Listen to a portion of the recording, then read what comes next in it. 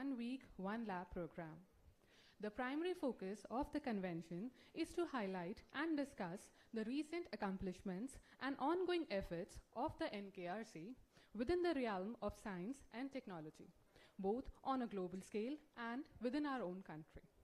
We are proud to have with us Dr. Akhilesh Gupta, Secretary, SIR-NIScPR, and Advisor DST as Chief Guest, Dr. Suman Kumari Mishra, Director, CSIR-CGCRI as our Guest of Honor, and Professor Director, CSIR-NIScPR. For this, I would like to request all our dignitaries to come forward for the lighting of lamp and Saraswati Vandana.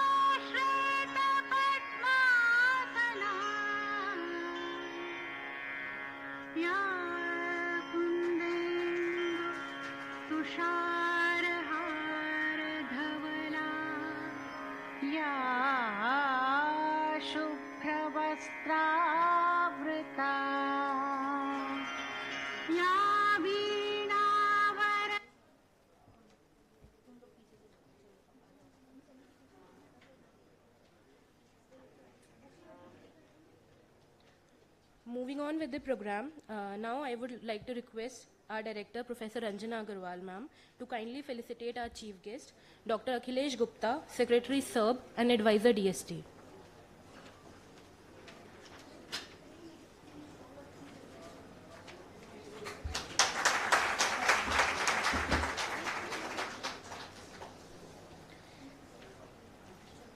I also request ma'am to kindly felicitate our guest of honor, Dr. Suman Kumari Mishra, Director CSIR-CGCRI.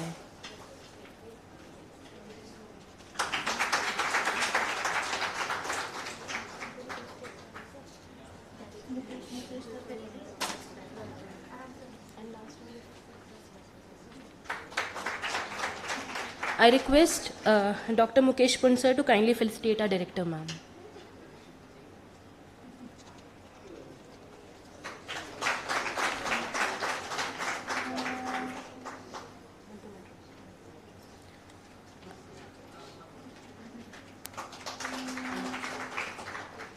Now I would like to request our director ma'am to kindly deliver the welcome address.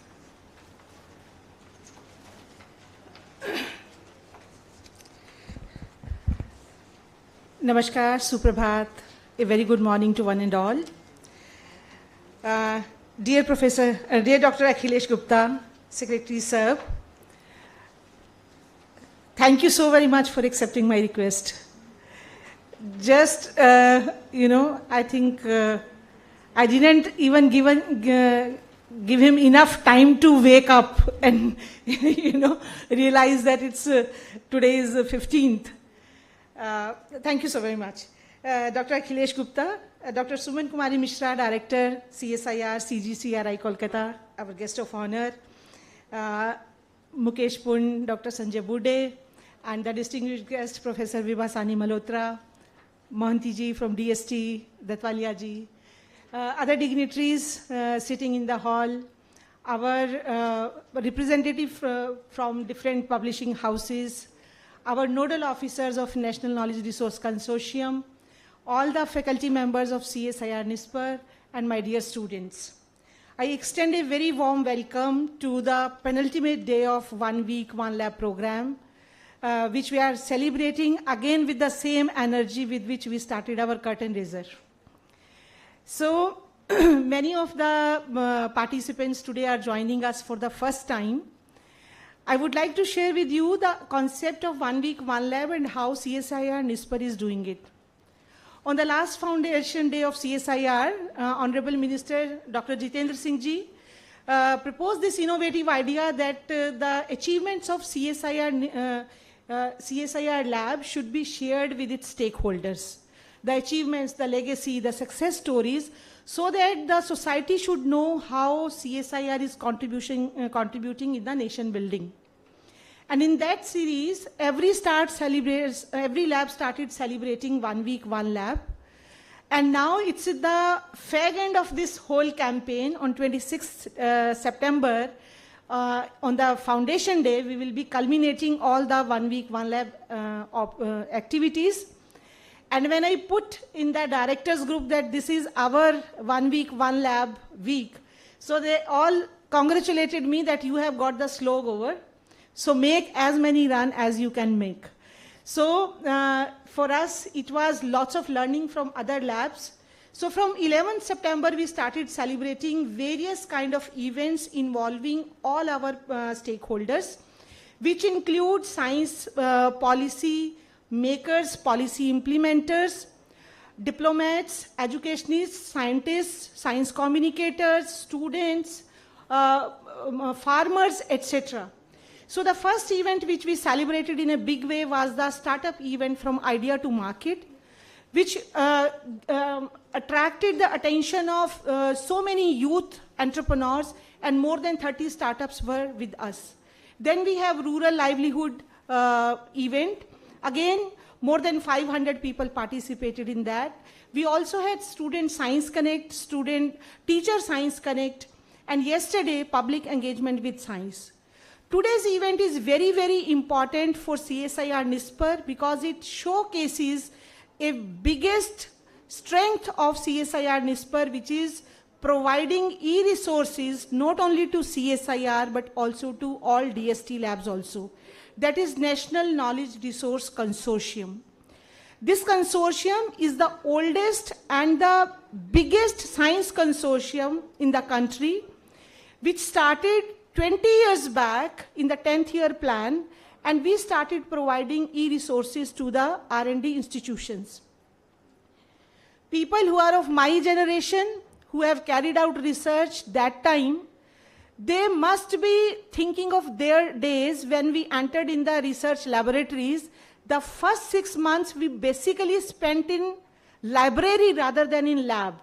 You know, that was the time of going to the library, looking at the indexing abstracts, finding the notes, making registers.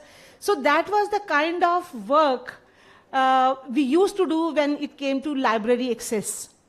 But in this century, what we are feeling, there is a phenomenal transformation across the globe.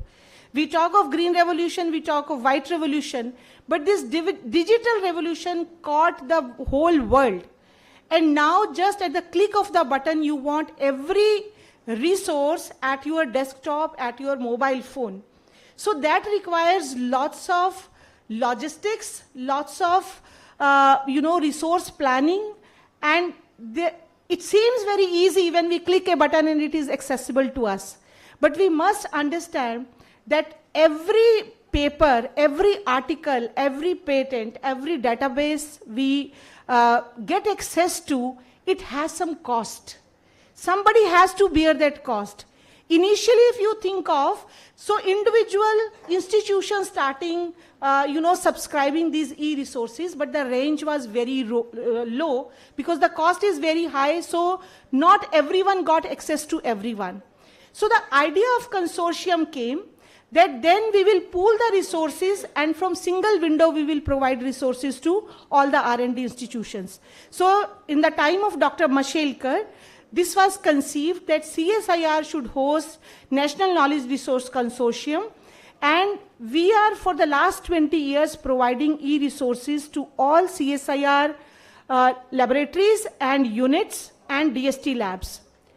I am very pleased to share with everyone in the hall that looking at our competency, looking at our capacity to negotiate in a very hard way, cost effectiveness, this time Ministry of Earth Sciences has approached us that they also want to become part of consortia. So we are getting bigger in size.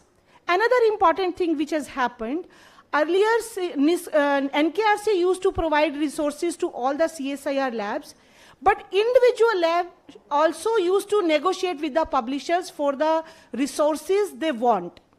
So it was kind of, again, negotiations happening at two places, but this time our Director General, Dr. N. Kalai Selvi, took this initiative that every e-resource in the CSIR will be negotiated through NKRC. So our mandate has increased multifold, our activities have increased multifold, and I'm very happy that Dr. Suman Kumari Mishra, who is part of our task force, has guided us in this whole journey, and we have been very successfully able to negotiate all the journals. So at present, we are providing more than 600 e-resources, whether these are journals or databases or standards and patents to all the labs. And we assure you that we will keep on providing this good service to you. At this moment, many nodal officers are with there. Mohanty ji is also with us, who is also part of NKRC. Dr. Milind Kulkarni, I would like to mention, from DST. He was the coordinator from DST side. And almost for 20 years, he was with us in this journey. And I am very sorry to know that just day before yesterday, he left for Heavenly Abode. Our strong appreciations for his commitment to NKRC, and my heartfelt condolences to the family. With the NKRC, when it comes to knowledge resources, two main other activities I would like to mention here. One is the National Science Library. National Science Library is the oldest and the largest science library, not only India, but in the Southeast Asia. We have more than 3 lakh monographs, journals, dissertations, reports, theses with us. And this is also a kind of a landmark which we have created. Again, you meet anyone in the capital or outside from the science and technology fraternity, the first thing he will say कि मैंने आपका NSL library use किया है, हमने आधे से ज़्यादा समय अपना PhD का NSL में व्यतीत किया है. So that is the strength of NSL, that we provide the largest resources to knowledge resources to the country. Also, National Science Library hosts ISSN. ISSN is the number which is required for all the periodical journals.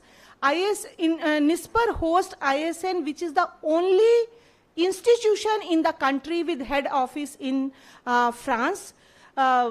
So we had provided till date more than 25,000 ISSN number to different periodicals. So these kind of activities, services we provide to the country. And through this Science Knowledge Convention, we aim to showcase these facilities not only to the delegates who are there, but we are live streaming it so that more and more people should know what kind of services do we provide. And also, because we are also publishing 15 research journals, so we are a publishing house also. So there is a very nice exhibition which has been put up where all the leading publishers are displaying their achievements and their products. Similarly, CSIR-NIScPR is also showing its publishing strength to you. So please visit the exhibition. And also we have invited all the research students that they should come forward and showcase the kind of research they are doing, what kind of societal impact it makes. Because it's a highly desirable thing that whatever research we do, it must have some kind of societal impact. So that kind of exhibition is also there, where more than 40 students have participating, showcasing their activity. So with these words, I would like to once again thank everyone, especially Dr. Akhilesh Gupta. As I said, Dr. S. Chandrasekhar was supposed to come, but because of the weather and all other things, there was some operational issues and his flight got delayed by 5 hours. So you can understand if he comes after 5 hours and then he has to leave at 5 o'clock, so he can't do anything basically. So when he showed his inability, I requested Dr. Gupta, and he has been an ambassador for NISTADS. He has always showcased our strength, not only to, in the CSIR, but outside also, because he was also into the policy formulation 2020, and he recognizes the strength of CSIR-NIScPR, that how it is contributing. So, Dr. Gupta, your presence is highly, highly motivating to the scientists. And Dr. Suman Kumari Mishra, all the way from Kolkata, she also rescheduled her program. She was supposed to be today in IMT. She rescheduled it. So Dr. Mishra, I welcome you and I thank you for your support to NKRC. NKRC is what you contribute to it, and that's why NKRC is providing services to us. So welcome everybody. Thank you so very much. Enjoy the whole day. Thank you. Thank you so much, ma'am. Your words always pumps us to excel more. Now, I would request Dr. Mukesh Pund, sir, Chief Scientist and Coordinator NKRC, CSIR-NIScPR, to present the overview of the event.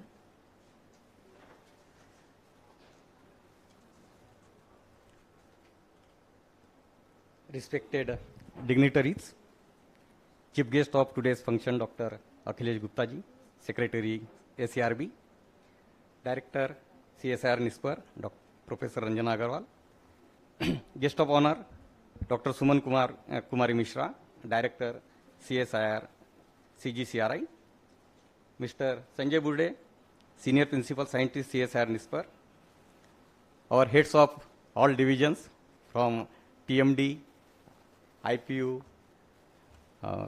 our CSIR-NIScPR heads, all nodal officers from CSIR, DST, MOES, scientists, technical staff, researchers, project associate, ACSIR student, joined in person as well as virtually, because this is live streaming going on, and all our ACSIR student and staff are joining virtually also. Representative of scientific publishers, media persons, ladies and gentlemen, good morning. I stand before you today with a sense of great privilege and excitement as we gather here for the Science Knowledge Convention, which is being organized as a part of CSIR-NIScPR 1 week, 1 lab program. In a span of just one day, we are about to embark on a journey of knowledge, exploration, and innovation that promises to shape the landscape of science and technology. Our objective of this convention is nothing short of monumental. We have gathered here to showcase a remarkable array of electronic resources, databases, standards, and various knowledge products, all meticulously curated to serve the needs of science and technology staff, researchers, and students. This event provides an invaluable platform for interaction and exposure to the rich tapestry of science knowledge products offered by CSIR-NIScPR also. The primary focus of today's convention is to cast a spotlight on the recent accomplishment and ongoing efforts of NKRC within the realm of science and technology. These accomplishments are not just relevant within our national borders, they resonate on global scale also. We are here to celebrate the spirit of collaboration and knowledge sharing that transcend boundaries. Additionally, we take immense pride in showcasing the science and technology products of CSIR-NIScPR, which include prestigious journals, magazines, books, and NSL, as a director NIScPR has already told. Today's program is rich and diverse. We begin with the exchange of memorandum of understanding between CSIR-NIScPR and DST, as well as CSIR-NIScPR and MOES, a symbolic gesture of our commitment to knowledge and collaboration. We have Dr. Mohanty from DST, who is coordinating at the DST part, because DST is having 26 laboratories. He will be coordinating there. I was expecting from MOS also. Will be waiting for her.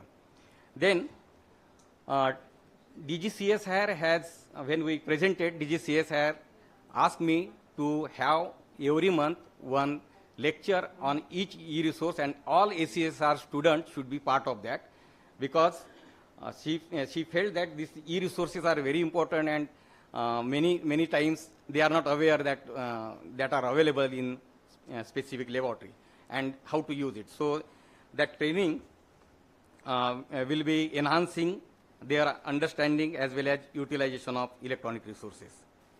We will be releasing some special issues of CSIR-NIScPR journals. We proudly release special issues of 2 journals, namely IJBB and IJEMS, showcasing the caliber of research and scholarship within our community. As our director has told, there were 2 projects from NIScPR or erstwhile INSDOC or NIScare, which are still running. And one is TKDL, which you can see. This is running for last 21 years. And another is NKRC, with the same director and same DG, Dr. Mashalkar as a DG, and VK Gupta ji and erstwhile director Professor T. Vishwanathan has visioned these projects, and they are running and will be running for next many years. So we will be celebrating, we will be releasing one report how we have gone through this journey of 21 years. So we will be releasing that NKRC's journey of 21 years report today. Then we have world-class publishers. All publishers were ready, and with one call, because we did not get any time, even then almost all publishers have showcasing their product there. They are sitting here also, and they have sponsors also. First time they are sponsoring, and first time we are celebrating here in this building, because this building is our old INSDOC, and I am having emotional touch with this building, because for last 27 years, so many activities were here. First electronic mail, email. All CSR laboratories, neither other laboratories were not having access to this email, but we were providing service from this building to all CSR, and there was that network was known as CSIR-NET, and it was established in 1989.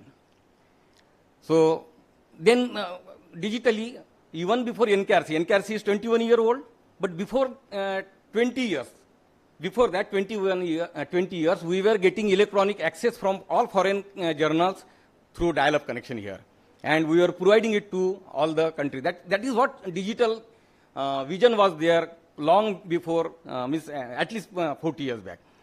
So, and there were a lot of computers. We just discarded these old computers, maybe 40, 50 years old computers. So it was really, and there were at that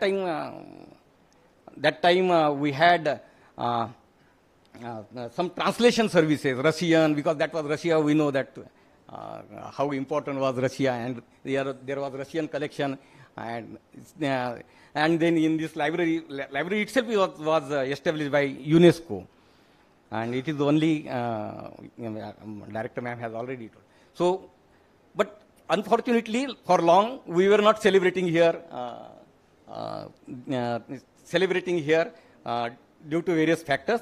I am very happy that all of you have come today, because publishers also, we were just meeting in our negotiation committee meeting, or they were just asking for payments. But today, they are collaborating as a partner.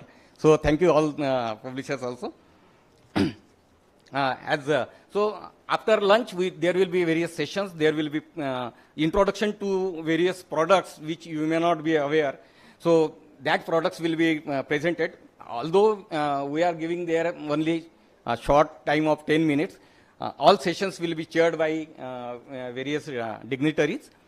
And after this technical session, we have divided into various parts. One part is regarding scientific writing in journals. Another will be databases, like we have SciFinder, we have Web of Science, how to use this, and then we will be having various tools also, how to check plagiarism. Of course, this will not be discussed in detail. There is now, from this year, 2 good things has happened. One is So one is Elsevier and Grammarly. So all these tools we will be discussing, and I thank ma'am for giving us opportunity to celebrate this 1 week 1 lab program here, and I hope we will all enjoy this whole day, and we will be of course having good interaction also. Thank you. Thank you so much, sir, for focusing on the highlights of the event. Moving forward, now we will have an exchange of MOU between CSIR and DST. For this, I'll request our Director CSIR-NIScPR, Professor Anjana Agarwal ma'am, and Dr. Manoranjan Mohanty for this exchange of MOU.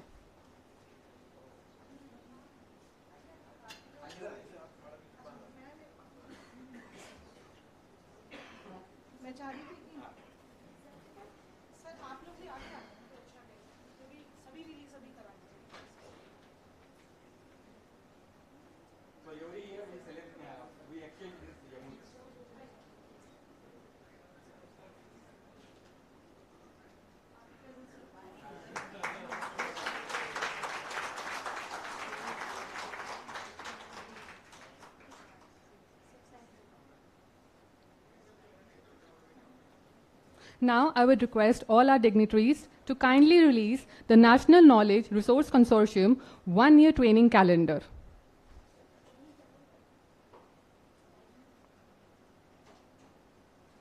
It was under our DG CSIR, Dr. N. Kalaiselvi ma'am's guidance, that the training calendar has been prepared, in which she wishes that every month one lecture should be given to the participating institutes, labs of CSIR, DST, and MOES.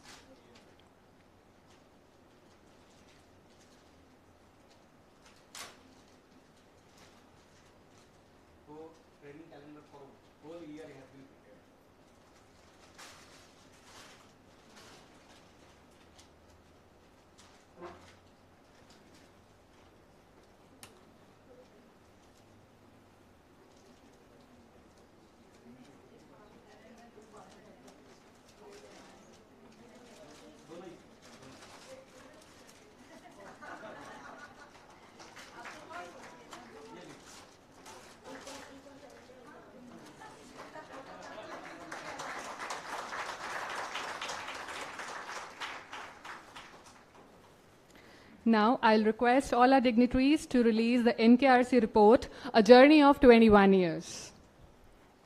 This convention holds a special significance as it commemorates the 21 years of journey of NKRC and how it has played a pivotal role in granting access to an extensive range of resources, including over 6,000 plus e-journals from major publishers, patents, standards, citations, bibliographic databases, and other S&T electronic tools to all the NKRC participating institutes.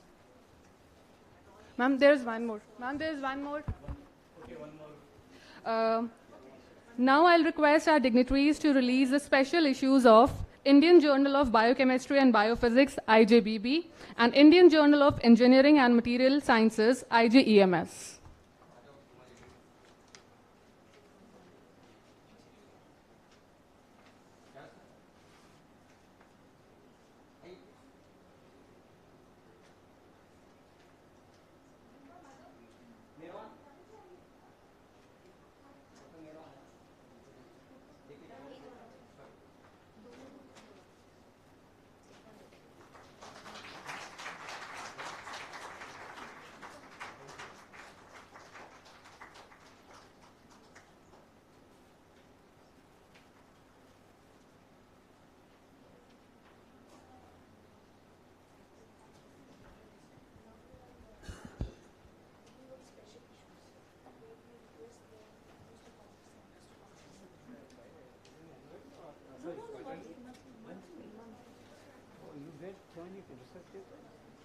Thank you so much, sir and ma'am. Now the moment we all have been waiting for. I would request our chief guest for the event, Dr. Akhilesh Gupta, Secretary SERB and Advisor DST, to address the August gathering.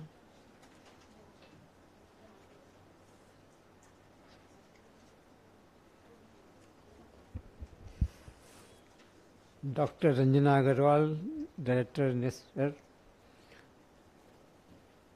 Dr. Suman Kumari Mishra, Dr. Vibha, Dr. Mohanty, Mukesh Kunji, all the participants and dignitaries attending this very important conference. So as Dr. Anjana mentioned, I am a stopgap arrangement.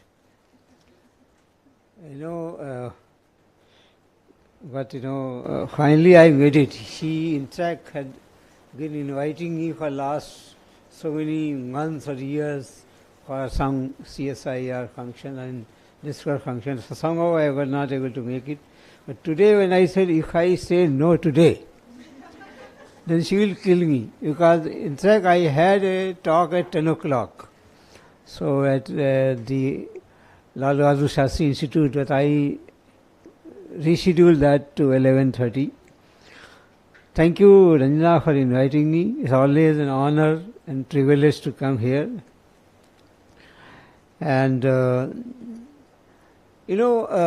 the entire world is now moving from closed door science to open science. In fact, India was part of international negotiation.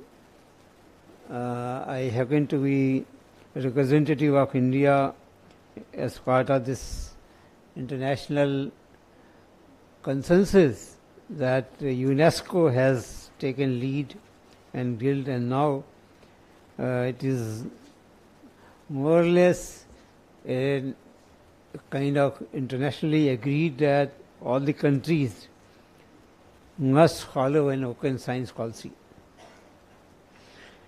In true sense, India is inching towards that policy, but we have to do a lot of groundwork for that. So when we formulated the National Science and Technology Research Policy, Technology Innovation Policy, open science was the first chapter in that policy, and actually it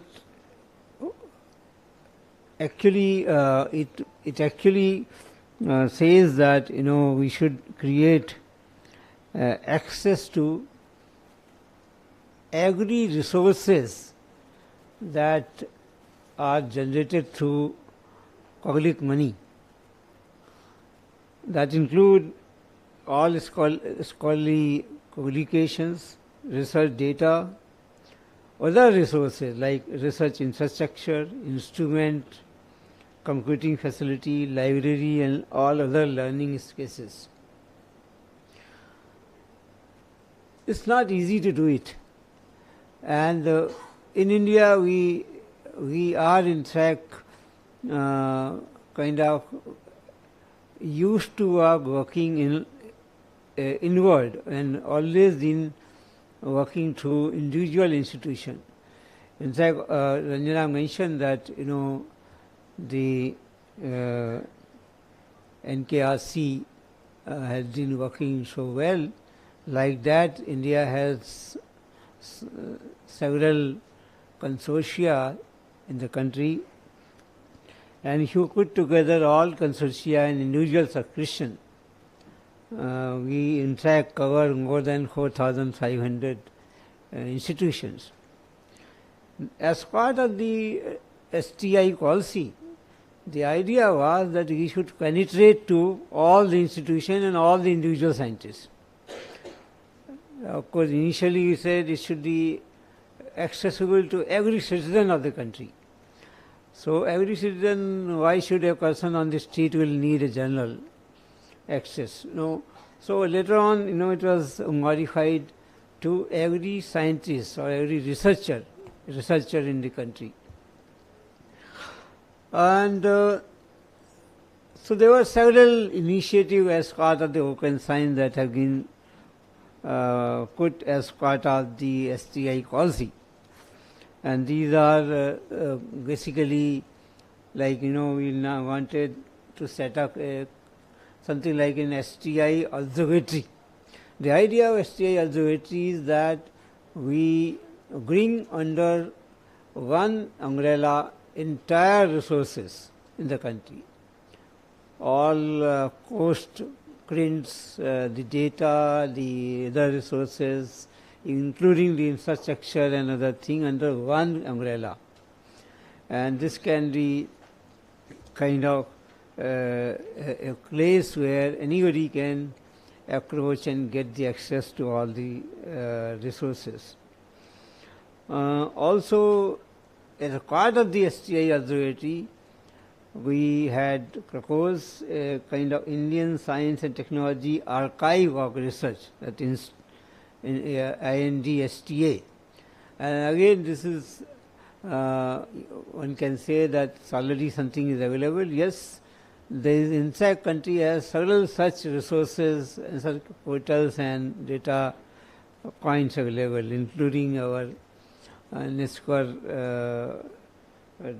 the portal and all. But idea is that bring everything together at one place. The also open data policy for publicly funded research. For example, we don't have any policy. I mean, although as part of the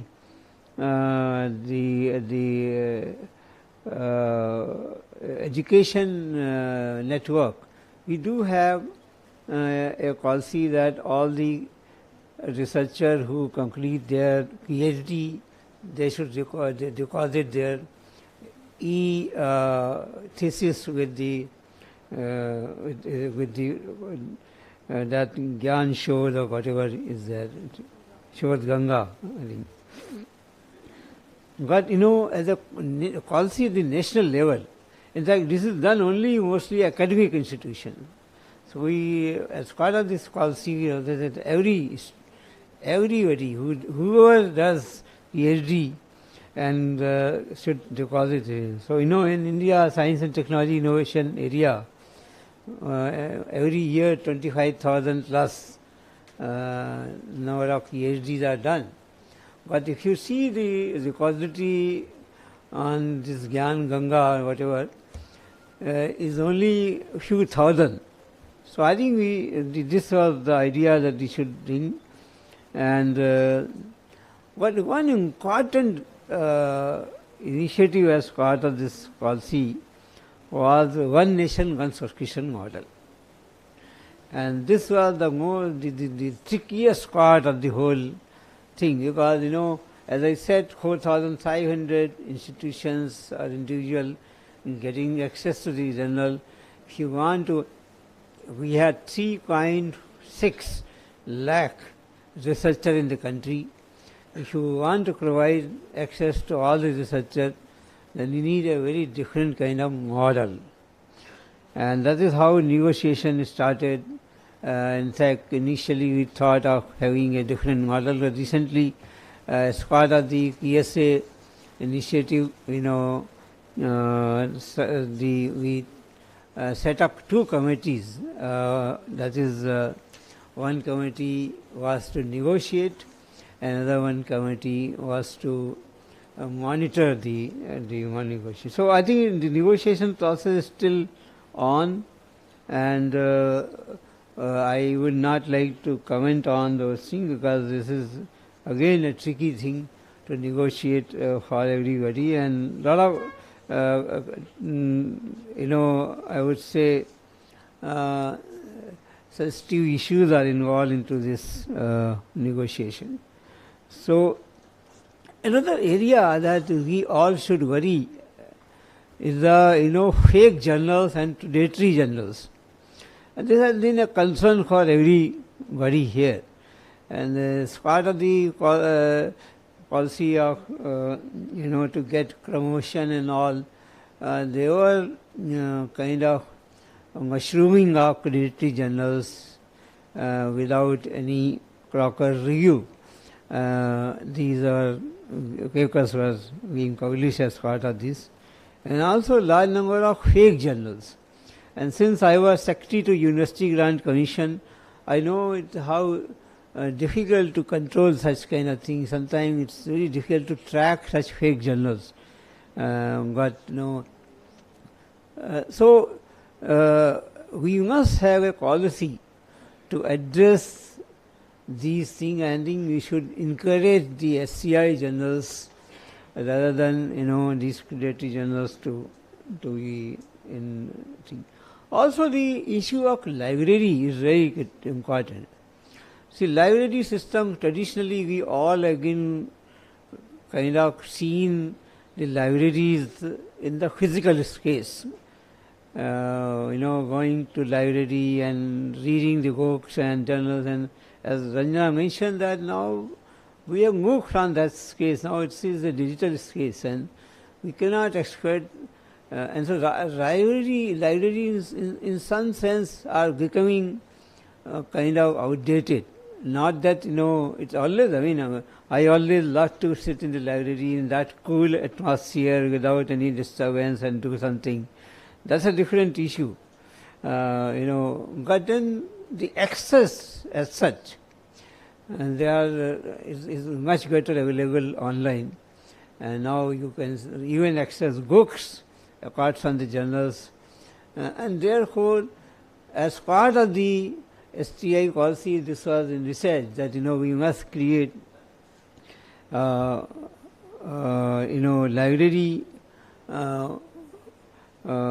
at publicly funded institution to be accessible to the public, and so public library system to be expanded with some technological intervention. That's one area, I think. Also, COVID has taught us something very unique. There are so many negative impact of COVID. There was some positive outcome and positive learning from the COVID. And one good learning that we now have the so many meetings and seminars and conferences can be attended virtually. Now, this has actually expanded the classification. I'll tell you, I organized a conference recently, and we never expect in a conference, this is my rough figure, that in no meeting or conferences, you can expect classification more than 70%. You will always find 30% people are on the last moment are signing off for some reason, personal and professional. But virtual space has really enabled one thing, that the classification is now reaching 90% and even more than that. Now this we can take as a positive thing, and so as a policy we must encourage that learning spaces should not be just restricted to physical mode, but also it should go beyond physical mode and go to virtual. Or it can be hybrid. So hybrid modes are becoming very popular these days. All classification and people are getting benefited. Of course, nothing to replace physical mode. I think at least people in the listening mode, they can attend and participate in SEC. In fact, this is again, kind of thing that in most of the conferences and seminars, 75% people are in listening mode only. There are only 20 to 25% people interact. Otherwise, they will listen. So that all is very now acceptable. So I'm so glad to see.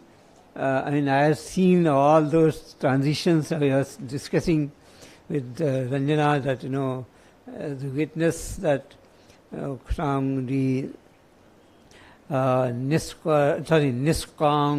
So she was mentioning how transition has taken place.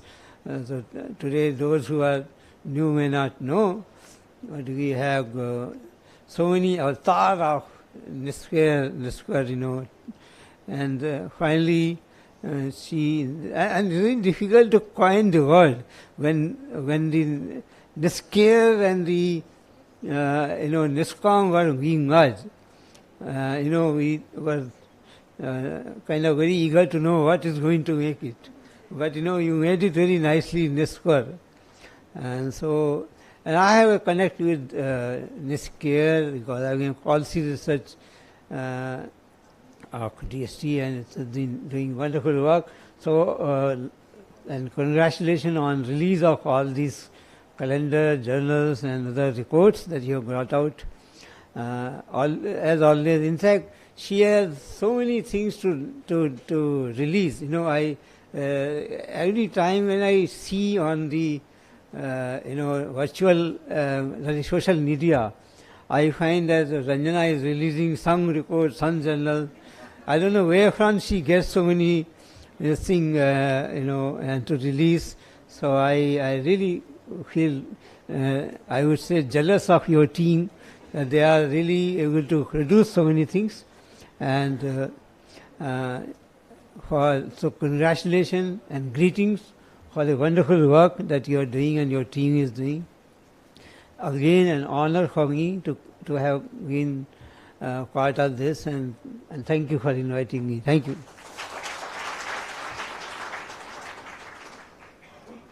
Thank you so much, sir, for sharing with us your foresightedness and guiding the audience through your valuable experiences. I would request Professor Anjana Agarwal ma'am to kindly honor our chief guest, Dr. Akhilesh Gupta, Secretary, SERB, and Advisor DST, with a memento.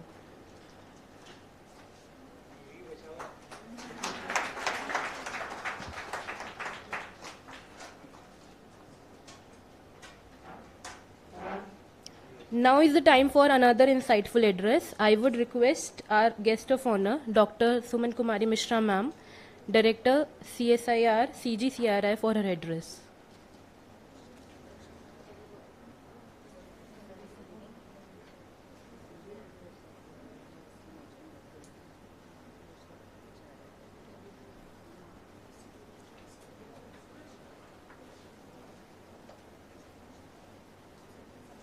Our chief guest would be leaving for the day because for his urgent work.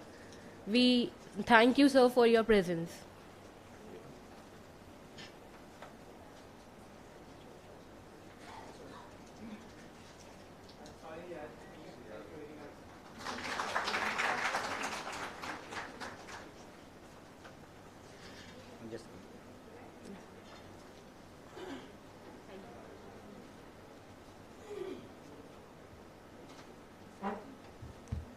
Very good morning to all of you. Science and Knowledge Convention is a very important thing. Before I really go to the topic which I want to say, 10 minutes is the time. I'm sure I will be able to, 10 minutes you have given. Thank you, Dr. Ranjana, that you invited me in this very important according to me, because I have been the user of different journals, being a scientist of this nation. And Dr. Purn, Dr. Mukesh, thank you for arranging everything. Dr. Burde, welcome to you all. Dr. Vibha, pillar of CSIR, one of the vertical pillar technology management. Without that we cannot move. And other all dignitaries, Dr.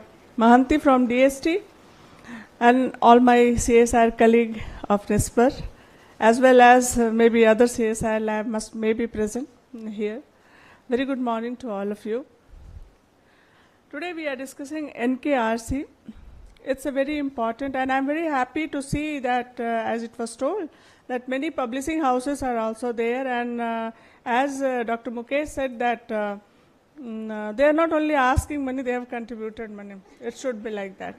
And we always welcome such activities, and we are also part of, mutually we have to work together. Thank you, sir. On the behalf of NISPR, I also am a CSIR family person, and on the behalf of CSIR too.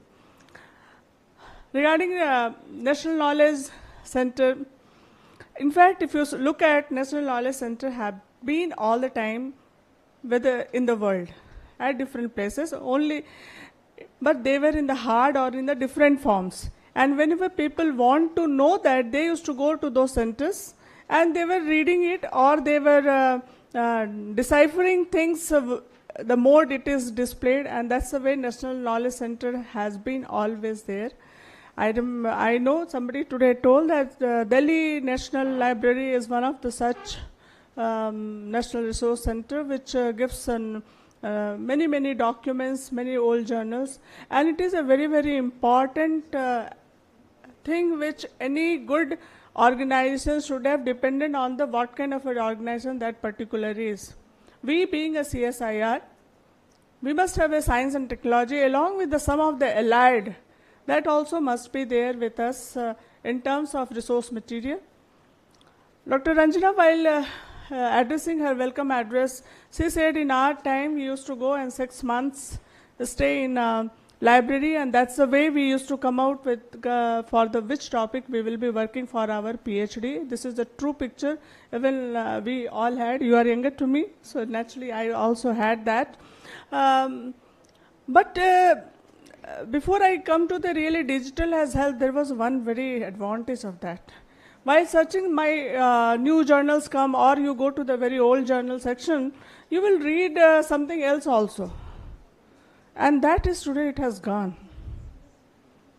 Today, so much of knowledge is being flooded through the different digital media and different resources. And we do every search by keyword. That time only abstracts were available. For me, say physics abstract, material science abstract which was applicable to us. And through abstract, you used to go to the journals. Like this was the case. That has been now digitized. You go by the keywords. But that time there was one advantage that by at least you have to read abstract so that you know that what has been worked in that particular journal. But today, by giving in the one click, and it depends on my smartness of what kind of a keyword I have given, I can get all the information at my desk. Maybe it will not take more than 1 minute. But I can vouch for it. We do download many such keyworded documents, but hardly it is read. We only take what is for the particular document is required, and rest of the things are not read. This must be the case for all the people. This is my feeling, but few must be an exception. This is somewhere where one side it has given the ease, other side it has given the little bit a negative side of a knowledge generation and real depth analysis and the understanding of a subject. So this also we have to, but this we cannot help out only through a scientist or a faculty by proper guiding their students and guiding themselves also, because what you do, so the students will be seeing. So your any younger colleague who is with you, they will be seeing it, and that's the we have to set the examples. Look, these are very important to read all the, and that's the way National Resource Knowledge Resource Center is very important. NKRC of CSIR, already she has, Director NISpR has told that we are serving whole CSIR. We all are very much dependent on getting many sources, many journals. Their full versions depends on what kind of subscription has been made and the policy of that particular journal. Then DST, this is tremendous work which we are getting at the one click, sitting at any part of our lab. This lab is of CSIR is spread over all over India, but we are getting it through NISpR. That this very every scientist, every researcher, every lab is of gratitude to this particular CSIR lab. Had it not been there, it would not be a very good, neither review paper will come nor a good research will come, because unless you have a very good understanding of what has been done already, you cannot do a good research further. Maximum you will be repeating the same thing or whatever. So our literature search and understanding what has been done, it is an important part of any good national R&D or any good researcher or national R&D institution. So thank you, NISpR, that you help all of us. And but which we are getting at in one click, it is not a joke to get it. There's a lot of resources, many people have worked behind it, so that you have many negotiations, so that good journals are in our part. I know even I myself has been complaining for probably last, as a director as well as a scientist at different wherever animal and that last few years Elsevier's journals were not available for us. I understand that some talks have happened, and which is in the positive side very soon. Probably we will be getting them. So these things are how important for us. This itself says why complaint will come, because we need it. Otherwise we will not. Yeah, I know that. I am aware about it. So what I want to tell you that many people have worked behind it, many resources, lot of funding, and this sustainability of it is very, very much required. This needs and how, but at the same time, as it is funding, probably being serving so much, or it is an essential requirement of the researchers and the science and technology. Maybe funding will be also coming, but how to make more efficient is also equally and much more important than when you get the fund. We have to know how the scientists are working, how the researchers need it. Accordingly, probably now this forum, I should not say that, okay, you go to computerize this and better computerize. This is already done. What's the point in telling that? But surely the newer tools has to be implemented. AI has to come. Data mining has to come to analysis. Also, this can generate the resources revenues by giving a particular, the way customer is asking. Every time demands of the different documents are different. That service, if NKRC can also take, that will be also a revenue generation from NKRC if we can try. But once we do that, once we suppose agree to that, we need such kind of a professional. And to my understanding, such, though smart, because many of the recruitment probably took before, we don't have sufficient manpower so that they can really transition us into the new one. So there are two methods. Either the current one has to change mandatorily. See, we make many policies, they remain in document, they are never implemented. So neither it should be a very rigid, but once it is made, kindly follow that rigidly. This is the thing which is very important. They have to get trained, nothing doing. You have to train yourself that, no, I have to go to digital. Where quite often, since we all are one family, quite often that rigidness from the scientists and technical people do come. That mindset has to go, according to me. And newer, fresh recruitments are required. Collaborations are required who are good in that. Along with that, as I understand, every institution, MHRD is having, IIT Kharagpur is having one similar digital resource which is serving all IIT, IICs including us. So we can go to them directly, only we have registered there. Like this, DBT is also having. So this MOU also should be there, that your data I will share, NKRC will share, and NKRC data we can share with whatever model of operation that you people know better. That will give gradually, if suppose the one subscription which was there in the card, probably it will be there, still in the card, and it will ultimately come. This way also, in a way, we become a one subscription kind of thing if we collaborate with each other. That's very, very important. And we need to develop lot of infrastructure accordingly. So many renovations in the labs are required so that it become a very good infrastructure infrastructure institution, and where the NISPR has to come very, very fourth way, rather, that it has to be done as a national institution, not only CSIR institution. If I see that while we do everything, we will be giving the service to the people. We have to see that how to protect our data. So cyber security and the other which is required as per the publisher's requirement, how to secure and protect those copyrights which is not permissible, or that education and such people, not only education, but such people knowledge who are operating have to be there in the center, so that we don't unnecessarily infringe and keep on giving answer, which comes quite often. And quite often it is not intentional, but it happens because we don't know sometimes those policies. These kind of education is very much required. All students, to my knowledge, all students are not able to access these NKRC resources. Mostly it is going through scientists versus to the students. If we can devise some of the some way that the students can also direct, if you think that no student needs to, normally students should be given free, but it depends on that, but it should reach to students.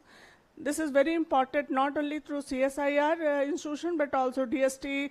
DST directly researchers, there also you have lot many students, but probably where the first tier 1, say ITs, IC, NITs, they have a sufficient fund that they can do, but the tier 2 colleges, universities, they need lot of hand holding because their university don't have that much fund, they do not get. At the same time, quite often, even if they are given fund, many of the university don't know how to handle it.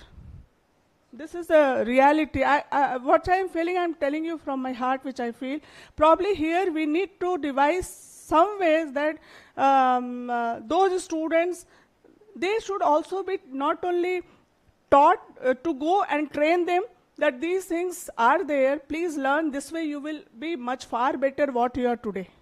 Those faculties, many times faculties also don't know. Even faculties has to be, even college faculties.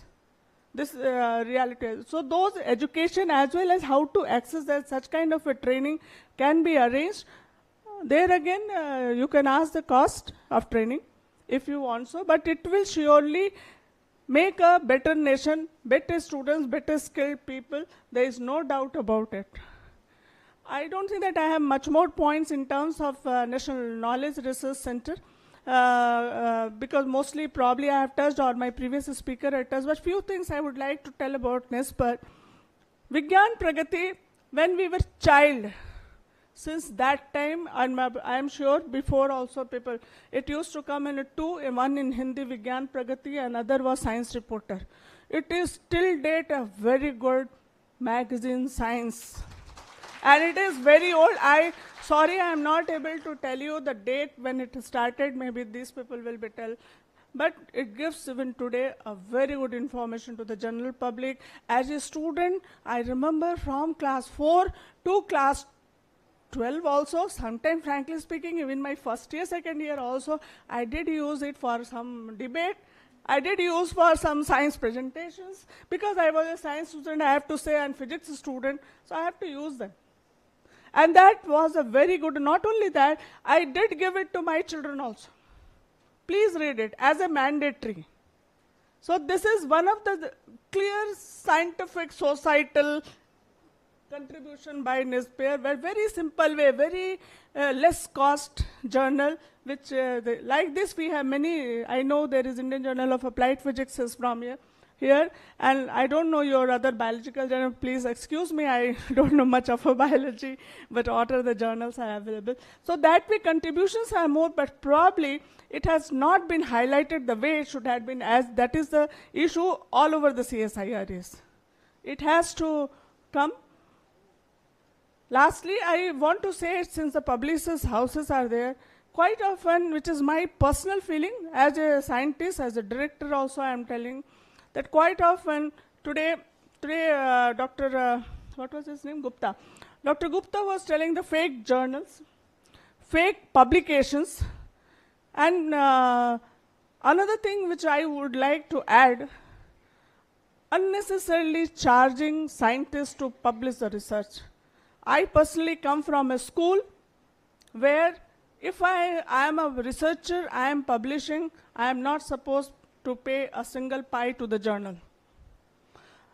Because every journal is thriving on my research or a person like us research, and that is why the journal exists. But somehow in the last 15 years, this has come a lot in many leading journals also. This I do not agree. If we agree, then in each their profit, the royalty should be paid to the authors. I know that none of the publisher will be agreeing because you are existing, because some researchers have done good work and you are able to publish them, and that work has come. So I personally do not vouch in the name of that publication charge, this charge, asking money from the author. You ask the reader, it's fine. But don't ask this money from or otherwise give them the royalty when you gain when you are charging, where the cost was 100 rupees, you are charging 1000 rupees for that paper. You give the royalty to the authors. So this somewhere, I want that policy, since this institute is also a policy maker. Somewhere this has to be percolated to even the world journals. This is my personal feeling. And I know you are having a very good library, very good collections of many different resources, but at the same time, quite often in libraries now, very old journals are not being cared so much. This is but a very, very serious thing somehow that has to be digitized. Quite many, it's very important in how the science has developed. Many old journals come to the lot of help to the scientists. So this is very much required, that how to digitize them, because their papers and those things must have gone bad. That is very important. And so kindly if it can be, NKRC also can take it up. This will be helpful to the community at large. And last point was, which I wanted to tell, that many theses, doctoral thesis is another one that is a very important document by the researchers in every institute is having. So whether can we bring those doctoral theses with the suitable modalities, so that the protection and of those work is also there, but it is a source of information. Quite often many doctoral theses do not get published, but there is a lot of information is there that can help the community in general. With these few words, thank you. Actually, this is such a topic which every scientist wants to get the best. That's the thing. And I hope with the help of NKRC, not only CSIR, but the whole nation, even though sometime one can open in the world, you don't know where, not necessarily all the time, abroad journals are only good. Our journals are also very, very nice, and it gets, so we become a world leader in terms of the knowledge protection, knowledge retention, knowledge collection, at the same time knowledge dissemination. Thank you so much for giving me. Thank you very much. Thank you, Dr. Suman, for very valuable inputs. Just about the journals, I would like to say, because I didn't have enough time to talk about journals. CSIR-NISpR publishes 15 journals, almost in every domain. And you talked about the APC charges and other things. I very proudly say that not only we charge from the authors, also the readers can get access to the journal free of cost and electronically also. The day our issue is released, the same day it is accessible on the portal. So it is a platinum access, but I will request one thing, and we are following all the global benchmarks, right? If you look at our editorial boards, we have recently, restructured our editorial boards.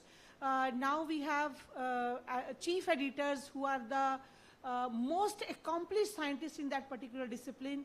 Executive editors also, we have given the responsibility to a scientist who is basically practicing and has a name in the at the global platform. DOI number we have initiated so that the time from submission to publication can be decreased. But my one request to all the researchers, and that's also a kind of policy matters, and I will request you also, and all the CSIR directors and other R&D organizations, kindly encourage your scientists to publish a small part of their research into Indian journals.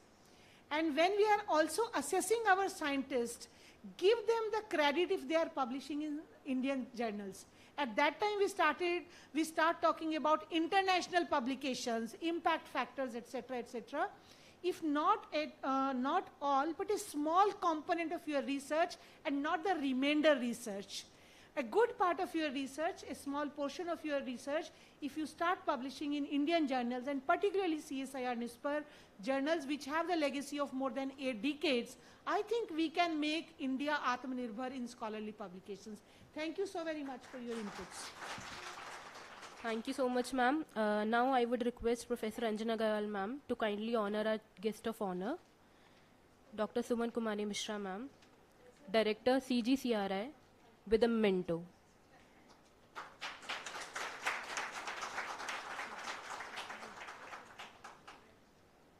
I would request Dr. Mukesh Pun, sir, to kindly honor our Director, ma'am, with a memento.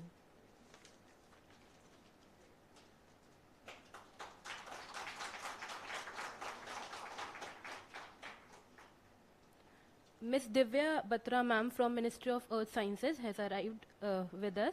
So I would request all our dignitaries to come forward for the exchange of MOU between CSIR and MOES.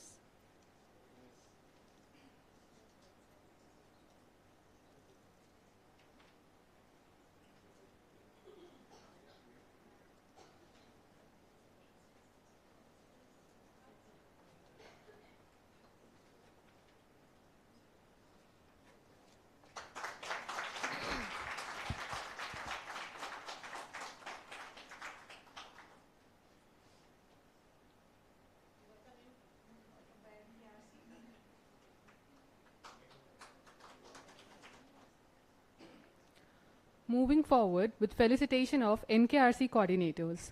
NKRC is one of the earliest formed consortia in the country. The journey of NKRC started in the year 2002 under the guidance of Dr. R.A. Malshelkar, former DG CSIR. It has been implemented in different projects. During the year 2009, the Department of Science and Technology, and in the year 2023, Ministry of Earth Sciences also joined the consortium. NKRC is a network of 43 CSIR, 26 DST, and 12 MOES institutes. This journey would not have been possible without the support of those who worked tirelessly for this consortium, and today we are going to acknowledge the work of such coordinators. I'll begin with Mr. Prakash Chand, who was active from the year 2002 to 2009. He was the founder coordinator of NKRC. He has initiated NKRC with direction from DG CSIR and Director in stock.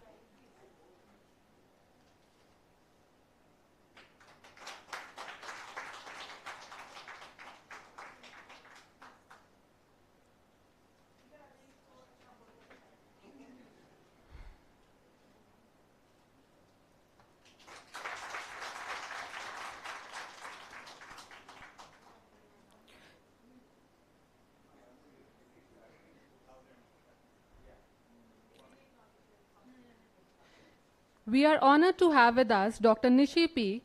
She was involved in NKRC since its inception and was the coordinator from the year 2009 to 2012. During her tenure, DST joined the CSIR consortium. She is still associated with NKRC in different capacities.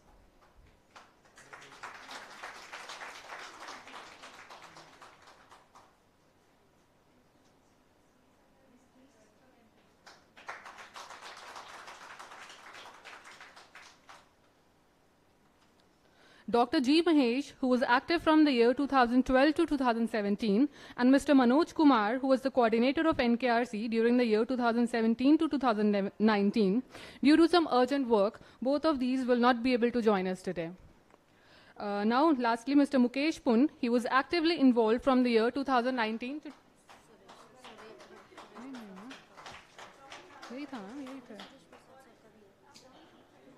who was involved from the year 2019 to till date. He took charge of NKRC coordinator in difficult times as NKRC was struggling for the funds, but with the support from DG CSIR, CPD CSIR headquarters and director, NISpR. During his tenure, MOES has joined the consortium with 12 labs and combined budget has reached to the highest.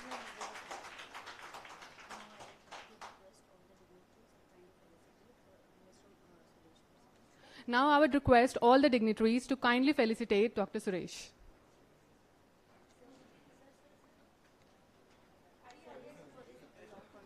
for his long contribution in NKRC.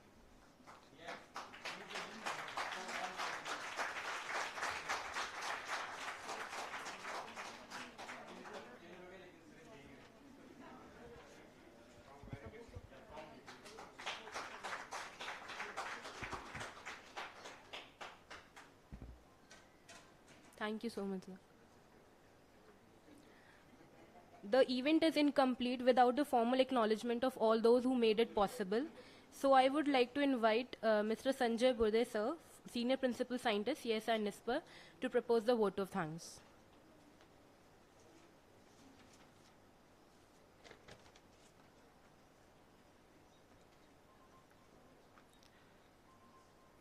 Respected Dr. Akhilesh Gupta, Dr. Suman Kumari Mishra, Director CGCRI, our Director Ma'am, Mukesh Pund, and my colleague. I feel honored and privileged to get an opportunity to propose a vote of thanks to all those who have contributed in one way or other way to make this program a success. I, on behalf of CSIR-NIScPR, convey deep regards and hearty thanks to Dr. Akhilesh Gupta, Secretary ACRB, who agreed to attend this program on very short notice, and Dr. Suman Kumari Mishra, Director CGCRI, for gracing this program and sharing with us their thought and vision. We are greatly encouraged by your gracious presence and immensely benefited by our inspiring thoughts. Thank you once again for gracing this occasion. I also thank respected Director Ma'am, who have guided us for organizing this today's program at SVMA campus. It was possible because of your guidance, ma'am. I thank Dr. Mohanty from DST, Dr. Divya Batra from MOES for the presence here. As you know, this we just released this launch of 1 month and 1 lecture on resource program. It was possible because of our guidance of our DG ma'am. I thank her also. I thank all the publishers who are present here for exhibition and for their contribution in this program. Today we release a NKRC report, a journey of 25 years, as special issues of 2 journals, IGBV and IGEMS. I would like to thank NKRC team for compilation and preparation of the report, and the editors and their editorial staff for bringing their special issue. For these 2 reports and this publication, I also thank the Art and Graphics division and Print Production division for designing and printing of these reports and journal issues. Today we felicitate all the coordinators of the NKRC. Some of them they have traveled from the other places also. So I thank all of them for sparing their time and to attend this event. I thank all the scientists, project fellows of the TKDL, IPU, TMD, and CSIR-NIScPR for being the part of this celebration. Today also we will be organizing the poster presentation competition here. So I thank all the students, research students, project fellows who are participants of this poster competition, along with the juries also, who shall be evaluating their poster presentation. I also express my gratitude to this core organized committee of this OWL program and various subcommittees formed for this organization. For today's event, like committees on the budget committee is there, publicity, social media coverage committee is there, preparation, designing and printing committee is there. Then we have this IT support, because this program is being live streamed also. So I thank all of them. And I thank all the participants who are present here, and the board participants, they are also attending online. I thank all of them. Lastly, I thank Shri Mukesh Pund, who is the coordinator of this Science Knowledge Convention, and his committee members for successful managing this program. Thank you. Thank you so much. Thanks for jury also, who will be evaluating our poster competition, because there are 42 posters and you will have to take a lot of time. Thank you. Thank you so much, sir. Before we close our inaugural session, there are some announcements. The exhibition stalls are put up to showcase our publishers' knowledge products. All our respected participants and dignitaries are invited to visit the stalls. Also, we have a poster presentation competition on the theme Social Impact of Your Research or Project Undertaken. Everybody is requested to attend, see the posters as well. And all our respected dignitaries and participants are cordially invited to join us for the high tea. Thank you so much. High tea is being arranged at canteen, so everybody is requested to be there. We have forgotten because these reports were printed in morning and whole team, this Ashwani Brahmi and his team was working on it. I'm thankful to you because this report was very difficult in 20 years collecting that data. Even I'm still, so thanks Ashwani for your efforts, and thanks my team because entire team, because our madam, Nilu madam, or Hassan sir, or all, even CBC, I cannot name each and everything, every person has, yeah. Because it is really, thanks once again. If I have forgotten, if my team has forgotten some name, you can take it positively, and from heart we are thanking you. Thank you once again. Yeah.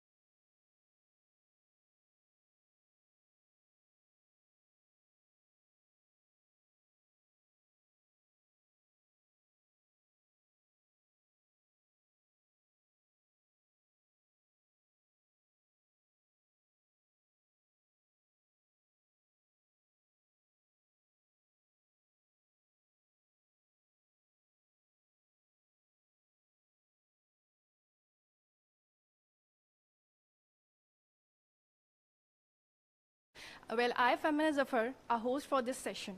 Moving forward with the next session, which we have a panel discussion wherein the theme is S&T Information and Knowledge Resources. This session will be chaired by Dr. Manoranjan Mohanty, Scientist G, Department of Science and Tech, and co-chaired by Mrs. Neelu Srivastav, Chief Scientist, CSIR-NIScPR. She is also the editor of Indian Journal of Fiber and Textile Research, that is IFJTR. We also have with us our respected speakers, Mr. Mukesh A. Pund, Chief Scientist, CSIR-NIScPR, Dr. Tarakanto Jana, Senior Principal Scientist, CSIR-NIScPR. I would like to invite our session chair, co-chair, and our respected speakers to join us on the stage.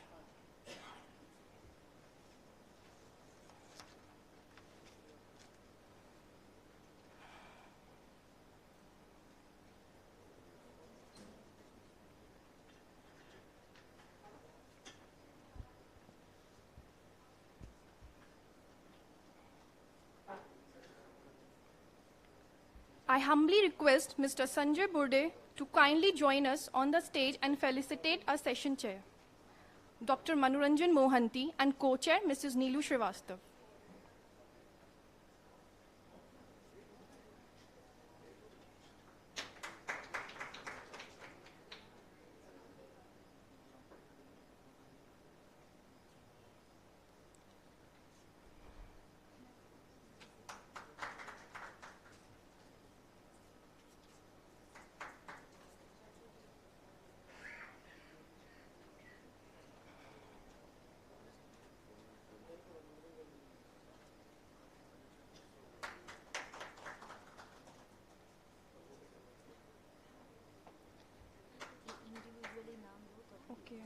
Okay. Thank you, sir. Okay, I invite Mr. Sanjay Burde to join us on the stage and felicitate our respected speakers. Mr. Mukesh A. Pund, Chief Scientist, CSIR-NIScPR.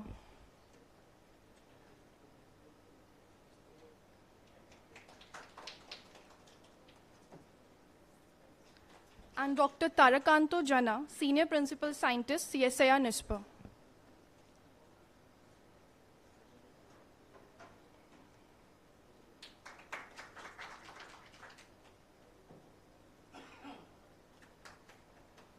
Thank you, sir. Now, I hand over the stage to a session chair, Dr. Manoranjan Mohanty, who will now head the session and briefly introduce our speakers. Sir, please. Good afternoon. We are left with very few minutes before launch, so we can have this session for 45 minutes. So, at first I would like to thank Mukesh Pundji and directors NIScPR for inviting me to this function as the chairman of this committee. And DST, Department of Science and Technology, have 26 autonomous institutes, and we are a partner of NKRC since from the beginning. And DST has been supporting 26 autonomous institutions and accessing to all journals. So in this session, our the title of this session is S&T Information and Knowledge Resources. As S&T information is one of the important part of the activities here, and nowadays due to data science and data mining, we need the information on hand. And since Mukesh ji has been coordinating with all scientific organizations for data informations, and he will give a talk on, his talk is related to NKRC access and management of e-resources, and followed by second talk by Dr. Tarakant Jana on patent information, which is one of the important information, because we don't know how to file the patent, how the patent will be valid, what is the financial resources involved in maintaining patent. That is an important issue. So two of the lectures are very important dynamics. So I will first request Dr. Mukesh Pund. He is head and digital information resources of Information Technology Division and coordinator project leader and national NKRC. And he is principal investigation of Prabhasi Bharatiya Academic and Scientific Sampark Prabhas digital platform. And he served as head information and resource management division. And he is a nodal officer of CSR Integrated Skill Initiative project. And Dr. Mukesh has been working here for maybe more than 26 or 27 years here in this organization. He is one of the oldest person here in this organization. And Tarakanjana, he is a principal scientist, CSIR-NIScPR, and associate professor of CSIR, and he is the editor of Indian Journal Biotechnology. He will deliver a talk on patent information, and Dr. Mukesh will give a talk on NKRC access and management e-resources. Now I will request Dr. Mukesh to give a talk, and I think that he will complete the talk by 10 minutes, and we will have 5 to 6 minutes interaction and discussion on each topic. So request Dr. Poon, please.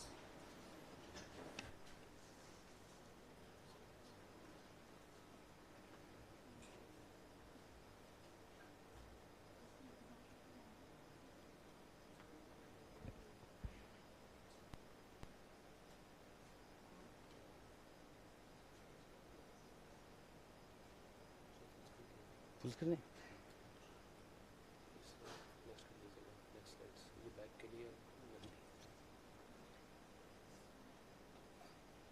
Respected Mohanty sir and all dignitaries and participants. I will be talking on NKRC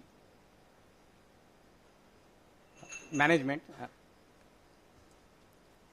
Basically, this access management and overall process of NKRC, of not only NKRC, any consortium, is a not just only bringing money and spending it. It has lot of work to be done, lot of processes are involved there. So I will be talking how we are managing this for last 21 years.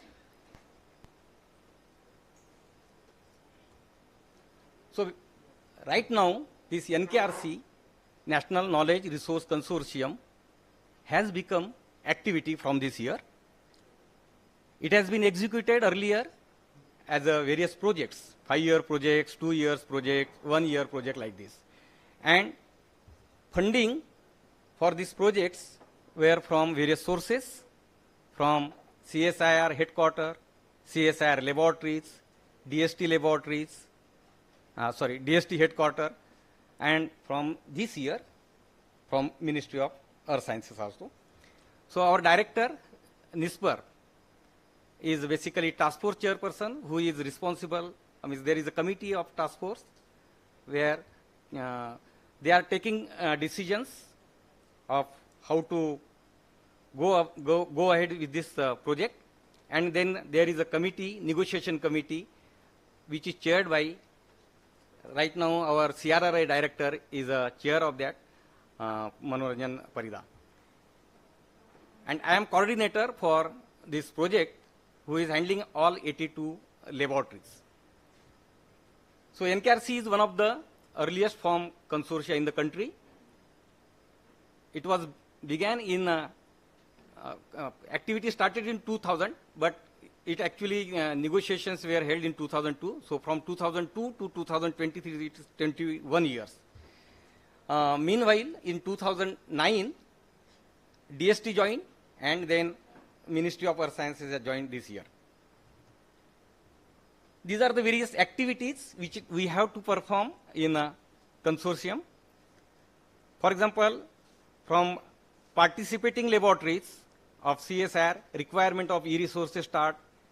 Then, after gathering requirement, there is a negotiation committee who identify whether there are funding available or not. So we identify that which resources to be subscribed. Then there is a task force which will be monitoring the progress.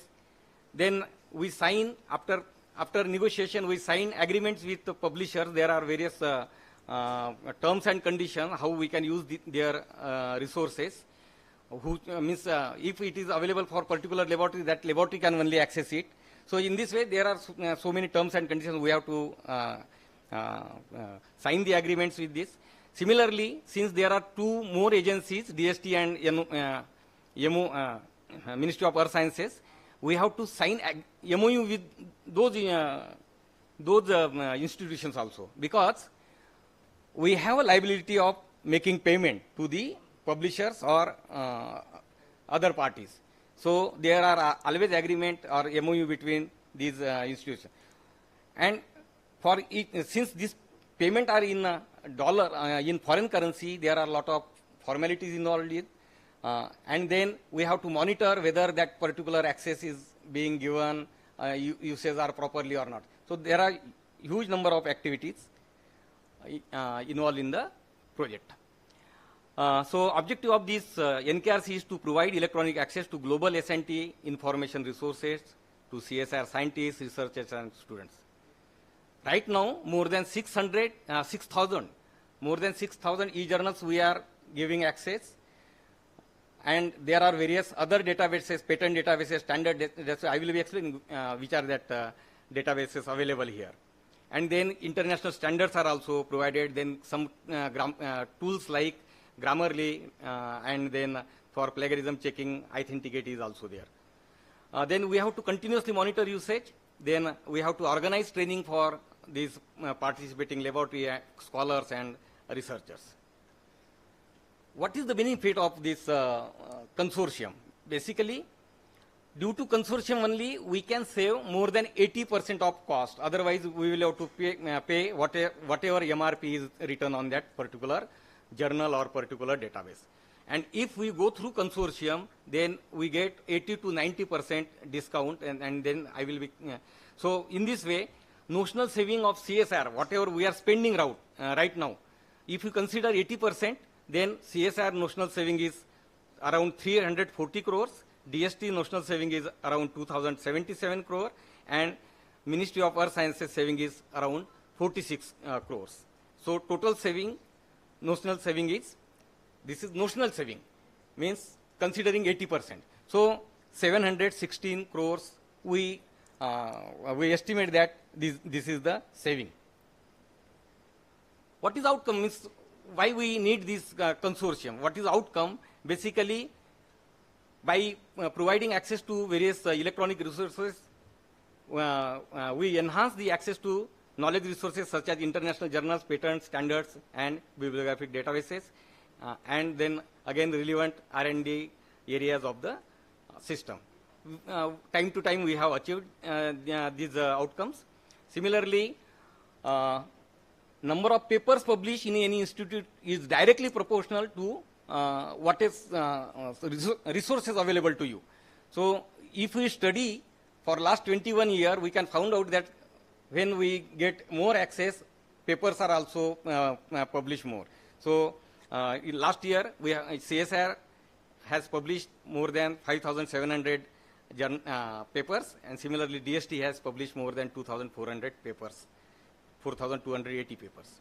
We are providing walk-in facility also to the external users in lab. That has been earlier agreed by publishers also.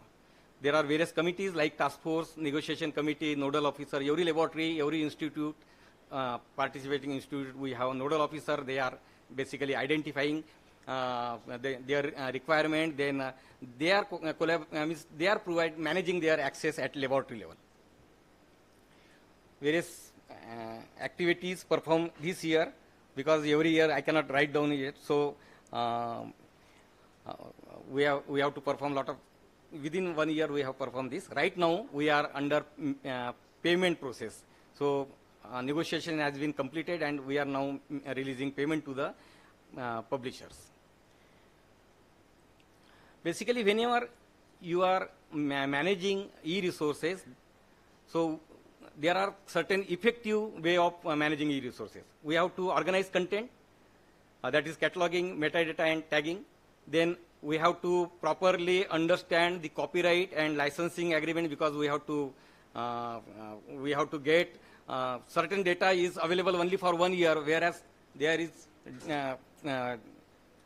papers like we can have long-term access policy also. Then we have to maintain usage statistic and update and maintain various softwares. These are the resources available to CSIR, DST, and MOS. You can see ASTM standard, Clarivate Analytics, Web of Science, Darwin Innovation, Scopus, Elsevier Scopus, Grammarly, Authenticate. In this way, these are 25 major publishers access. After this also, there are more than 60 publishers where we are getting, we are providing access. I have listed only major publishers here, which are having access to more than 5 laboratories. So, all resources are not available to all laboratories because every resource is very costly. Depending on cost and depending on the funding, we are providing access to, and all resources are not, for example, chemical journals are available to chemical laboratories, engineering journals are available to engineering laboratories, and so on. This graph indicates which resource is, which laboratory is having how many resources. For example, CSIR NPL is having 17, access to 17 resources out of the 25. MT is having 11, CDRI is having 15. And in this way, all CSIR laboratories has shown here.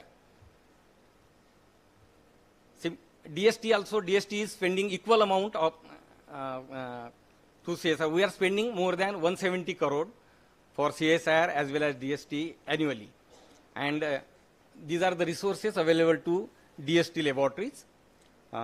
26 DST laboratories are there, and Sir Mohanty sir is coordinator for DST because he is funding us, and I have to always go to him, sir, and these publishers are also sitting, they will be always behind me that we have not get. So we have to coordinate DST as well as CS. And from this year, Divya Batra and her colleague Bhavya is coordinating from MOS. Major publishers and subscribing laboratory. SAGE is published by 7. AIP is accessed by 5 laboratories. APS, that is American Physical Society, is accessed by 4 laboratories. Clarivet, Derwent, you know. I am not going to tell you all, but here SciFinder, which is very costly tool, is accessible to 14 CSIR laboratories. Similarly, Taylor and Francis, Springer Nature, Elsevier Science Direct, this graph indicates you which publisher is accessed by how many laboratories.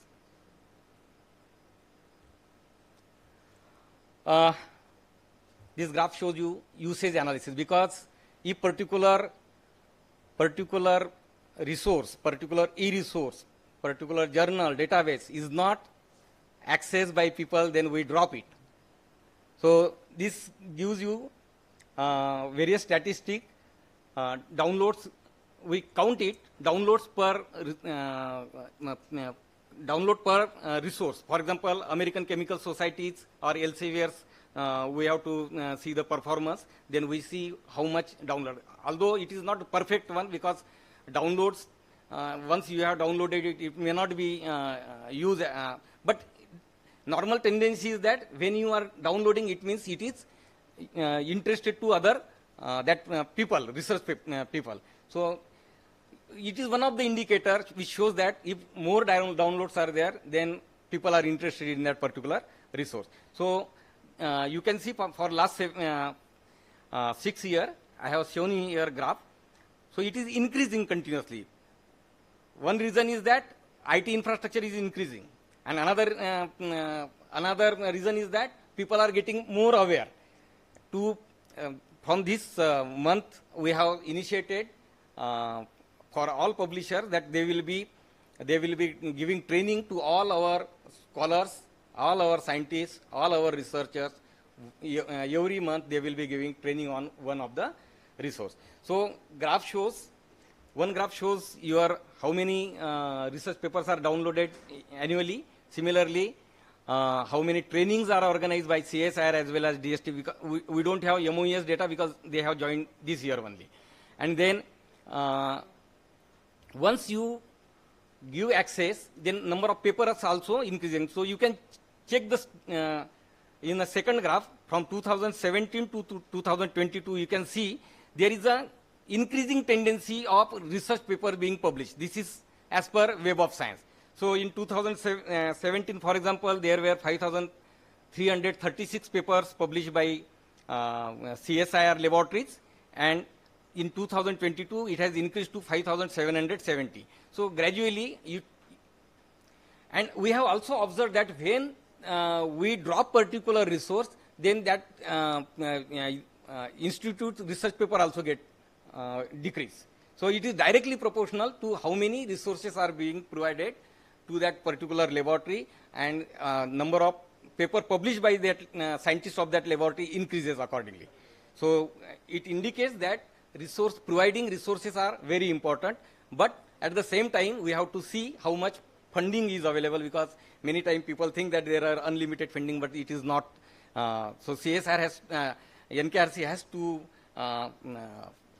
keep balance between both. Resources should be available and funds should be available. Therefore, always there is when negotiation committee is there, always there is what I can say, fighting between publisher and we, because they want more money and we don't have that. And last graph shows you databases, because papers can be downloaded, but there are databases like Web of Science or DI or SciFinder, where it is not download per usage, but it is number of searches being performed. And number of searches are not similar. In Web of Science, search means something else, and in SciFinder, searching means something else. So it cannot be compared to searches. But again, it shows if something is not, nobody is searching, it means that particular resource is not of use to that particular laboratory. So that data is also important. I am just highlighting because we have to take various decisions. In this year, 2023, there are certain good things happened. One is providing access to Grammarly. Grammarly is one tool which checks your grammar and phrases also, and scientific papers need grammar, mistake-free papers. So we have provided Grammarly. Only few laboratories of CSIR were using it.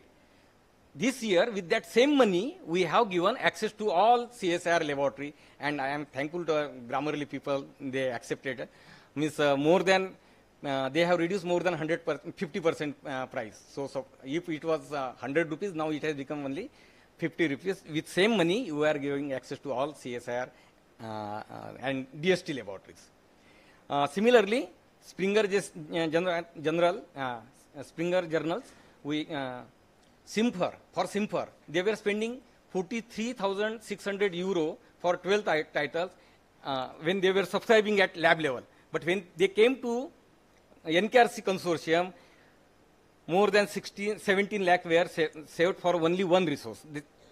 I want to tell you here that how important it is to subscribe through consortium. It is win-win position for publisher as well as for this institute also, because publisher get bulk access, whereas we get saving of money. That is why not only NKRC, government is thinking of making one nation, one subscription, all consortium to come together. It will happen, but when it will happen, let's see. But government is really thinking in that direction, and when there are 7, 8 bigger consortium that can be merged, and there can be one nation, one subscription. Because at lab level there was negotiation is not possible. So here we are saved for Wiley we have saved more than 4%, around 4%, and of their cost, because these are also very costly resources. For Springer journal also we have saved around 3.5%. So total saving is USD. So you can see why I am showing you here financial data is also because consortium always gives you lot of saving, and we can utilize that for other purpose. So that was earlier I have shown notional saving. So when we analyze, we found that after negotiation, after hard negotiation, which went for around 2 months, we have saved 12 crore 77 lakh. So from NKRC itself. Similarly for CSIR and 3 crore for DST. Why this is saving, big saving? Because Elsevier right this year has come from consortium. Otherwise they were at lab level.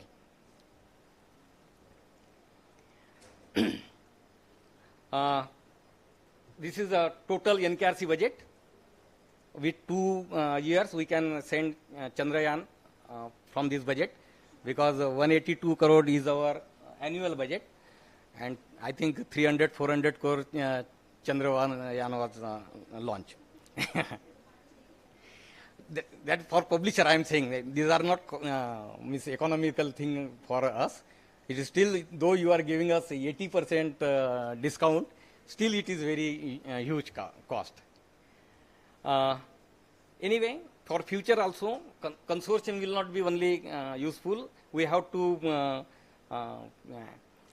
bypass access barriers also. There are financial barriers, there are technical barriers, there are legal barriers, there are copyright barriers that we will have to avoid. Similarly, as Director CGCRI was also telling, we have to use somewhere AI. So artificial intelligence we can use for finding out what users needs. Right nowadays, our income tax people find out who is avoiding their income. Similarly, artificial intelligence can be used for finding out whether, considering the behavior of readers. So we can decide which resource, it will not be only downloads, but it will take another factors also into consideration. So that we have to study. So I will not give this data. So thank you for being here and also participating in this session. Thank you. Now quickly we can have the second presentation by Dr. Jana. After that we'll have question answer. Dr. Jana.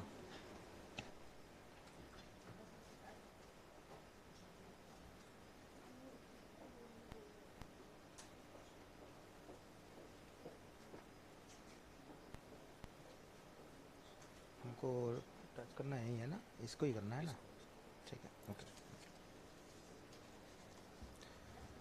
Respected chairman, co-chair, Mr. Punt, for giving me opportunity to talk about patent informatics,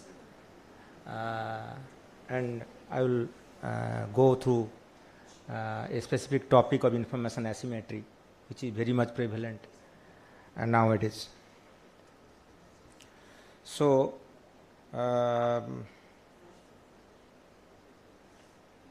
will go some of the basic level understanding about patent information. Then I will go a little bit academic exercise. Then finally what we are also providing to the earlier was providing, and now we are also attempting to provide.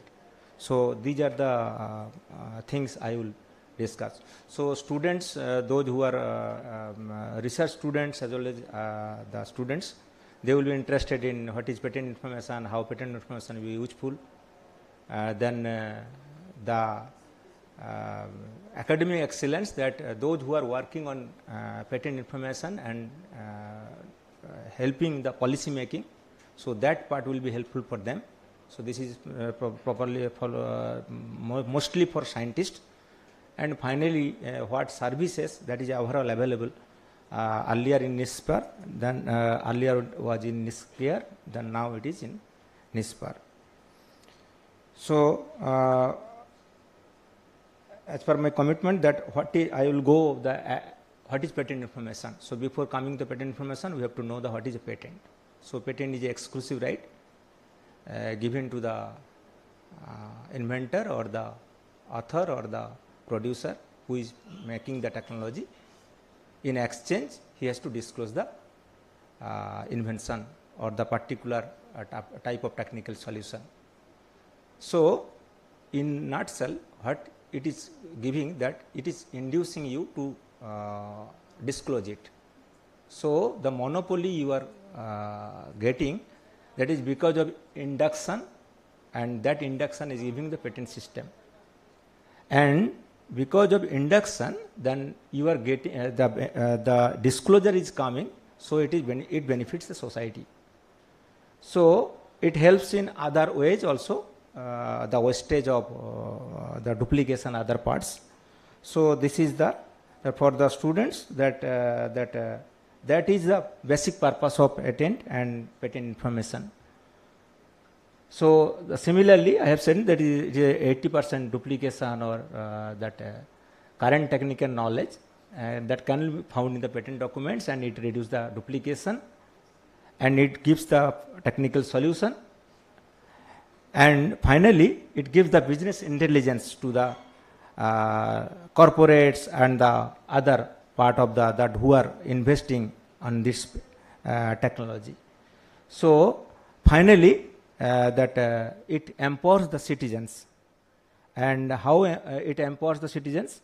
That until unless you understand the patent information and its different facets, then you cannot use the patent information and benefit the society. So this is the purpose of patent information and disclosure patent information for patent system. So once you disclose, then it is available, and large number of disclosure available, so you are managing through different patent information, the services, databases and analytics. Now that is one part that is most of the peoples know. Now I am going to little deeper. Now what happened, then Mukesh told that there is a very strong negotiation between publishers and the NISPR people, and finally we got the win-win situation. So what happens, that NISPR is a buyer, and through buying these e-resources, NISPR is giving to others labs, and through which that NISPR and DST and Minister of Earth Sciences, they are saving the money. At the same time, publishers, they are the seller. They are selling the information or e-resources. So when buyer is knowing the seller's information, seller is knowing the buyer's information, then there is a win-win situation. And it is beautifully provided in different point of time. In 60s, 70s, 80s and 90s, there are different research made by different people. Like 96, there is a Nobel Prize for asymmetric information, that how you can break the asymmetric information. So in that case, what happened, if your information is not properly balanced, then there is a adverse advantage or adverse selection.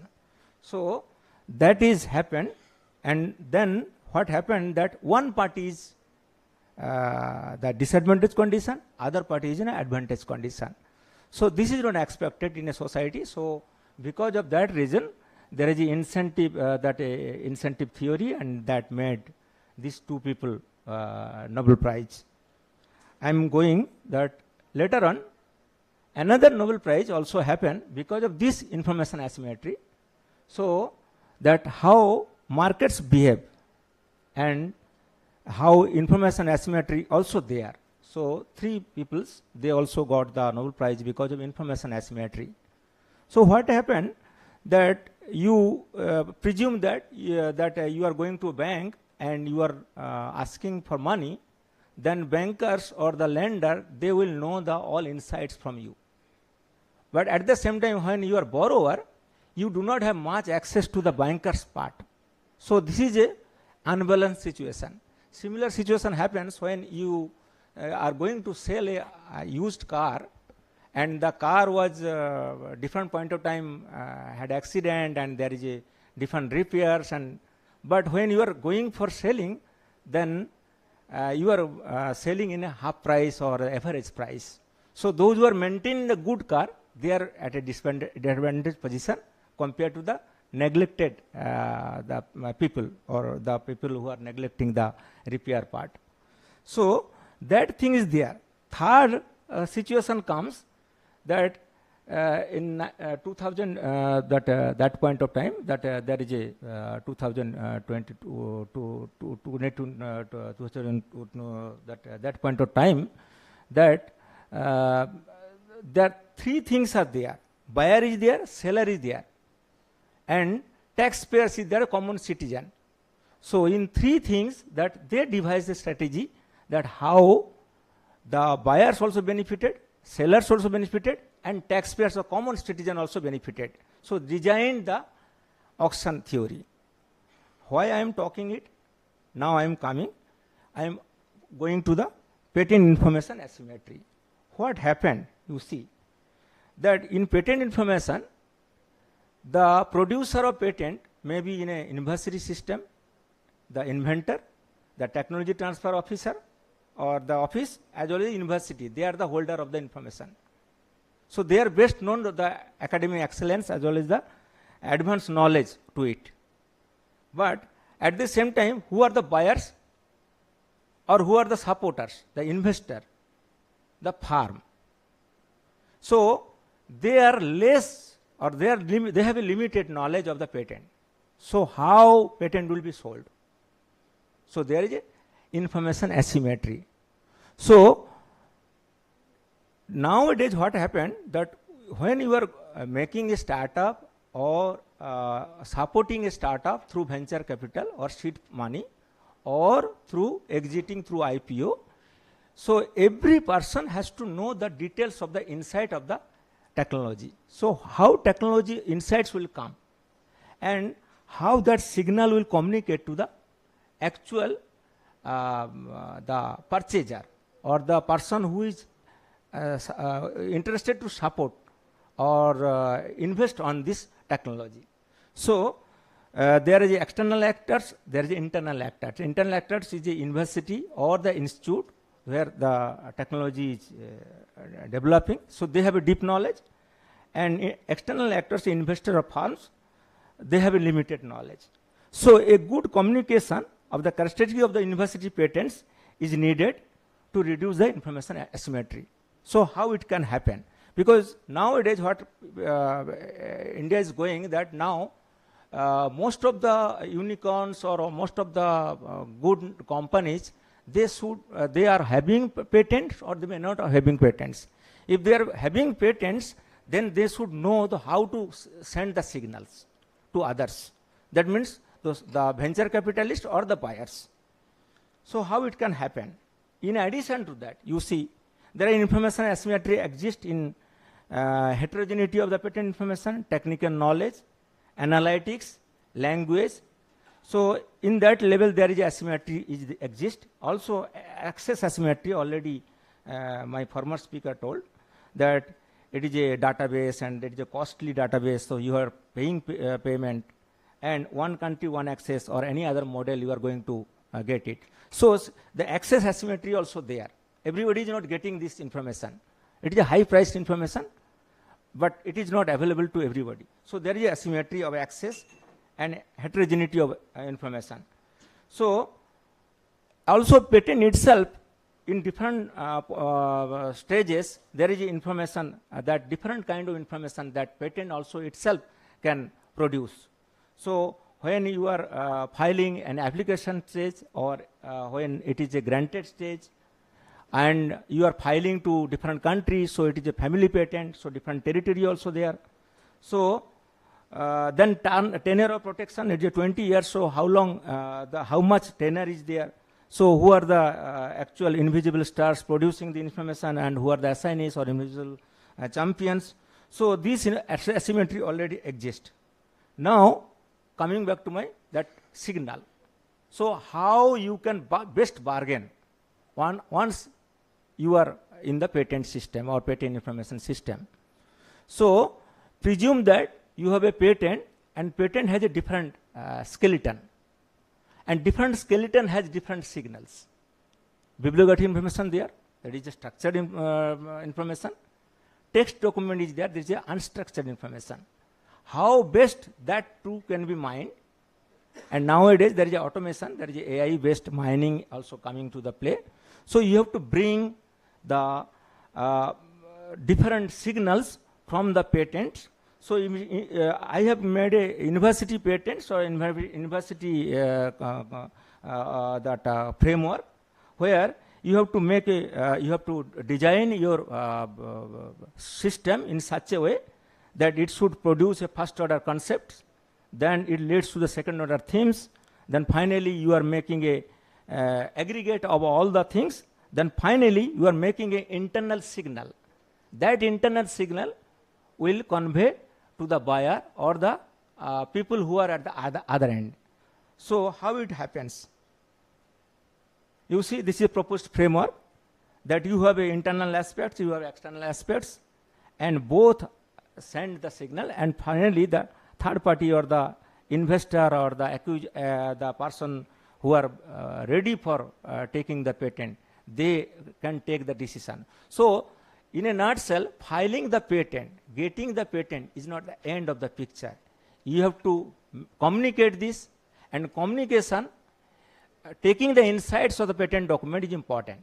So communication and insights of the patent, that is a clear-cut signal. That signal should go to other end of the or the party who are actually in the receiving end. So you see, there are one Japanese study stated that does patenting help new form of startup survival? Yes. When the startup or patent, they are having good number of patents, then at least they are not going to the bankruptcy. They are, at best, they will go for merger or voluntary liquidation. So the study they have done, having 500 or 1,000, more than 500 farms data, and totally they proved that if you are having a patent and patent driven startup, then still you can survive in this situation. Second, I have already stated that is signals. So what are the signals that patent is having? So till date, that only citation and the application and the grant and insights of the grant, that is giving the signal. But there are a lot of scope to bring lot of signals, and that signals can be harvested through research or mined through research, and it has to be validated. So there are list of study recently happened in US as well as German, Japan, and other things. So they already started this working on this, and finally the signals they identified and they validated this signal. So my purpose of talking that it is that we are doing research on this particular platform. So basic research, basic that knowledge of the patent, that what is patent, what is the patentability criteria, what is the grant, how prosecution happens, that is a very basic knowledge. This is advanced knowledge. One should also understand this thing. Now, what we have done in my last from 2006 to 2017, I have done a lot of works on patent. So these are the lists I have done. So it does not cover the signal and other things. Now we are taking these parts. So doing this research, we are able to understand all the things, and we ourselves provided these services. So you see, I have started the research, I have started the analysis of the patents, and I myself provided 4 to 5 services in this building. So INPADOC was a CD-ROM database that was available from beginning. So that was not my contribution, but we are all the beneficiary of that. Then I started prior art services. I started patent drafting services. I started patent information services because of the knowledge I gained, and immediately we also provided this service to the inventor and the research scholar. And we also provided customized services to the different off-site institutes. Then we also developed the SARC capacity building program on different for SARC countries. So these are the services. By gaining the knowledge, we also immediately serve the others. So I think this is the small talking points from my end. Okay, thank you. If any quick questions, are there, you can ask.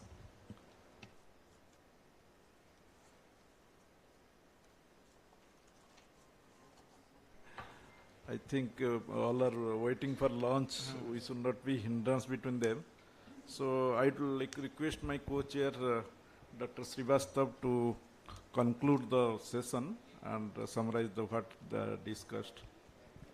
Thank you, Dr. Mohanty. And good afternoon to all of you. First of all, I must congratulate the NKRC team for having a wonderful journey of 21 years. And I will welcome to all publishers for displaying their products in our premises so that we may be aware of various things, whatever they are producing.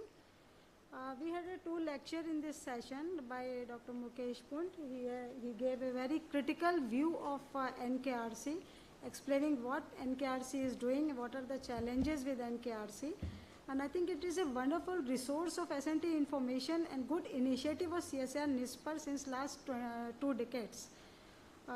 Thank you, Mukesh, for maintaining such a huge project for our NIScPR institutions. And second lecture by Dr. Tarakan Jana was also very informative, and he gave overall the view of patent, the balance, maintaining the balance in dissemination of information and the benefits of patenting of information who are doing the research and producing the product and processes. So all the 2 lectures were very informative. I think the information they shared with us will be beneficial for all of us. I thank both the speakers and wish them all the success, all the bright future in their life ahead. Thank you. Thank you, ma'am. We have a good lecture by both the speaker here today. So Dr. Mukesh Punt's lecture was very nice, and he informed that how we could save many amount of crores of rupees for this saving. But second lecture, patent facilitation, was one of the important aspects, because many people don't know how to file patents and other things. I would like to mention here that maintaining of patents is a very costly affair. If you have to maintain India or abroad, very costly. But how to do that and how to get sponsorship for that is very important, because we are seeing this is a problem. So thank you for hearing all this today's discussion. I thank you all for your patience waiting for lunch. Thank you very much.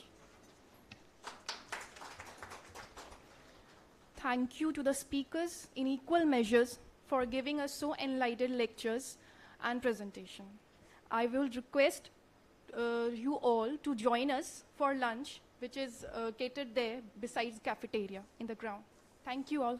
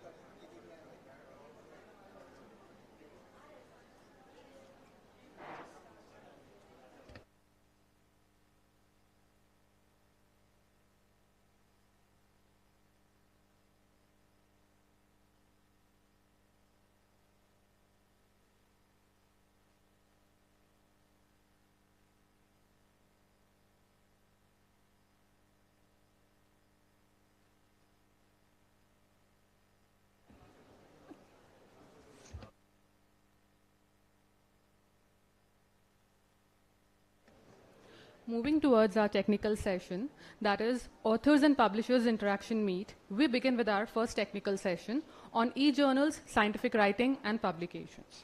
This session will be chaired by Dr. Suman Malik, former Chief Scientist and Scientist in Charge at Knowledge Resource Center, CDRI. And the session will be co-chaired by Mr. C.B. Singh, Senior Principal Scientist, Infrastructure and Information Technology Division, CSIR-NIScPR. He served as a nodal officer of NKRC Negotiation Committee. For this session, we also have with us our representatives from Wiley, American Chemical Society, and Clarivate. Now, I would like to invite our session chair, co-chair, and our respective representatives to join us on the stage, please.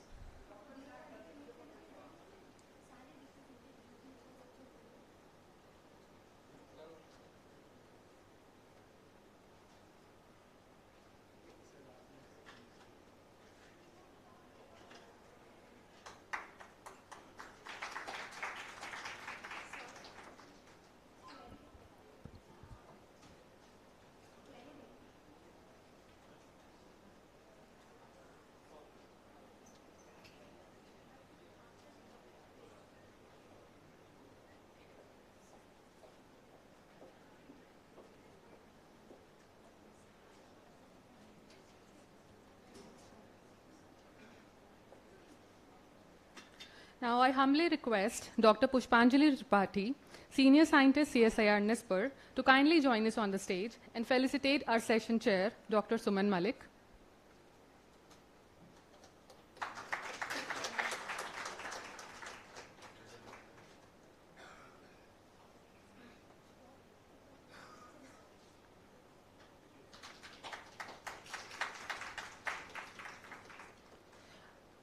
Our co-chair, Mr. C.B. Singh.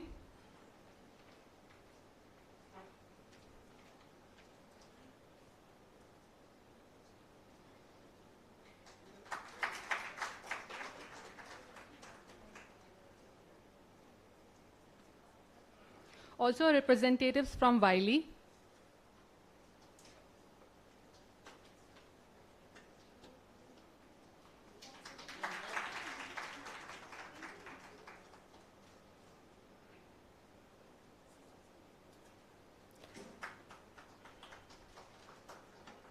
Representatives from American Chemical Society.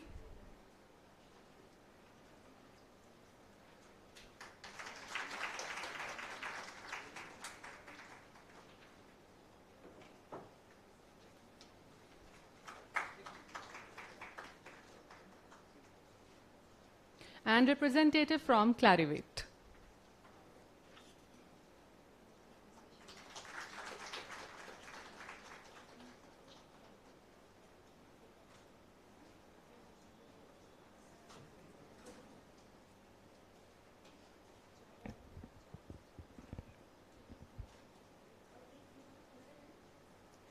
Now, I hand over the stage to our session chair, Dr. Suman Malik, who will now head the session and briefly introduce our speakers and representatives. So,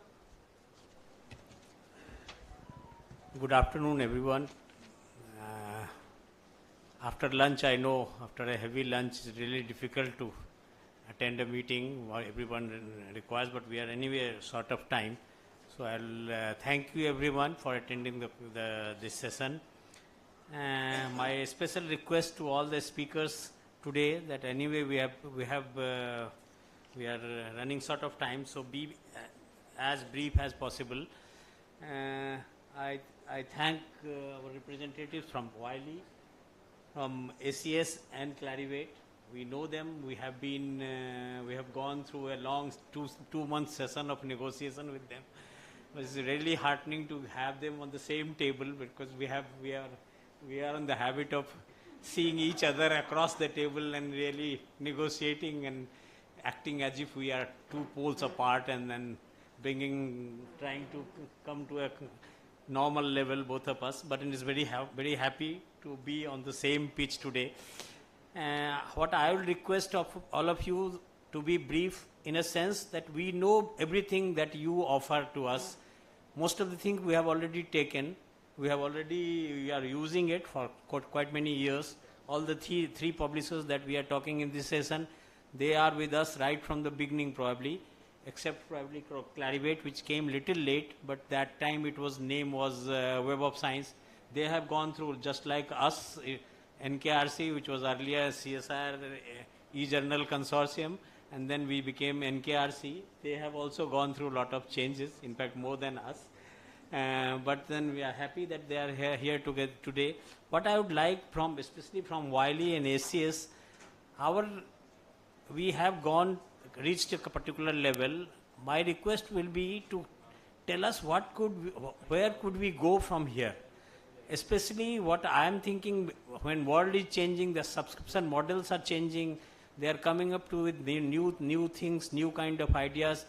My idea would be, and we are in this process of, in the morning the chief guest was telling, we have spending a lot of money on APC charges.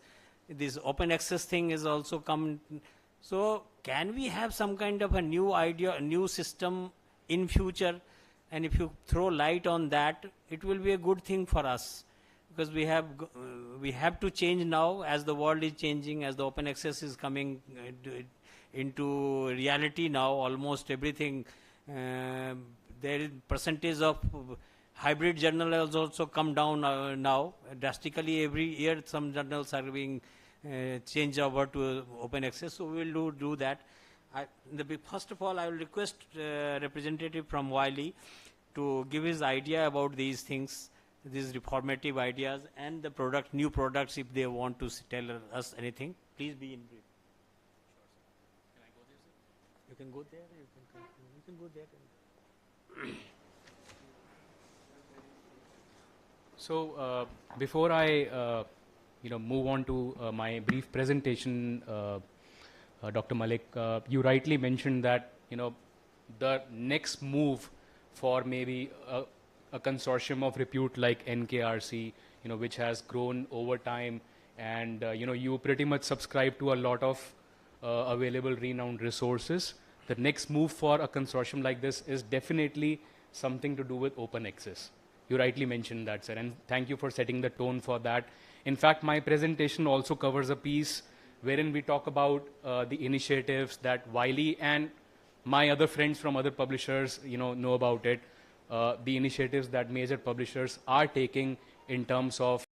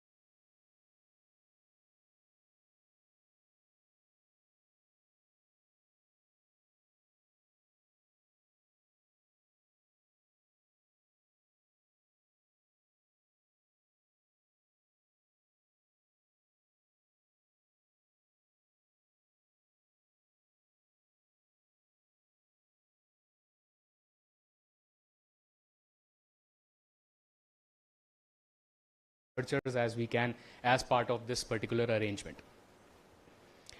as I said, we publish in almost all the areas that you can think of. So, the relevance for the CSIR or a DST institution is quite alike in terms of the subject coverage as well as the areas of research that they are focusing on. A brief look at how the usage of Wiley content has grown over time. So you can see there was a dip in between in 2020 for obvious reasons because of the pandemic, but then now we are at a very decent pace in terms of usage growth. We are registering almost double the amount of full text downloads from across all institutions in comparison to what we had 5 years back. And this also reflects, as I said, and corresponds very nicely in terms of the research output that I'll be talking on the next slide. This is a brief summary of how the publications look like for NKRC in totality from across all CSIR and DST institutions combined together. The numbers you can see is not in lakhs and big thousand numbers, but then it is approximately 12% of what NKRC institutions do as a whole across all publishers. So in that sense, it seems to be a significant number, and it's growing at a very fast pace as well, and that is the best part. A little bit of how this reflects in terms of growth. There is a steady increase in overall publishing, as you can see. When we were doing some homework for this event before coming here, we were actually looking at data expansive around over the last 10 years. And we could see that there has been a steady increase for the last 10 years, and not only in the last 3 years. But in the interest of keeping it brief, we have just kept a reflection of the last 3 years. And also, the open access data is not clearly available here because, drawing a line there was very difficult in the span of time. But then we have seen in the background that there is a multifold increase in gold open access publishing as well. And why I have put this separate point here is, one, it is the talk of the town right now. Gold open access publishing is something that is very close to the researcher's heart because of various constraints also that the researchers face in terms of arranging funds for APCs, in terms of having institutional mandates, which basically stops them for very freely making their research open to the world. But we have found some solutions for that, and I'll be talking about that. And overall, if you see, there is an upward trend, not only for Wiley, I'm sure for all publishers who are present here, in terms of controlled as well as open access publishing. And that is the best part. Because all of us, being stakeholders of this important consortium, share the same feeling. You're looking for a solution, and the publishers are bringing solutions like that, which basically bridges the gap between the research as well as the community. Your research should reach the larger hands, and that is the whole objective of this. This is a brief look on the top contributors, the NKRC institutions. All have equal importance when it comes to bringing some new research and innovation in the scope, but then we have listed this on the basis of usage and output with Wiley journals. So these are the top institutions which appear in this data on top. And the most favorite Wiley journals, some of these names, of course, would resonate well with researchers present here. These are also the top journals of Wiley, which attract the maximum attention from researchers like you. So if we talk about a holistic overall approach, Wiley currently publishes more than 1,900 journals. So when I joined Wiley about 11 years back in 2013, the portfolio was somewhere around 1,250 or something. And just about 5 to 7% of our overall portfolio was open access, gold open access. But now out of this 1,904, let's see how much shapes up in terms of open access. Around 1,334 are the hybrid journals. When I say hybrid, as you all very well know, hybrid is also a kind of a dual offering, which is a combination of controlled, requiring subscription to access, but then there is a quota reserved for open access articles as well. That is why all journals now that publishers have are mostly hybrid journals. So it's up to you, the researchers, to choose if you would like to make your research open, of course by paying an APC, or you would like your research to be free, to be behind the paywall and subscription required to basically access that. So that is a number for hybrid journals. Then there are 306 gold open access journal indigenously with Wiley, which have been there for a while with Wiley, and Wiley publishes them. And by a recent acquisition of Hindawi Publishing, as you must be aware, is one of the biggest names in open access publishing. The portfolio is now grown by about 250 plus more gold open access journals, which gets added to this kitty. Won't spend a lot of time on this. You know this better than me. The benefit of publishing in open access is that your research becomes freely and openly available to the whole world. More than 77% of researchers in all the surveys feel that your once your article becomes openly available or in open access, it increases the impact of their work. And this is a globally accepted fact. And how it reflects in terms of numbers, you get 8 times more downloads for that research if it is available in an open forum, 2 times more citations, which is a great thing, and that is something that researchers really look up to in terms of the reach, and 10 times more altmetric attention. So there are various metrics which help us in evaluating if the research is relevant to today's audience, if it is reaching the right hands or not, if it is really converting into innovation and research output or not. So that's what scores like altmetric basically gives you a reflection of. So if you see in global perspective, this is a very interesting slide.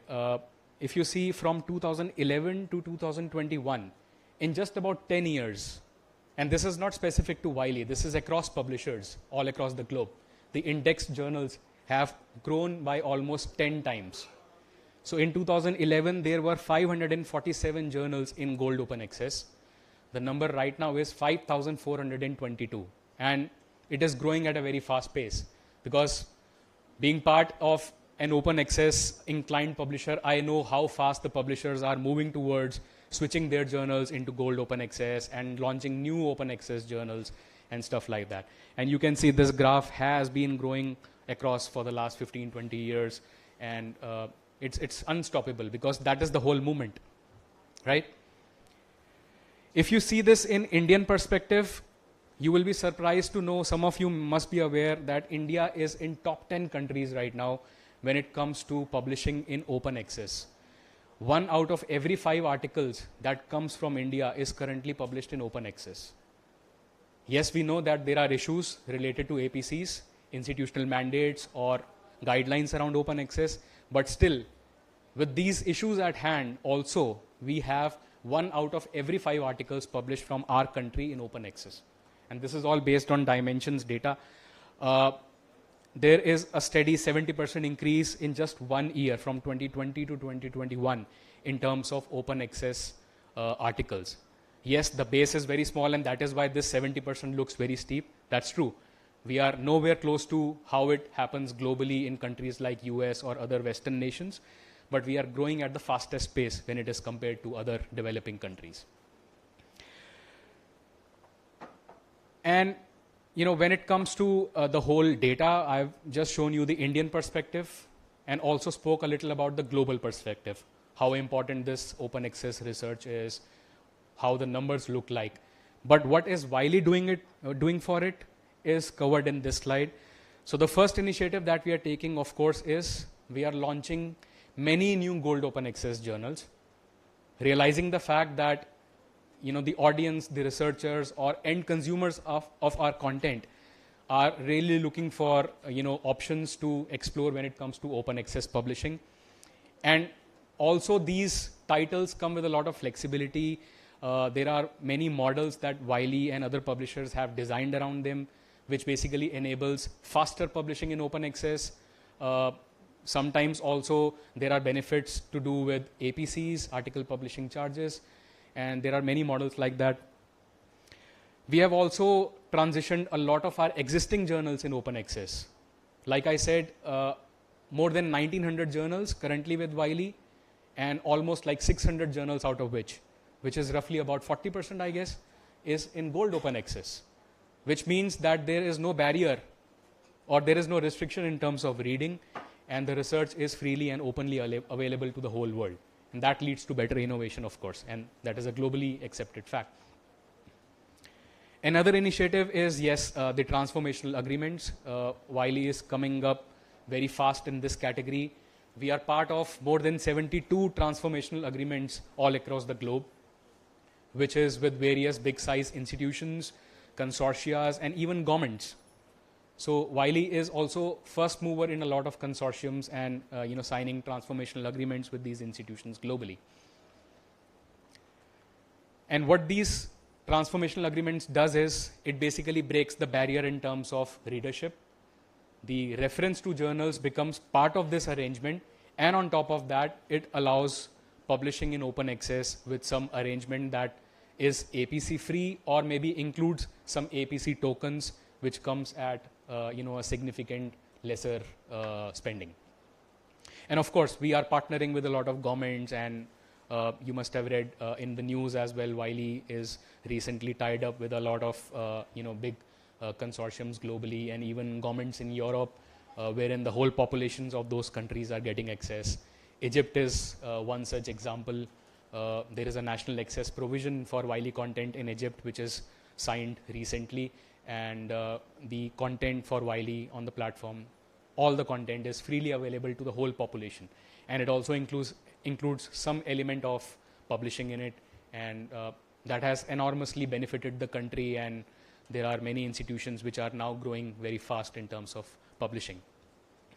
So all this with the intention of making your research open, trying to basically bring a platform for you, for the researchers all across the globe, to basically have the facility of having no restrictions in place and yet being able to publish in a better way or in a more open way, right?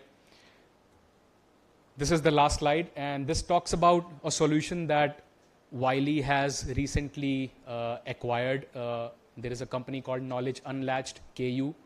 Their flagship product is OWOL. OWOL, as the name suggests, it basically enables better publishing in open access. And this particular software solution has a tie-up with most of the leading publishers like Elsevier, Wiley, Theme, CUP, OUP, MDPI, Taylor & Francis, etc., to basically facilitate the whole ecosystem around open access. So once an institution or let's say a body subscribes to this solution, this basically gives them an access to a central dashboard with the real-time visibility of what manuscripts are getting submitted to which journal, to which publisher, by whom, the name of the faculty, the name of the department, the affiliating institution, and the central administrating body has access to approving or disapproving the requests for funding. So this basically centrally allows you to have a pool of tokens or some funding available online in a format of a prepaid account, wherein you can simply assign an open access publishing token, and the work gets published right away without having a hassle of dealing with multiple publishers individually and getting invoices, paying them off, tracking payments and stuff like that. So this one solution caters to the whole part of the ecosystem in one go. So that is what I wanted to share. I hope this made sense, if not all, to some of you maybe who are actively engaged in the process of open access publishing. But in the interest of time, I wanted to keep it as brief as I can. These are my contact details. In case any of you have any questions, please feel free to reach out to me or to anybody in Wiley. We will be more than happy to assist you with any more information that you may require. Thank you so much. Can we have the questions together, or if you want, we can have one or two questions for him? If no one has, I have got one question. Your data that you have shown has put me in more alarming situation now. You are saying that 1/5 of Indian publications are in open access and gold open access. That means we must be publishing hell of a lot of money on APC charges. So you have to think of that. We also have to think of that. It's really alarming if we are spending so much of money on good open access and not doing anything centrally. So my contention was that NKRC kind of organize all consortium should sit together and see what can be done, because you only know that if 1/5 is published in open access, that means at least there are significant number of journals for which we are paying twice. We are giving you subscription as well as we are paying you for APC, which is not a good thing, because open access, in theory only it says that only author pays. In this case, author also pays and institution also pays. So that is a bad thing. We should come to some kind of a situation where this kind of double payment should not be there, and consortium should be given some kind of an opening so that we can come forward. As far as transformational agreement, you know it's very difficult in Indian situation. You have already faced such problems in Europe itself, and India in a democratic system it's really difficult, but it will come. It will take time. It has to be done gradually. I don't think no consortium will arrive at transformational agreement at one go. So publishers also should think. Thank you very much, Rishabh. Thank you, sir. Now I'll request. I also have a question. Hello. Yeah, I also have a question with you. Rishabh, you had given the different models, and normally the users just try to find where it can get the maximum benefits, paying very little to it, or or not paying at all to it. Because the researchers, they are not very rich, or they are not at all rich. They are studying, they are carrying out their research. Sometimes it is not like that they are being funded from the institutes, they are doing it on their own. There is a limit funding which has been given to the users. So across all your different methods that you had shown here, or the different models you had shown for the open access, is there any way by which, say, certain research papers which has been published, say around, which has covered a period of say 6 months and it has been published, or an year, any model which can help in making those articles or those research papers available in a free and an open access mode, where the no charges is been levied onto it? Is there any such kind of a model to it? Definitely, sir. And thanks for putting this very relevant question. And I would say what Dr. Malik mentioned is also the reflection to the same issue that we're talking about here, the constraints that the researchers basically face. And there is only a two-word answer to that, sir. That is a read and publish model, the transformational agreement model that we are talking about. Because what is happening right now globally, not only for NKRC, but for institutions across the board, is that we are currently too focused on the subscription part. The solutions that publishers like Wiley are now coming up with, be it in shape of read and publish, transformational agreements, or many other names to the same kind of or similar kind of models, is to basically allow you to shift your focus, not entirely, but maybe a portion of it towards the publishing part. And when that single umbrella covers your reading as well as your publishing part, that is the time when you will see progressive changes in the way we are looking at these two things. And both the things are very integral to the process. Subscription is something you will never be able to get away with that.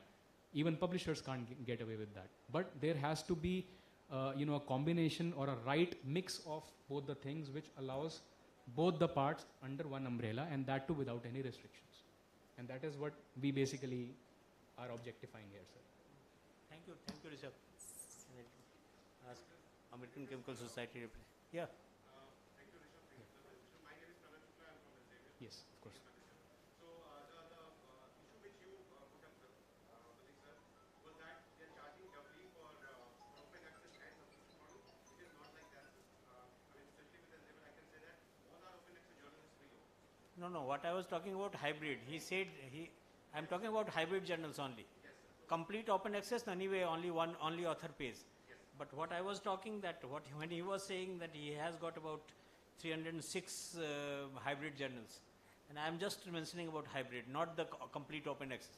Complete open access is anyway, only author pays, no one else pays. And another thing which we does on primary platform is that all our journals is hybrid. So it all depends upon author whether he wants to go for gold open access, which is chargeable, or he wants to go for... No, I was mentioning about for some embargo period of 6-7 months. That option is easily available on hybrid. Thank you. Yeah. Thank you. I request ACS representative to please be as brief as possible and please cover that part also.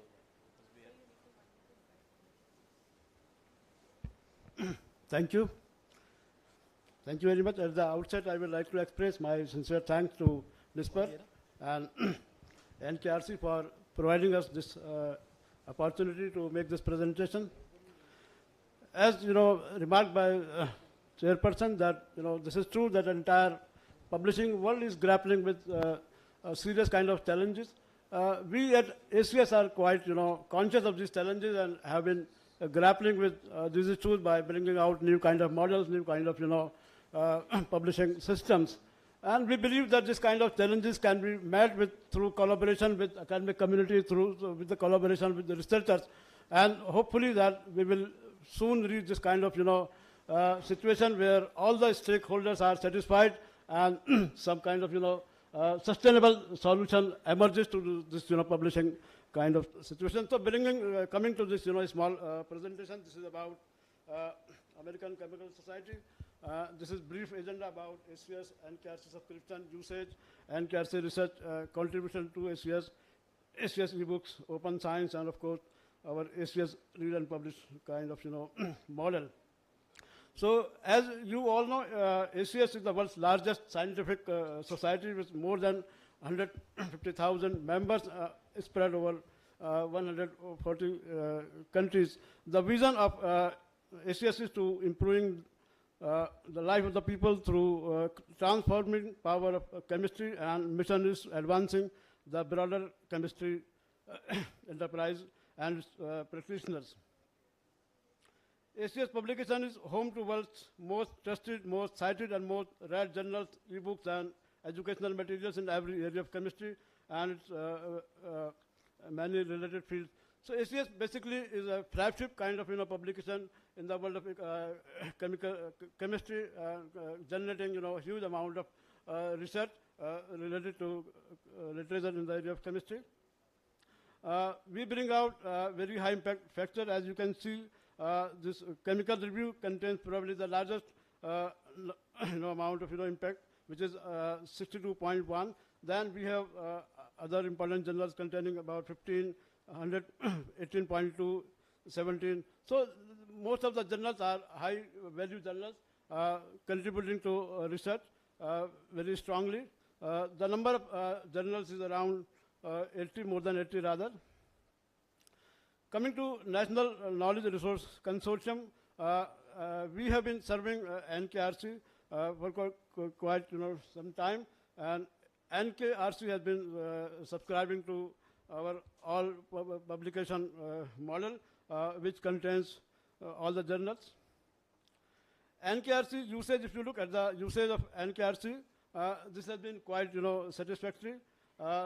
If you look at usage in 2020, this was 19,26,304 downloads, and this usage is likely to be increased to 21,51,000 by the end of this year. So this is annualized usage for 2023 comes to around 21 lakh, and we are expecting a hike of around 20% this year in terms of usage. So it can be easily observed that the usage of ACS journals has been quite satisfactory, and we are happy that we are helping consortium in increasing the research output and increasing the research impact. So we serve all 31 labs of NKRC, and total number of publications, if you look at number of NKRC publication of all 31 labs, this is 10,958 research papers. ACS, these are ACS papers actually, and the number of citation is 42,27,000. So this is huge amount of impact which has been created by our publication, by ACS publications. So this is kind of impact which these journals are creating. So this is quite amazing that we have been contributing. ACS has been contributing to this amount, these kind of numbers.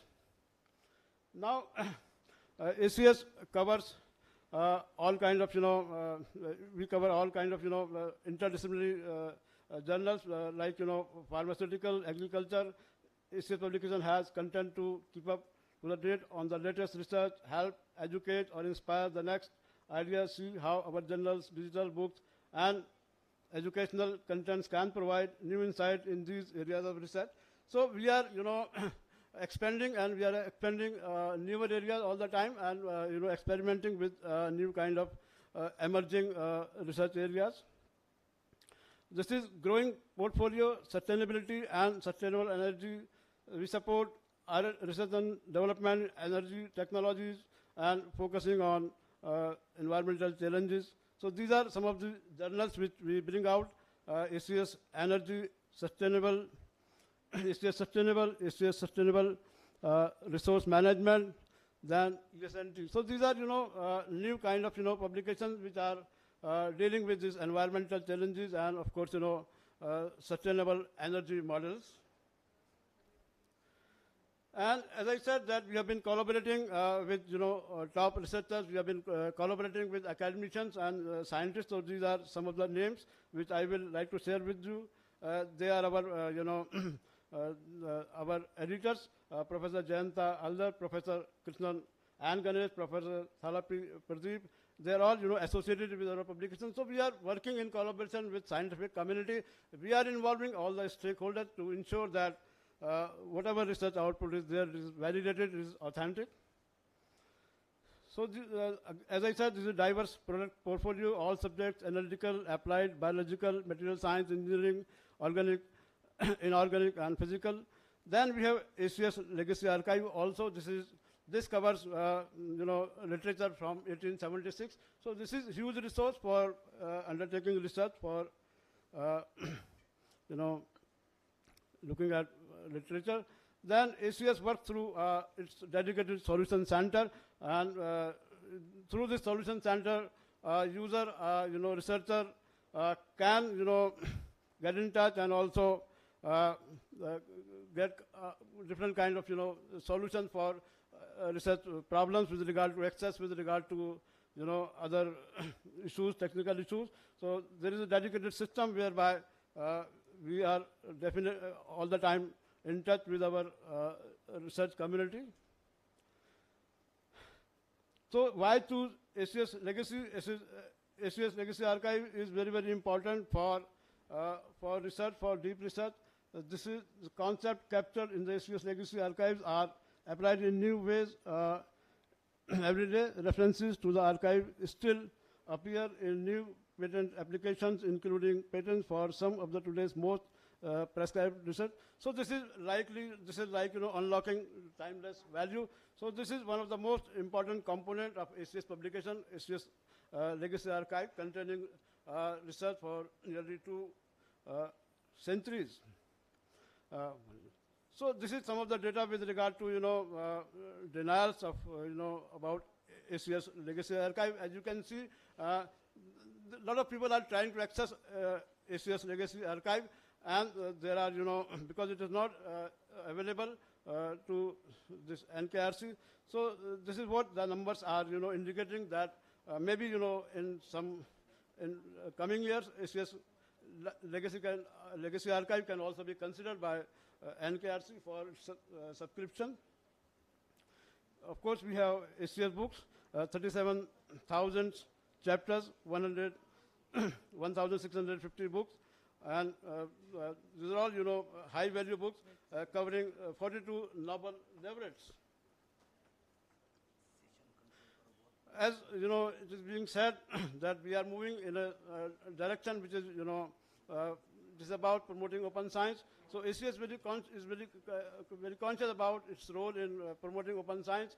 and through various agreements, through various systems, we are promoting open access mechanism whereby research is available through open access platform and is without any barrier. So there are, some kind of, agreements which can be signed and open access publication can take place. This is basically read and publish agreement, which is quite a new kind of model whereby Dr. Tariq, please, yes, please conclude, please. Thank you. So this is all about SCS publication, and we would like to assure you that we are working on different kinds of models all the time, and we hope to serve our user community more strongly in coming years. Thank you very much.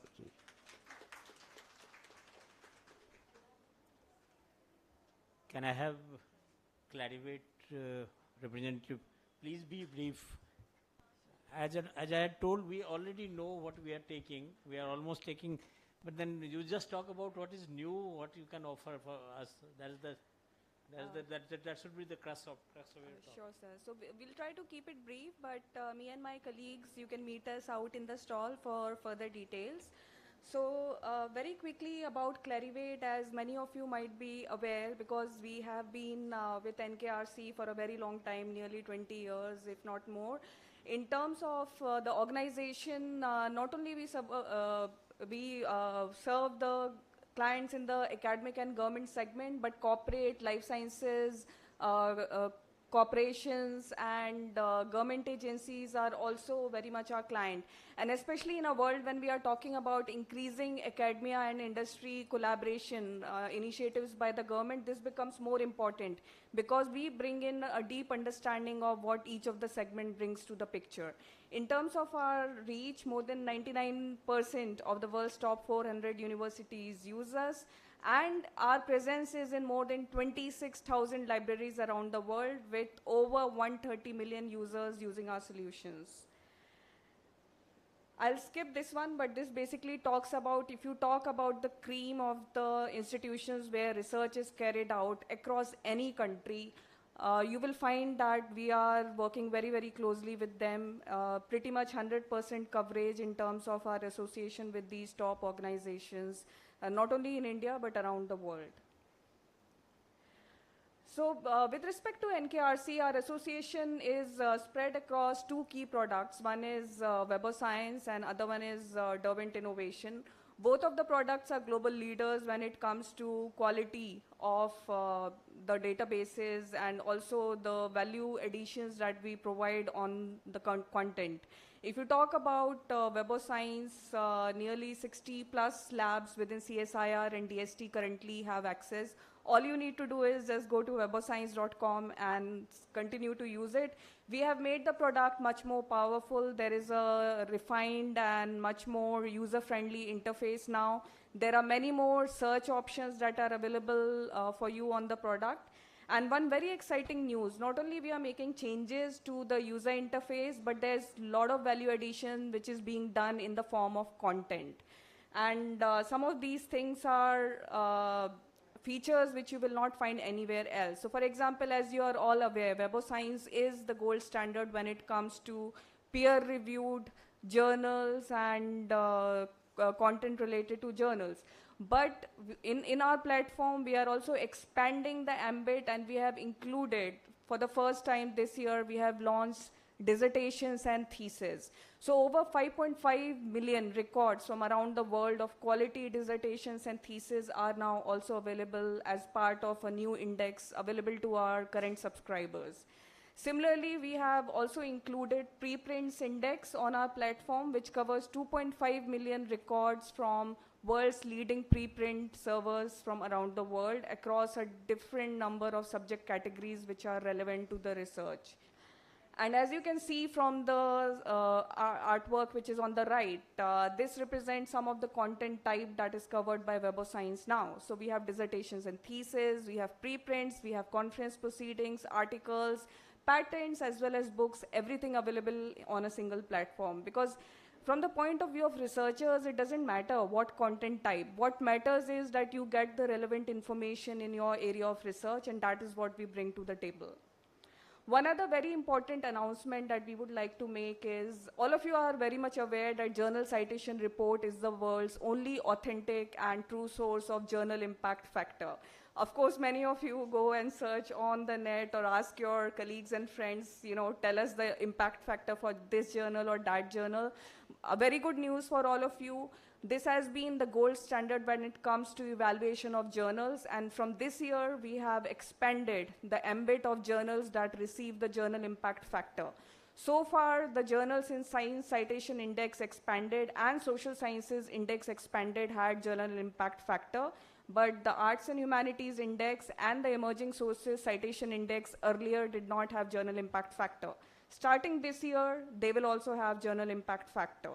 So that is one very important change, which I'm sure all of you would be excited with. We are, of course, very excited with it, and so are the publishers.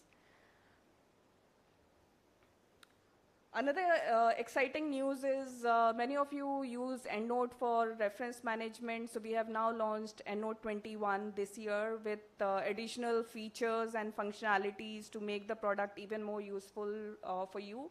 So in interest of time, I'll not cover this in detail, but please see us later. We are happy to share more details on this as well with you. Having said that, one of the other important points, like I mentioned, that Derwent Innovation is also a tool that NKRC is using. And just like publications are lifeline for research institutions, patents are becoming increasingly important, because there is a lot of focus on commercialization, applied research.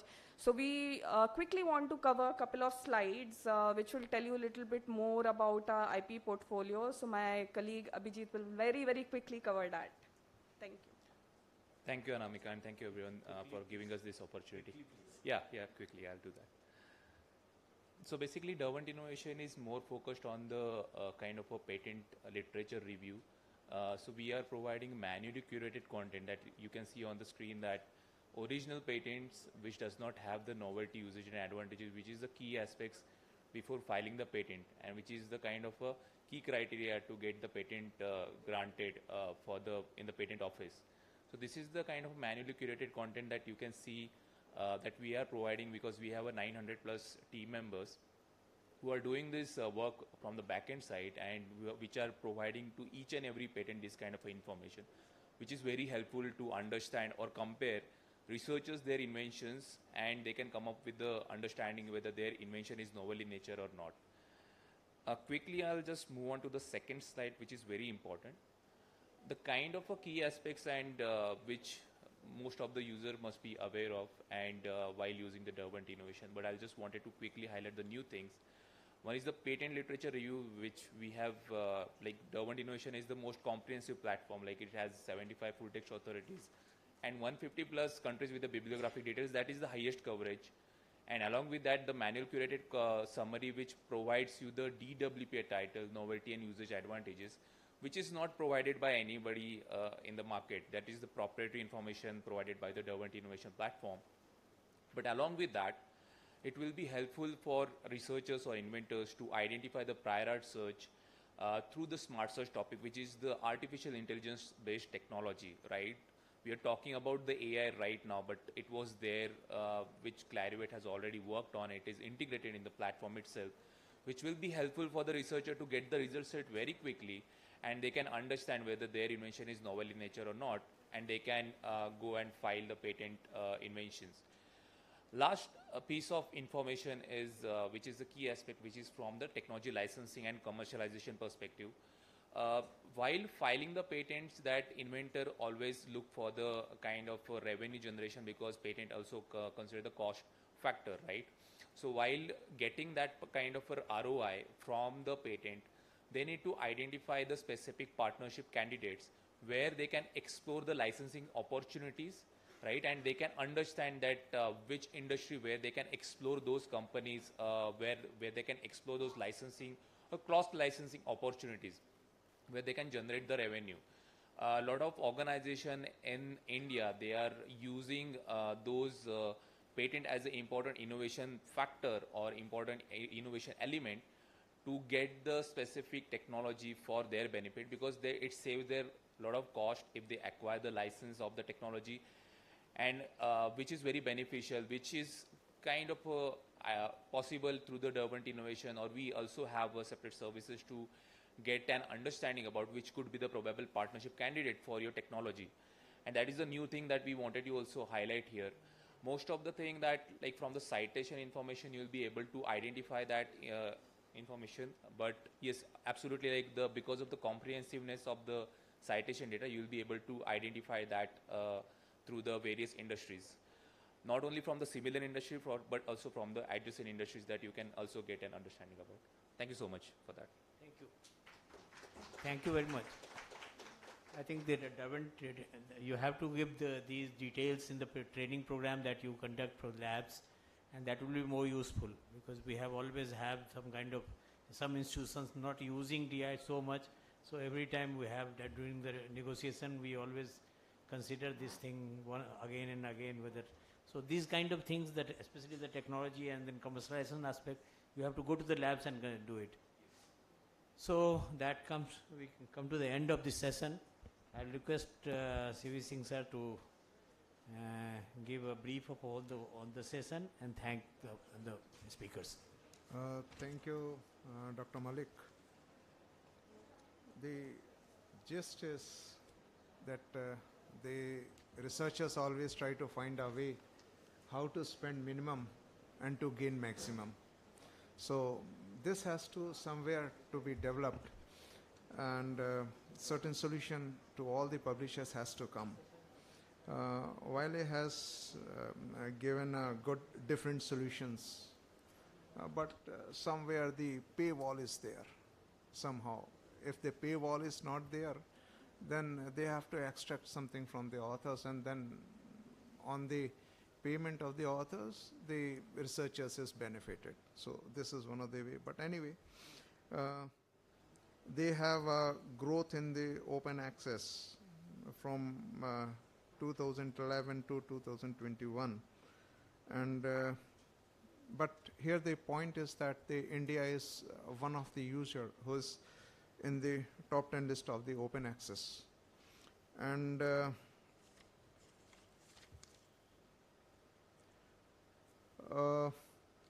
they have given Wiley has given the different models, and one more thing that what they have given in their presentation is that they have acquired OWOL. It's basically an OA management, not very much effective for the researchers, but for the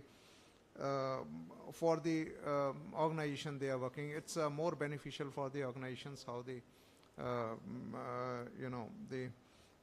the open access journal management will take place. Anyway, it's a good initiative from the Wiley itself. American Chemical Society has well, like all other publishers, they had also come up with like 15 fully accessed journals. So I just wanted to know from them that when they talk about say 15 open access, so what is the search ratio for that? How much search has been carried out on the fully accessed journals, whether it is more beneficial for the researchers or just for the sake of the Indian initiative, they are providing certain journals who may not be in much demand, they can put it under the open access. So this is also to be understood. Then one thing is that ACS also have legacy archives. So does it pertain to the older journals or the older information which has been made available? But how beneficial it is, and how much beneficial, or what is the percentage of the benefit which has been passed on to the researchers? How they are accessing? Again, this also needs an analysis. Clarivate, they are the two products, Web of Science and the Derwent innovation patent. So there it's again the same thing, that one more addition into this is that they had come up with a preprint and journal impact factor. This is the two new initiatives. I hope they had come out with that. It has it again depends upon that how the researchers will see to it. So I hope with this new additions, new models coming up by the 3 publishers, we look forward to getting more benefits to the researchers, because the ultimate objective is that how researchers has been benefited. Thank you all the publishers for coming here, all the 3 publishers for coming here. If they have anything more to say, they can please, in a 1 or 2 minutes, they can just put forward their, the feedback or the reactions which we have summed up. Yes, I would like to respond to this question with regard to open access journals. Let me add that these open access journals are actually very high impact value.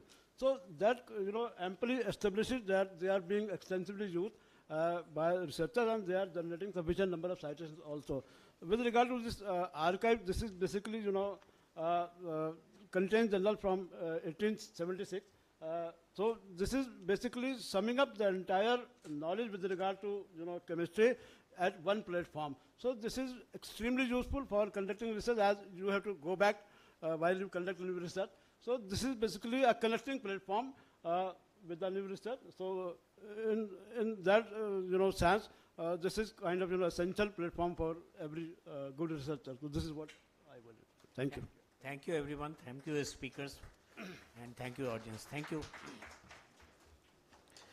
I would like to thank our session chair, co-chair, and our representatives for this session. It was indeed a great learning experience for all of us.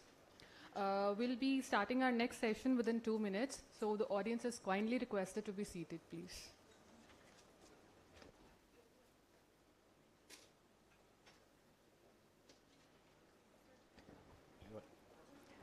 Dear all presenters, I will request you to be short because we are behind schedule by 1 hour.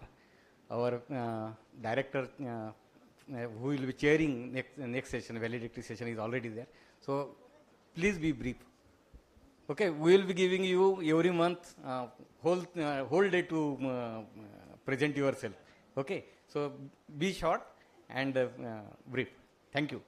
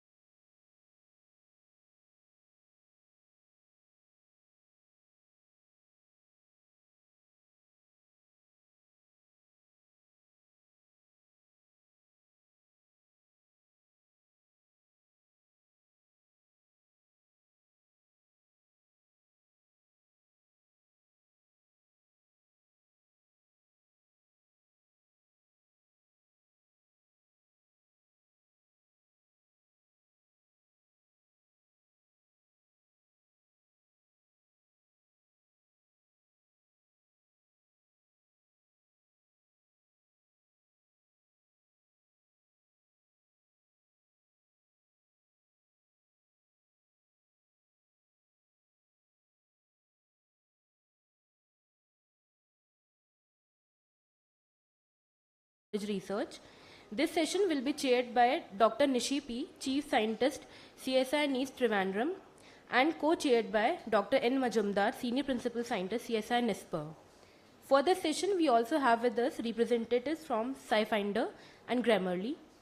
I would like to invite our session chair, co-chair, and our respective representatives to join us on the stage.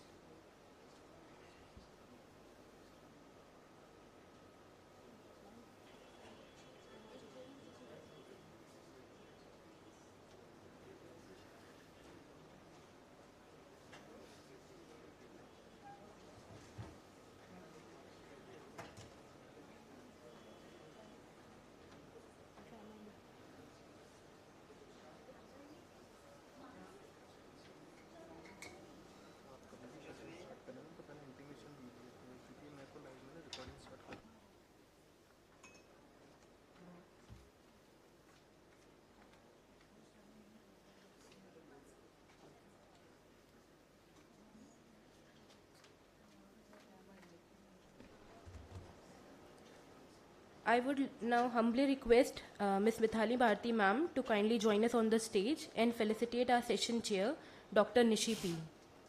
Dr. Nishi P is Chief Scientist and Head Knowledge Resource Center, CSIR, National Institute for Interdisciplinary Science and Technology, Trivandrum. She has her expertise in information sciences, information technology, management of R&D projects, and library sciences.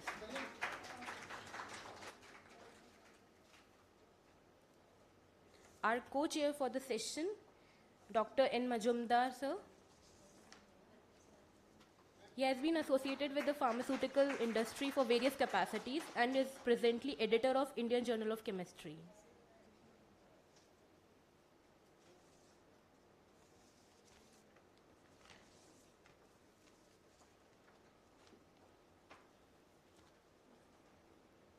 And also our representatives for SciFinder and Grammarly.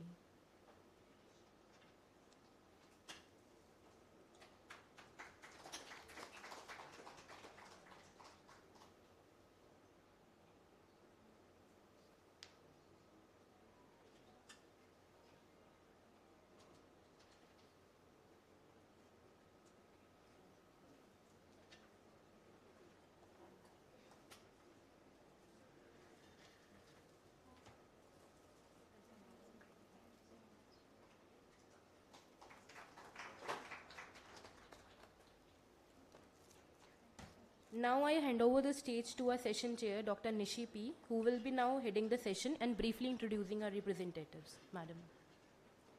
Good afternoon all. So the session name is Indexing Tools and E-Resources for SNT Research. So first everybody, the researcher first is looking for information, then how to seek the information, then how to get more and more tools for using this information as quick as possible, as best as possible, and as easily as possible to reproduce or to do the research as well as to reproduce the results of their research into papers or patents or whatever it's like that. So there comes the importance of this type of tools, as everybody know. No need of telling this audience the importance of citation tools or indexing tools and different types of tools, etc. But now we are into a stage that tools are more important than information. Information is already there, it is coming in, flooding in. So how to find out and how to use it. And these tools are very, very powerful also. That we have so many digitization, computerization and everything. Rather than that, now we have AI. So the importance and the usefulness of AI in this type of tools, or how to use AI for effectively. There are plus side also, minus side also. Now the discussion is going on, but I think the publishers as well as the researchers will like to see or like to know how to utilize the new technologies, including AI, for our benefit in a positive manner. So this session will be very useful, and I welcome all my co-chair as well as representative from SciFinder as well as Grammarly to this session. And one thing I wanted to simply introduce about Grammarly, that all the NKRC or librarians were serving the researchers in CSIR laboratories or DST and this MOES, wherever it is, that we were known to the scientists and researchers and students. With Grammarly, we were being introduced to the administrative staff and other people also. So that's one of the things we want. Now they also know what is NKRC is. That's one thing. And with that, I'll request our Dr. N. Majumdar to give one or two introductory remarks, then we will go to the representative.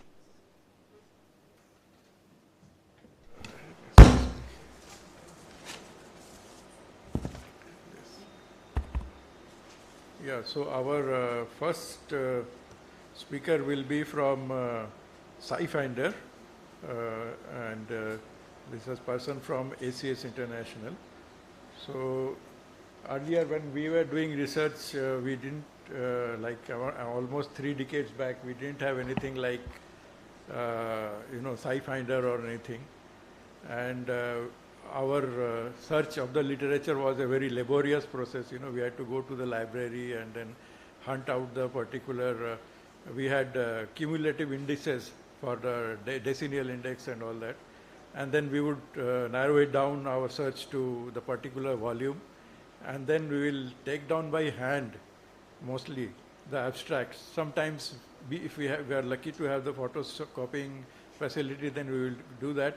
Otherwise, we would take it down by hand and then show it to our PhD mentors, and then they will say, okay, you have done a good job. And that would, looking for a single molecule, since I am an organic chemist, would take a whole day.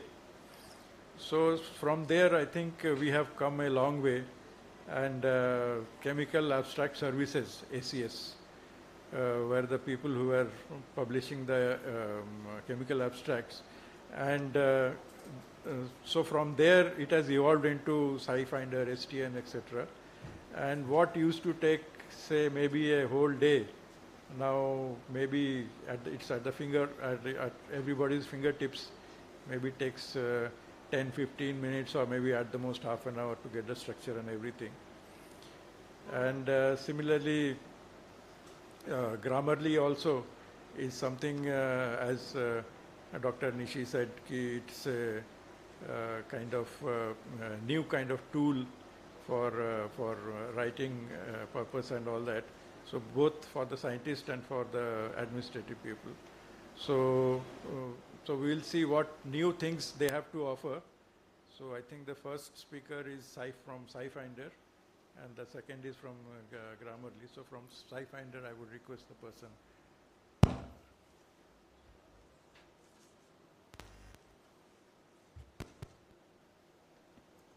Thank you. This is yours, actually. Hello, my name is Milind, and I will be representing SciFinder here. First of all, I would like to thank you, Dr. Nishi ma'am and Dr. Majumdar sir, for highlighting the importance of tools in the world of information. I always say that data is like a water. Too much data can drown you. So there is a ultimate need of you should have some powerful tool to analyze such kind of data.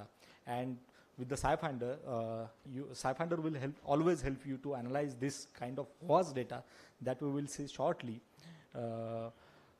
when we go online, and I will present you the SciFinder. But I would also like to thank NKRC for giving us opportunity to present the SciFinder over here. It is always nice to visit this campus apart from the negotiation meetings. Thank you, sir. So coming back to the SciFinder, so in this presentation we will see what is CS, what is SciFinder N and SciFinder Discovery Platform, why CS indexing is important, and our product portfolio. So to begin with CS, we are the one who assign the CS number, or to be very specific, CAS number to each and every chemical in the world. So we are the only authority to do so. So having this authority, we have 360-degree information for each and every chemical in the world. So information like how it can be synthesized, what are the patents available on that particular chemical, what are the formulations available, how it reacts with other chemical, what are the other terms and concepts or industry where that chemical can be used as a reagent or a reactant.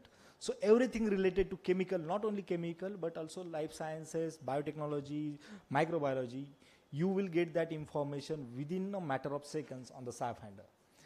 So, and to do this, since we are usually nowadays talk about AI, but this data, you will find a golden combination between AI and human curated. So every line and every word in SAP-HANDA is written by some scientist. We have more than 2,500 scientists with us who goes through daily published literature, and they extract that information from that particular literature and put in SAP-HANDA in such a way that it will be easy for the users to abstract that information. Just to take one example, let's say you are doing some kind of research on, let's say, anti-cancer. Whenever you try to search on internet anti-cancer word, internet will give you only the paper or the publications with the word anti-cancer. Internet will not recognize the similarity between anti-cancer, anti-leukemic or anti-tumor, which is also synonyms for the anti-cancer term. So unknowingly, you are missing a lot of data by this kind of on the internet. But with the SAP-HANDA, you not need to worry about these things, because this scientist, with the help of the latest technology that is available, they will assign each and every alternate words, keywords, or even a chemical can be identified with various names, like IUPAC name, traditional name, common name. But with SAP-HANDA, we will tag each and every chemicals and each and every concepts by its alternative terms. So we just want to make sure that not only you save your time, but also you are not missing any vital information for your research. Yeah. So recently we have changed the logo, and this logo talks about the hindsight, where it highlights the importance of the past discoveries, what our scientist has done previously, the insight where we are seeking for our solution, the problems, and where we are seeking for the opportunities to growth.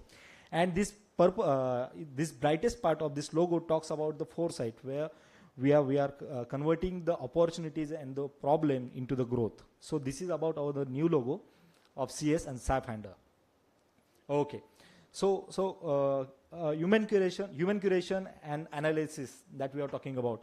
The left hand side of the screen, let me take the pointers for pointer option over here. Okay, I do not have a pointer. So this left hand side of the screen talks about the data you get on the internet.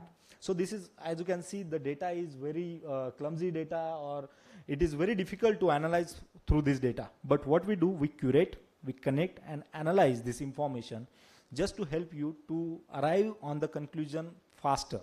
So there you can see the difference between this data, or I will call it the junk, and insight. Insight will always help you to take your research related decision confidently and more in accurate way.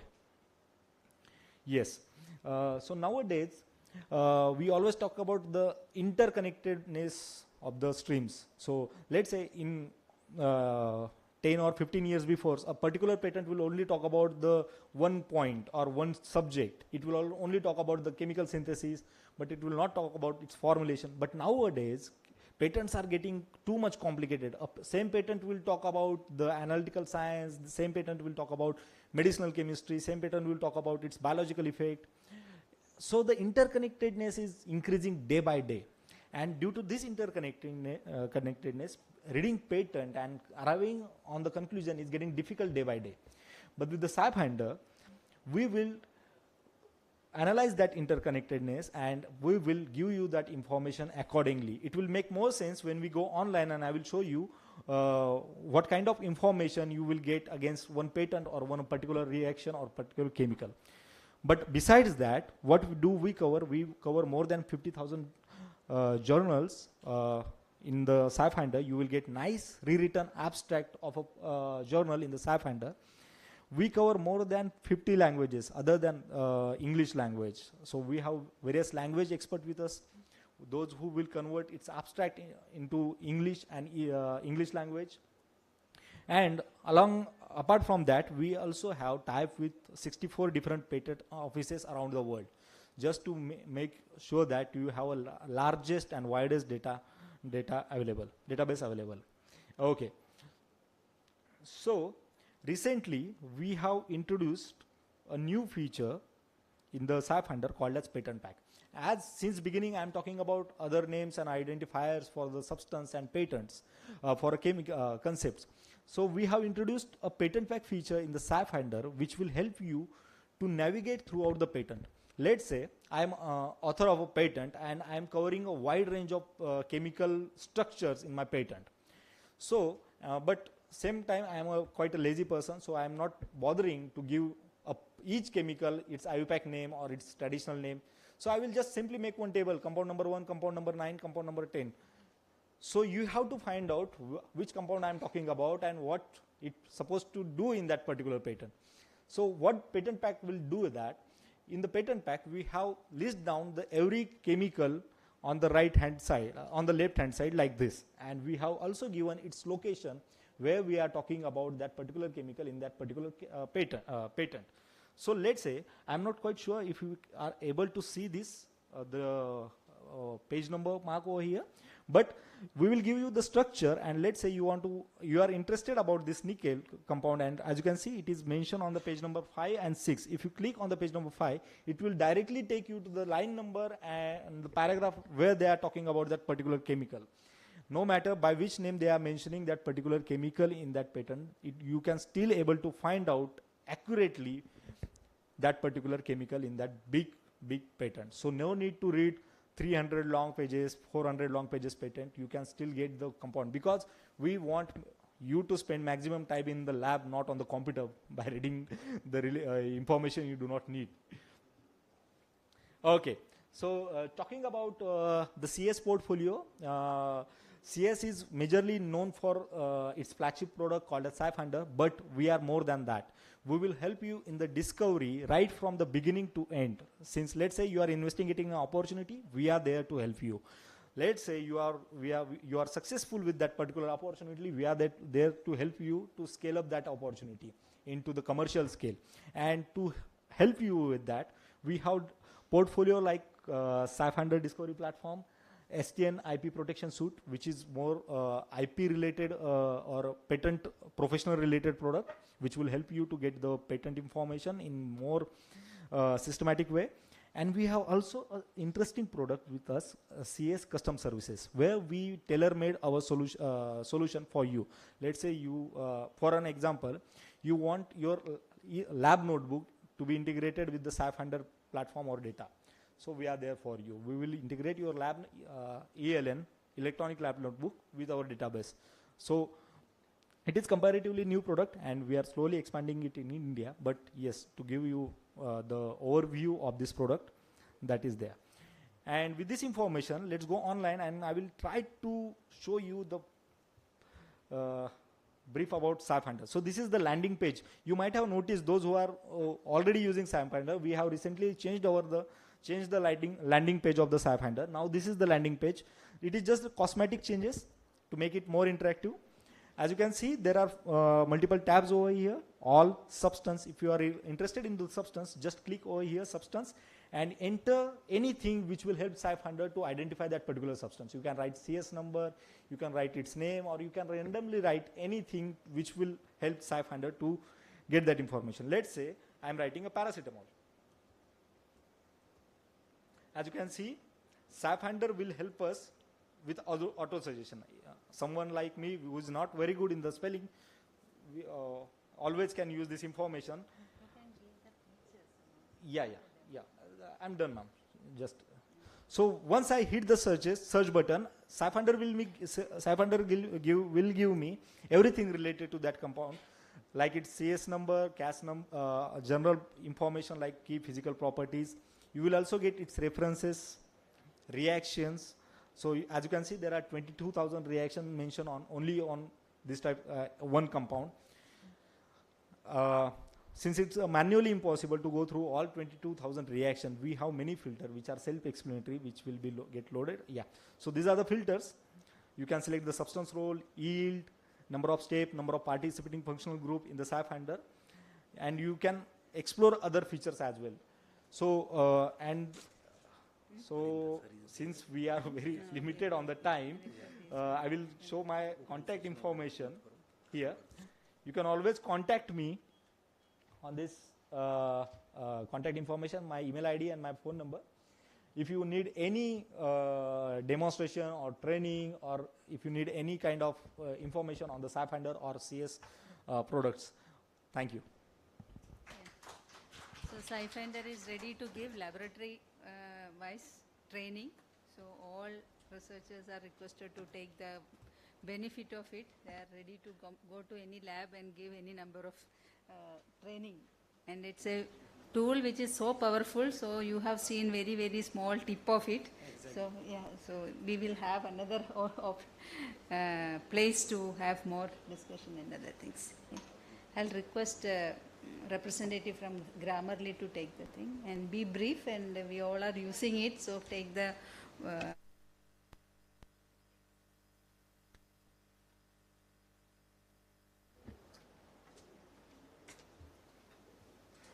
Hi, good afternoon everyone. Thank you so much. First, myself Mansi from Total Library Solutions. We are presenting many of the databases, and this is the first time we are presenting in NKRC. First of all, I would like to thank you to Mukesh sir and Suresh sir. Like, they have given us this presentation, and this. So I'll quickly start because we don't have much time. Today we will be presenting the press reader. As you all are aware that NKRC, all CSIR and DST labs are already subscribing to this Grammarly software. So I'll quickly start with our company's profile, and then I'll take to the press reader, which is basically a platform for magazines and newspapers. Like, you can get the access of 7,000 plus magazines and newspapers in an online mode. So before starting with press reader, we are a group of 3 companies, Total Library Solutions, Total IT Solutions, and Total E-Subscriptions. Now, this is our company profile. Like, we have been in this industry from last more than 25 years, and we have been serving all the academic institutes, including IIMs, all the CSIR and DST labs with different profiles. We have been serving all the institutes. Now I'll quickly coming to the press reader, which is a platform. We do, like before that, we do have the international tie-ups with these publishers, like including Grammarly, then press reader, Up to Date, Moody's. So these are the different databases of different fields. But for the NKRC, the Grammarly is already subscribed. Now we do have the press reader, which is a platform for magazines and newspapers. I'll quickly take you to the press reader's presentation. Yes. So this is a platform where you all can get the access about 7,000 plus publications from all over the world, including 130 plus countries into 60 different languages. So same as Grammarly, this platform also has the one app named as Press Reader, which is simply and easily available on your mobile phones. You can simply download it and you can start using the free version as well. This is available on any device. There are no restrictions. This platform, this database is completely available on any device, despite of the Mac users or the Android users. So it is available on all the devices, including if we talk about the magazines, newspapers. So it is covering all the major newspapers from India and the local newspapers, as well as from the foreign countries as well. So there are different newspapers, like from India, if we check about the Hindu group is also available, Indian Express is there, Mint is there. If we talk about the magazines, Outlook is there, and also the regional content. It depends on the language wise, you can customize your own profile.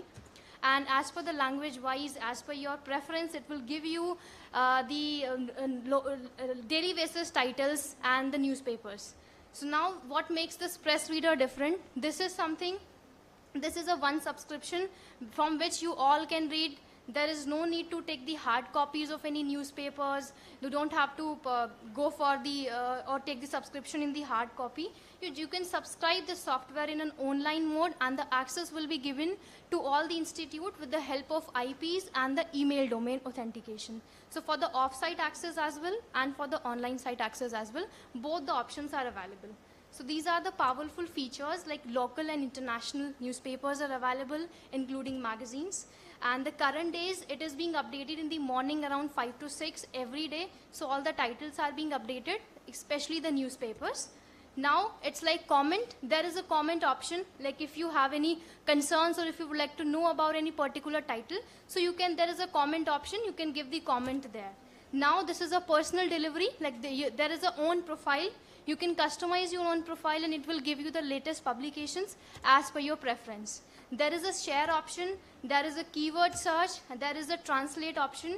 Let's suppose if there is any newspaper which is in different language, you can convert that particular newspaper or article into your own language, let's say English or Hindi.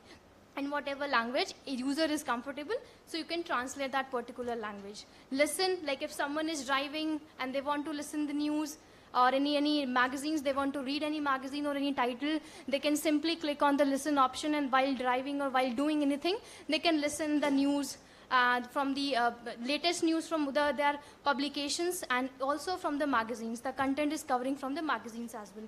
Press reader is like, it is available, the access is available in an online mode, so it's basically a replacement or a complement to your existing print subscriptions. So it will replace the print subscriptions. Like that you can get the access. For the print, you have to take the print everywhere, but with this online subscription, you can get it into your phone. You have your phone, you just have the internet connection, and you can access 7,000 plus publications anywhere you are. Can you conclude it quickly? Yes, ma'am. Can you conclude it quickly?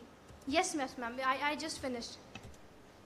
So this is, I already covered, like this is working with on the IPs and the institute IPs and the labs IPs. Also the email domain authentication and offsite access is also available. This is a geofencing. This is a feature which you can access with the help of offline access. So this is all about the software. If you have any questions, you can reach out to us from Total Library Solutions, myself Mansi. I'll share the contact details with you all. So thank you so much. Thank you so much, Mukesh sir and Suresh sir, for conducting this presentation. Thank you, ma'am. Thank you, Mansi. To be quick, I request Dr. Majumdar to conclude the session.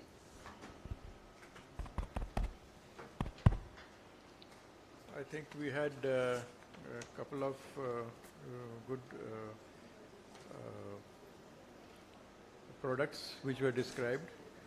As I said, that SciFinder has really revolutionized literature search, particularly in the chemical field and elsewhere also. And so I think I need not elaborate on that because you have seen the power of SciFinder. However, in the Indian context, there is always a concern of the expense as a wall, as somebody mentioned, that expenses become a wall. Though NKRC has done a very great job in including SciFinder, but still for our country like us, it's still a concern. And as far as Grammarly is concerned, I think we had some description of some new and interesting additions to whatever they have to offer. And so thank you, both of you, and I think we can conclude. Thank you. So everyone has seen the powerfulness of the tools and the life, they have made our life easy. So with the positive time, I'm sorry that we could not take any questions. So all the representatives are here. So I request everyone to interact with them for the better information. Thank you all. Thank you. Thank you. Thank you so much, all our respected speakers for the session. And we'll be starting the next session soon.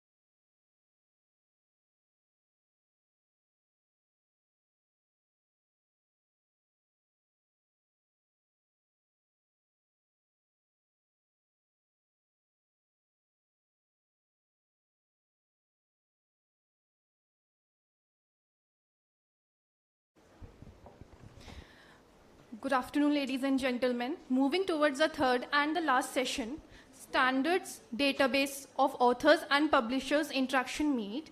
This session will be chaired by Dr. S. Satyanarayan, Head CPD, CSIR Headquarters, and co-chaired by Mr. Sanjay Bode, Senior Principal Scientist, CSIR-NIScPR, Head National Science Library. We also have with us our special guest or representatives from ASTM, Indian and ISO standards, Messrs. BSB Edge and Authenticate, Messrs. Turnitin India Private Limited. I would like to invite our session chair, co-chair, and respected representatives to join us on the stage. I humbly request Dr. Dinesh Wellip to kindly join us on the stage and felicitate our session chairs.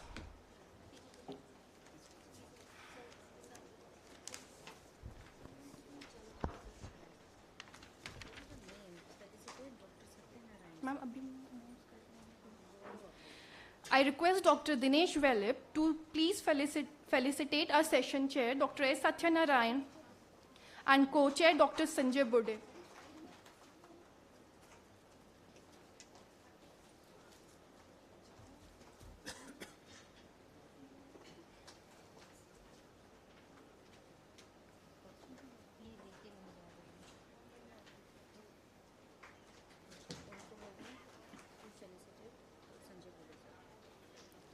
I request Sanjay Bode कर रहे हैं ma'am बोल दिया था मैंने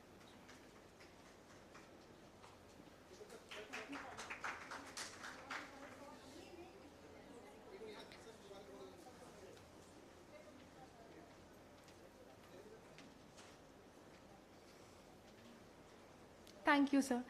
I also invite on a stage Dr. Pushpanjali Tripathi to felicitate our representatives from ASTM, Indian and ISO standards. Dinesh sir will felicitate these representatives from BSB Edge.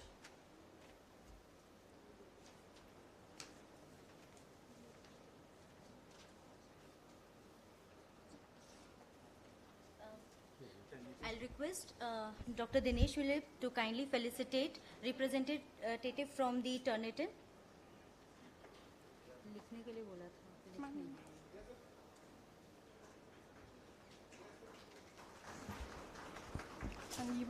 And then BSB Edge. And sir, please felicitate Messrs. BSB Edge also.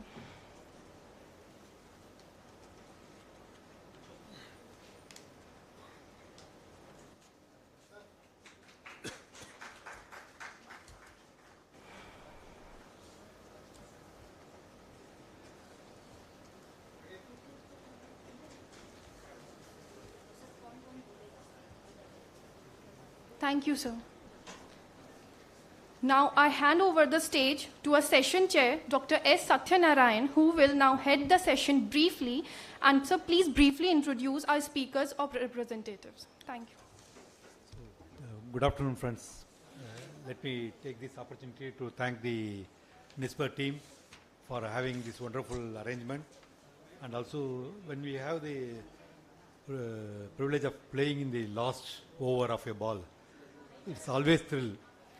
We will be having a last few balls only, but we have to hit sixes and all. And I don't know, the two speakers or the invited speakers will be able to hit sixes now to attract this one. And I don't want to take much of your time because already they are alarming here and there. Every time they are taking, already for the speakers they have given 4 minutes, then chairman should not take more than a minute and all. So with this, let me thank the organizers for giving this opportunity and welcome you all for this last wonderful session. Let me request my co-chair to just have an introduction about the speakers, please.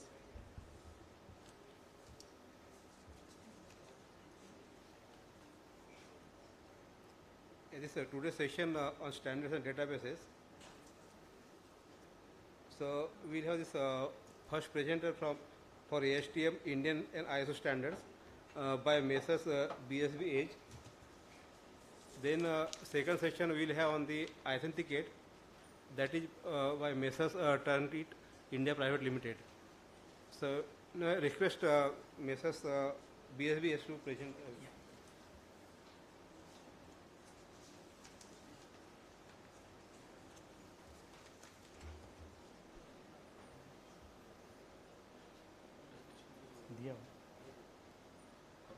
Okay, I think there is some miscommunication. The presentation that I brought was not loaded over here, so no problem. I am Swaminathan, and with my senior colleague Mr. Khushinder Gupta, we are from BSBH Private Limited. We are a Delhi-based company, and who are dealing as a channel partners. We are the window for standards, for any standards that comes into the country. Like we have a good comes through us, and we are the suppliers for those standards. So at CSIR, like Sir had said, we are right now giving the subscriptions to ASTM standards on a consortium basis. We are giving the access to the Indian standards on a consortium basis, and we hope to give more standards, some like ISO standards and other standards also. So this will be our the databases that standards are doing. So it is slightly different from what databases that is maximum available in the consortium, or through the consortium, or through without the consortium.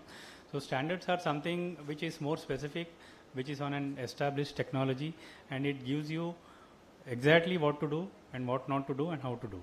So it is something like very available to the society in a transparent way, and it is being used by everybody without knowing that there is a standard, that it's a standards being followed. But what we are talking over here is all technical standards which are available to the users, and everybody can use the standards from the provided websites, and the entire contents of all the standards are available. So we would definitely be meeting you all in the coming sessions, wherein we will be demonstrating the standards databases, how to access them, how to make full use of these databases from the publishers portal or from our portal, and how to get the access to the standards and how to use the standards. So definitely you can ask any questions or anything at that point of time, and till such time I'll thank you all for coming over here and giving us this opportunity to give you the access to the standards, and hope to see you all and see you all using more standards in the future also. Thank you. Yeah.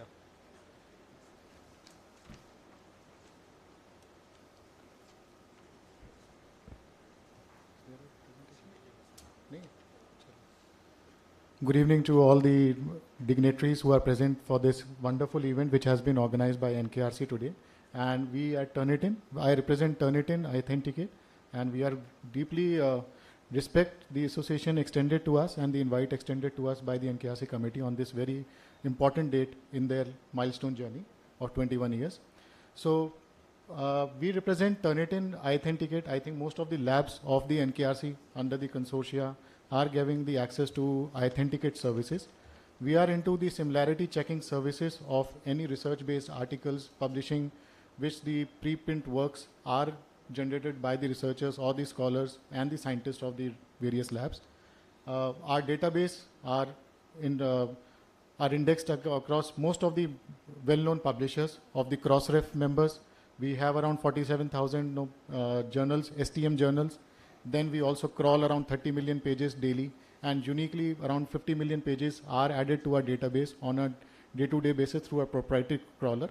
And that is how the strength of our similarity checking services are strengthened on a day-to-day basis. We keep on updating our database on everyday basis so that the mitigation of the risk while publishing any article or your research papers goes to a minimum. So this is the essence of our services. We have been evolving as a company. We were founded in 1998. We are a still young edtech company. We are still young in what we are thinking. The latest has been the AI evolution, which has not taken the world of academics and the research. Many students are putting some content onto the AI, get the content or rephrased content from the AI generated chat GPT. So we have been very on the forefront to diagnose this. And from April, we have also launched the AI tool, which is in a beta phase. And probably from January 2024, we'll also launch the formal phase of it. And it gives you a heads up. For example, if the total similarity is around 30%, so out of that 30%, how much content is actually AI generated, that's shown as a separate, as an indicator to the investigator or to the instructor or to the researcher, that this much part of the paper or the similarity has also been seems to be copied or generated from the AI source. So that is how that system is getting evolved. since it's an evolving system, it's a LLM based model, so most of the things will get evolved and we will also evolve. It's not we cannot say that the false positive cannot happen. It may happen, but the propensity of that false positive to happen, that is our goal, that to minimize it's like 1 upon 1000 of the false positive rate. That's what we do. I think the presentation has got loaded. I won't take much of the time. It's just that we the Authenticate helps the researchers to publish with confidence, protecting, evaluating, and connecting. You publish with confidence because you mitigate the risk of any content to be sought to be plagiarized or sought to be similar to any pre-published content. And we use the Authenticate across various forms of organizations like PhD, admissions, faculty, researchers, and of course the research labs like NKRC and the ICMRs and the Department of Atomic Energy. Professional and proprietary content, so that's the database strength, around 81,000 journals and 89.4 million plus articles, 56K plus STEM journals. We have 90 plus billion current and archived. Archived is important because the websites or the content which was not protected through a firewall, and that resided in the internet maybe in 2004. That has also been archived because our crawler crawls every day, and that is why we have been able to also index that content which was maybe say residing 20 years back but not available today. So even that content is available, and of course private node repository so that you can also maintain your repository. It's the process which is part of the publication.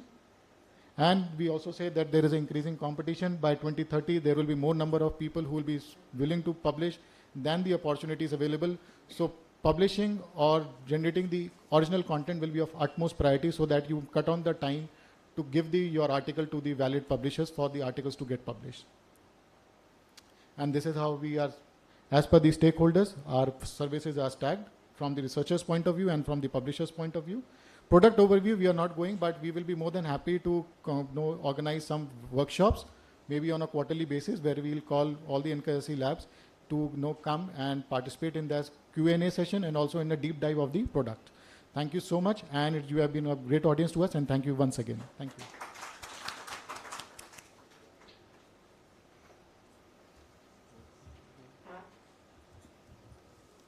I request PSP Edge to please come on the dais and present the PPT. Okay. I would like to thank all our respected speakers for this session, as it was a great learning experience for all of us and learned many things about standards and databases of authors and publishers. So a word of thanks, Burde sir, please. I will thank both the publishers, BSBH and this Turnitin. They have also promised to arrange more training and the workshop. So we'd like to hear from them, from you. Yeah, definitely. Yeah. We have got a communication from the CSIR coordination team that 1 month, one database team that definitely will be participating in that and giving the complete training to the lab-wise audiences, and so that they can use the database to the maximum. So, yeah, thank you very much. Thank you all.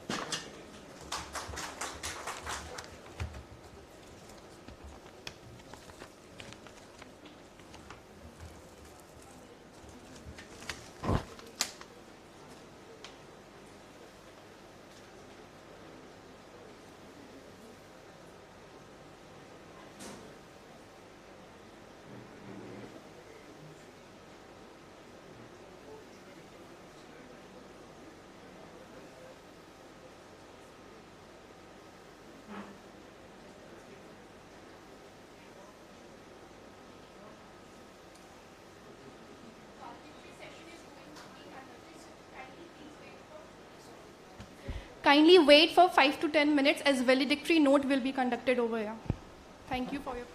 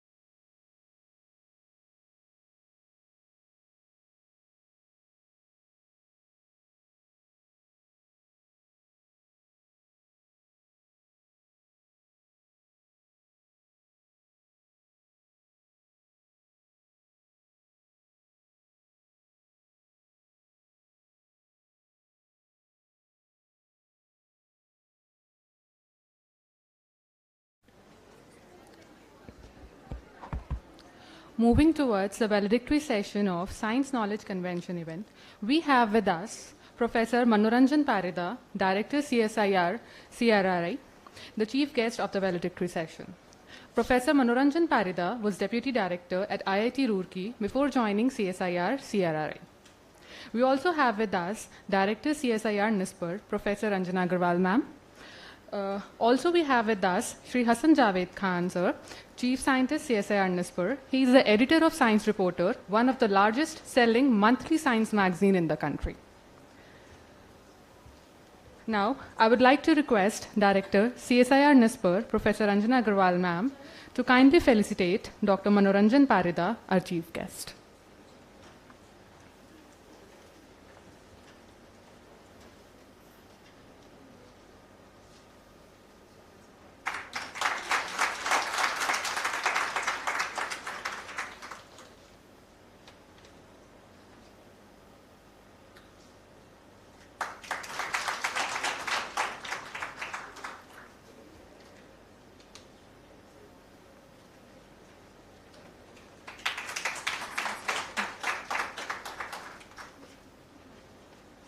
Now, I would request Shri Hassan Javed Khan sir to kindly felicitate Director CSIR-NISpR, Professor Anjana Agarwal ma'am.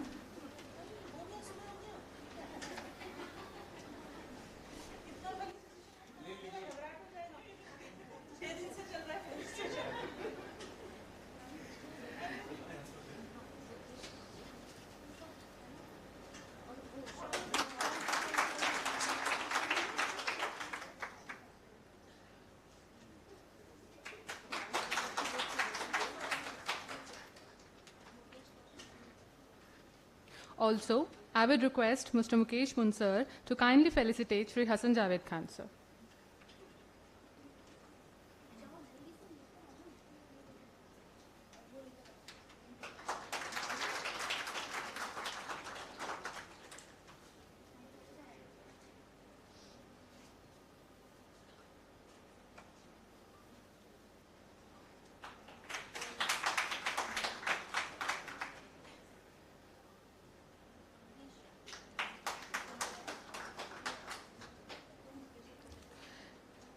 Now, I would like to invite our Director CSIR-NISpR, Professor Anjana Agarwal ma'am, to kindly address the audience.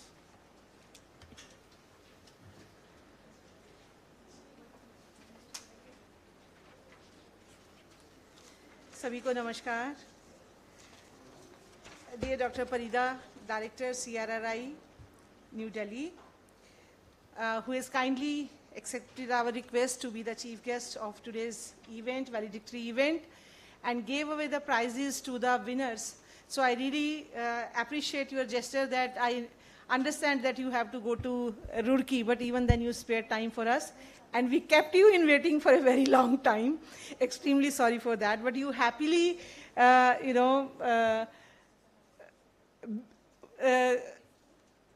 accommodated us, so thank you so very much. I extend a very, very hearty welcome to all of you. Dr. Hassan Javed, Mukesh Pund, and all the participants, distinguished guests, speakers, I again welcome you. In today's function, I think I have said what I have to say. If I say something about 1 week, 1 lab in front of Dr. Parida, who has already celebrated his 1 week, 1 lab, there is no need to say about that. They are more experienced, we have learned from them, and we have curated our programs by learning from them, so I will not talk much about 1 week, 1 lab. I will also not talk about much for National Knowledge Resource Consortium, because I have told in the morning that what is National Knowledge Resource Consortium, how we are providing resources, and if I start telling details in front of Dr. Parida, सूरज को दिया दिखाने जैसा होगा, क्योंकि it is Dr. Parida, who was the chairman of the negotiating committee, and this time in the morning I told you how challenging it was, because not only Ministry of Earth Sciences joined us, but also, Abhishek is sitting here, CPD gave us the responsibility that for every lab of CSIR, now we should, subscribe journals which they were doing individually. It was a mammoth task. but I think the experience Dr. Parida has with him, because as Deputy Director IIT Roorkee and Dean at IIT Roorkee, and we all understand that in academic institutions and of the caliber of IIT Roorkee, he has seen more challenging situations. So I think his experience was so beneficial for NKRC that he as NKRC chairman took the negotiations so well. And I also appreciate his शांत सौम्य स्वभाव, जो हम में से मेरे जैसे व्यक्ति का थोड़ा ऊपर हो जाता है, लेकिन इनका जो स्वभाव है इतना शांत है, सबके साथ इतने प्यार से बात करते हैं, लेकिन उस प्यार में नेगोशिएशन में तो थोड़ा भी ढील नहीं करते हैं. हार्ड बार्गेन, लेकिन बहुत बहुत अच्छे से जिस तरह से उन्होंने किया. And I think that shows the success of NKRC, that how we could brought elsewhere on board after almost 2 decades. They were there with us when the NKRC started, but for in between, elsewhere was not partner with us. But when we started negotiating with them, many labs requested that they should be our partner, because they are a very valuable resource provider. So that need was required, that need was demanded by all the laboratories. So bringing them on the NKRC platform, I think is a very, very big success, and that we could do only because of Dr. Parida. So Dr. Parida, thank you very much for working for CSIR-NISpR, and only because of you we are able to provide all these e-resources to DST, CSIR, and Ministry of Earth Sciences. All the people who have been involved, support of CPD has always been with us. Yogesh Suman ji से सुमन मलिक जी, आज सुमन नाम से बड़ा confusion हो रहा है. Doctor Suman Kumari Mishra, Yogesh Suman and Suman Malik. So people like him, P. Nishi, and others who have so much experience working in NKRC, आप सब लोगों का जो सहयोग रहा है NKRC में, और जिस तरह का मैं जब आप लोग के साथ बैठती हूँ, आपका जो कनेक्शन है, जो दिल का कनेक्शन आपने NKRC से बनाया है, वो मैं उसका बहुत प्रशंसा करना चाहूँगी कि आप जिस तरह से इसको आगे लेके जा रहे हैं. और सभी रिसर्च स्टूडेंट्स जिन्होंने आज पार्टिसिपेट किया है, अपने अपने पोस्टर्स डिस्प्ले किए हैं, अपने काम को आपने दिखाया है, मुझे लगता है एक बहुत बड़ा कॉन्फिडेंस देता है आपको. जब इतने साइंटिस्ट, इतने लोग आपके काम को देखते हैं, उसको इवैल्यूएट करते हैं, उसके बारे में कमेंट करते हैं, तो आपको अपने काम के बारे में बहुत कॉन्फिडेंस आता है, विश्वास बढ़ता है कि जो मैं कर रहा हूँ वो अच्छा कर रहा हूँ. और फिर जो आपको इनपुट्स मिलते हैं, उससे आप उसको और बेहतर बनाने की कोशिश करते हैं. एक जो पीयर लर्निंग होता है, हालांकि ये होना तो ये चाहिए कि हम जब रिसर्च करते हैं तो हमारा आपस में इंटरेक्शन वैसे भी होना चाहिए स्टूडेंट्स में, but sometimes we are shy of sharing our research work with others. But I think in this kind of platform, when we display our posters, when we do the oral presentations, we open the doors what we are doing, and we also understand like what others are doing and how we can complement each other's work, synergize our work, bring out the maximum out of the research work. So I congratulate all of you for participating, and also to the winners. The names will be declared later on by Dr. Pund. So all the winners, I congratulate them.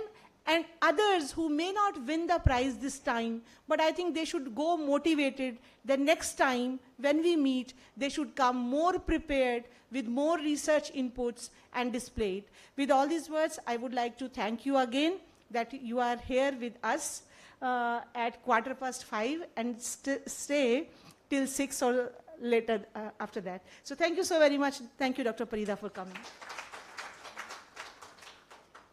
Thank you so much, ma'am, for inspiring words. Now I would like to invite Mr. Mukesh Pund, event coordinator, to give a brief about today's convention.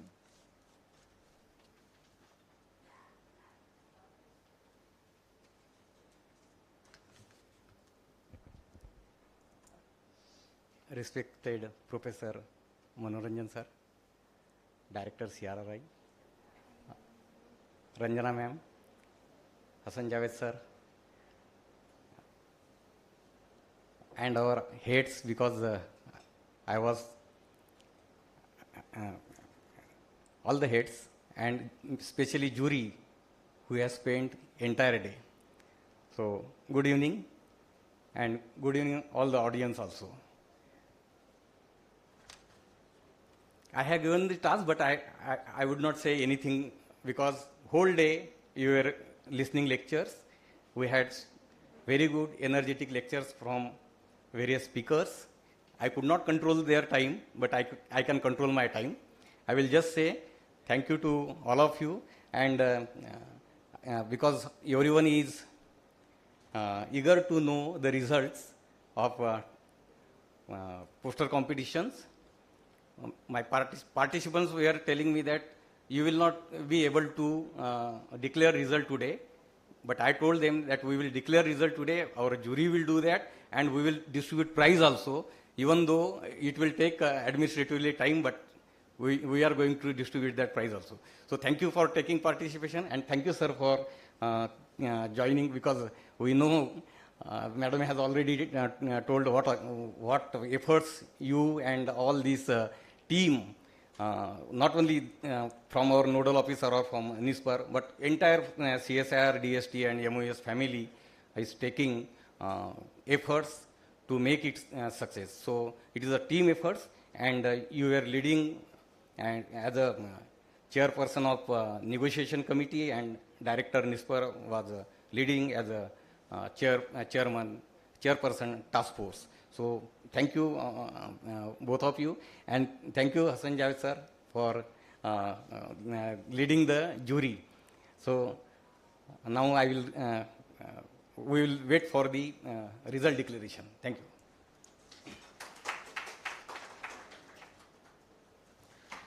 Now I would like to invite Dr. N.K. Prasanna ma'am to kindly come on the stage and felicitate Mr. Mukesh Pund sir.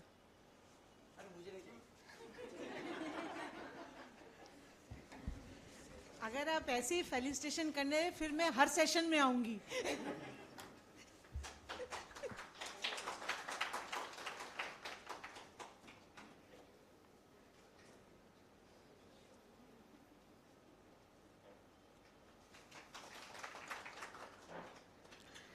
Now we will have the prize distribution ceremony for the poster presentation competition, which we had in the afternoon session on the theme Societal Impact of Your Research or the project which they have undertaken. For this, we received 42 entries from CSIR project staff and ACSIR students. For this, I would like to invite Shri Hassan Javed Khan sir to kindly announce the winners and request our chief guest, Professor Manoranjan Parida, to kindly award the prizes to the winners of the competition.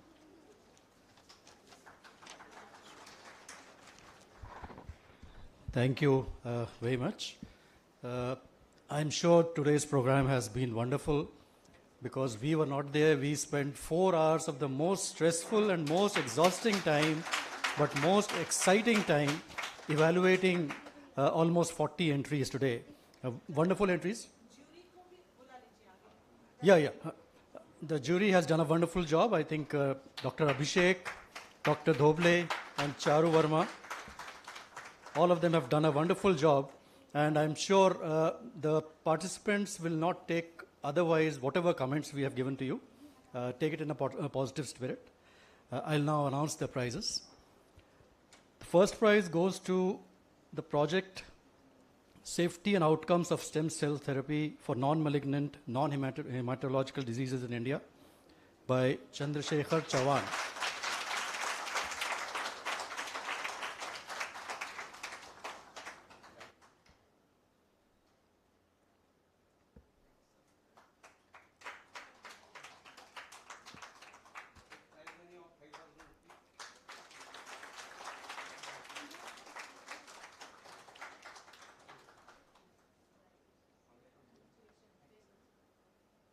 The second prize goes to the project Role of In-Service Science Teachers Training on Scientific Attitude of School Students by Mr. Ajay Sharma.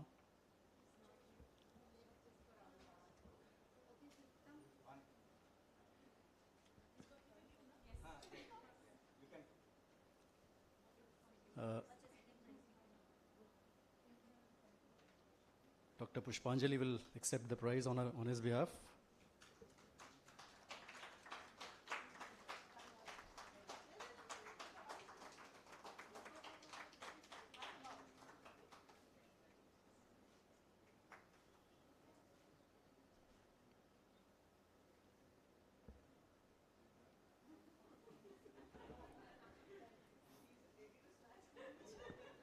The third prize goes to the project Atmospheric and Health Impacts of Non-Exhaust Emission from Road Transport in India by Avdesh Kumar.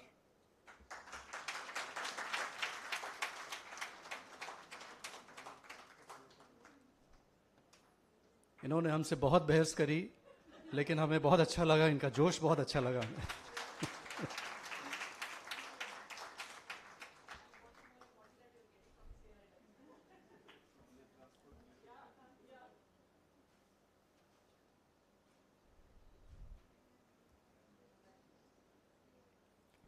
The first consolation prize goes to the project An Analysis of Societal Impact of Swastik Narrative through Social Media Platforms by Mona Lisa Paul. She's not here. Permanent, Dr. Permanent, can please accept.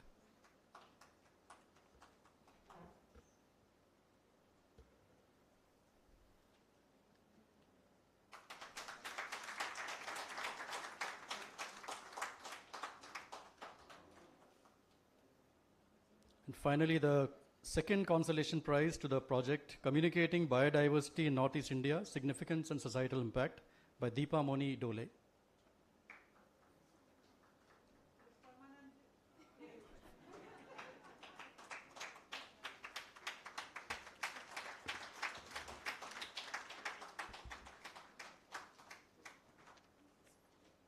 That was all. Thank you very much.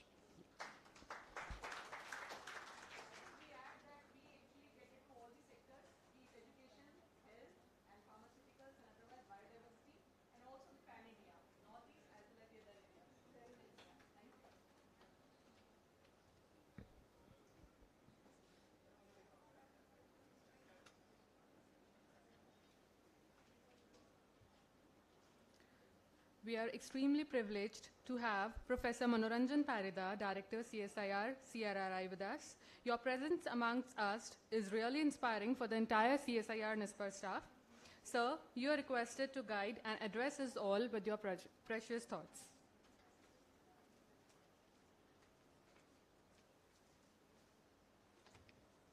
Good evening, everyone. So this is my third attendance in the OWL of NISpR. I started with curtain raiser, then the inaugural program, and then this is. All the programs have been extremely impressive. It's all due to the charismatic leadership of Professor Ranjana Agrawal. She will do things always in a very different way, and the entire team of NISpR has put up their best efforts. That's how it has come up so well. So my heartiest congratulations for the entire OWL and specifically the Science Knowledge Convention.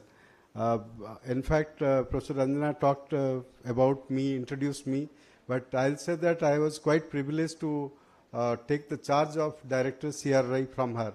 She was the officiating director of CSR Central Road Research Institute, and while her tenure at CRI, a number of significant technologies were transferred by invitation of 3 ministers. I was present, I was a member of RC at that point of time. So, I mean, she was quite active in terms of the officiating director of CRI. And coming back to the NKRC, it was a good learning experience. I had certain background. I knew many of the publishers. It was there, so that's how I had maintained a good relationships while I was at IIT Roorkee. And again, I met many of them here. So many times, like with softly only you can take their services free of cost. So we tried to do that. We had very good inputs by the groundwork of Mr. Mukesh Pund, Dr. Suman Malik, Dr. Abhishek, all very hard taskmasters. So, and then there were the entire team. That's how the NKRC has happened. And I'm sure these e-resources, they are going to be extremely useful. At least as Professor Ranjana was mentioning about my stint at IIT Roorkee, I can tell you all the department libraries have been converted into study centers. There are no physical libraries. And in fact, that's the next step. In CRI, we are telling like we have not completely abolished the KRC, Knowledge Resource Center, but we are encouraging them that to promote study center. All the PhD students, master students, so they can come and they can work there. So that's the impact of these kind of resources. And the entire scientific database is available to all the labs, all the students in different parts of the country. It provides a great amount of penetration. So in the beginning, I would like to really congratulate all the winners. And Mr. Hassan Jawad has mentioned about the rigors of the jury. It's always good. So that rigor essentially adds value to the prizes, awards which the winners have received.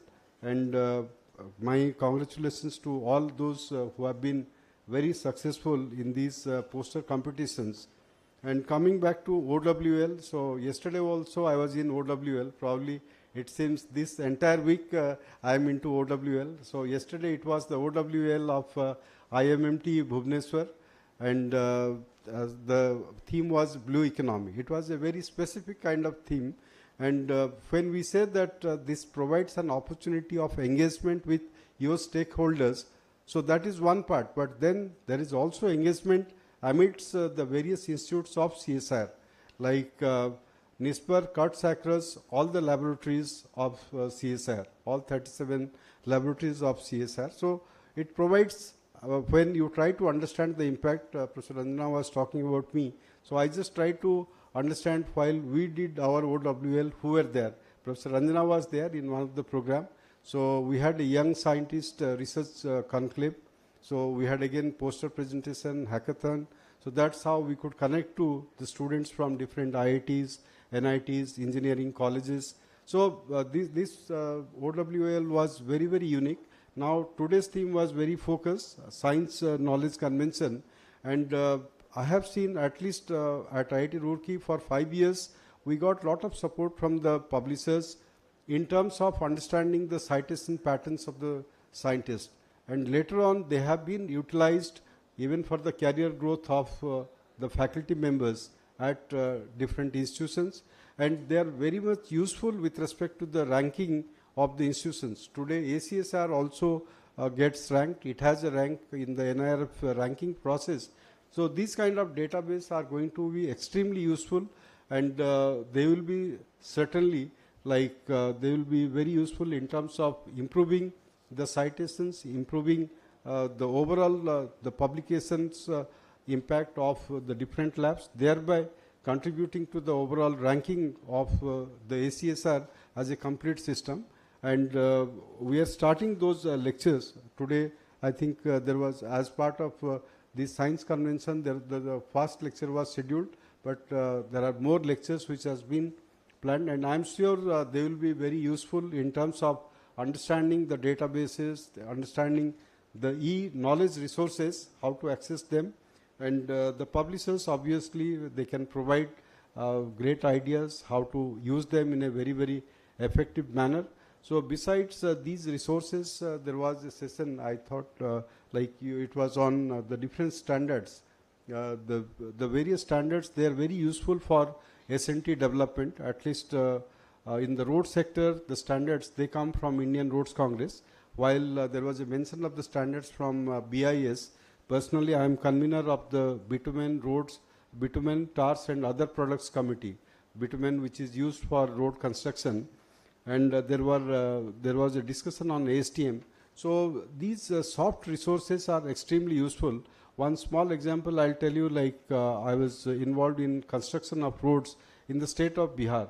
So I could see the people at the ground level, the technicians, they had soft copy of different codes of practices. Although it was not the, they did not have the right access. Somehow it was copied, but it was available. So these standards, codes of practice, which is available in soft form, they will be extremely useful for the development of different activities, not just road construction, but other sectors of the economy. So I'm sure this exercise of NKRC in terms of making the e-resources accessible to the wider audience of CSIR, DST, MOES and other stakeholders is going to have a strong, long-lasting impact in terms of improving the citations, improving our visibility in the publication domain, not just at the national level, but at the international level. And Professor Ranjana has introduced NISPR as a very young institution. So although like your combined legacy is more than 100 years, but yes, in terms of technical creation, if you consider yourself to be young, so I wish you all a great and prosperous and very bright future ahead. And also, like, you have one more day of OWL, so I'm sure you'll have a very successful and very effective OWL program of NISPR. So with that, I would like to thank Professor Ranjana once again for this opportunity to share my thoughts as part of this valedictory session of Science Knowledge Convention. And thank you everyone for your attention. Thank you.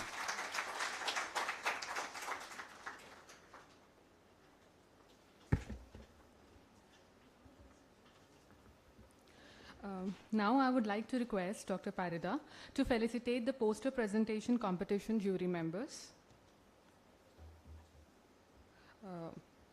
Shri Hassan Javed Khan, sir.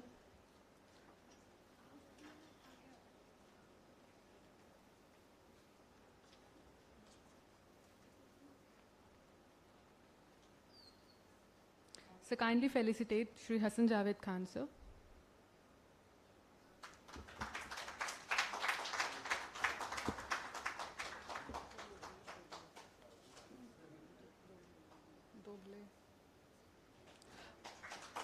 Dr. Yogesh Tople.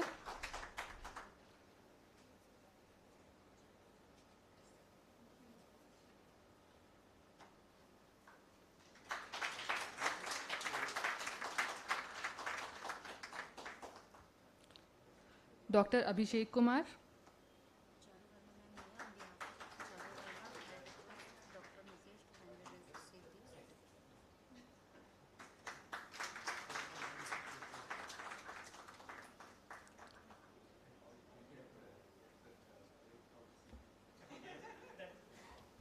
And Mrs. Charu Verma. On behalf of Mrs. Charu Verma, I would like to request Mr. Bukesh to kindly receive the award.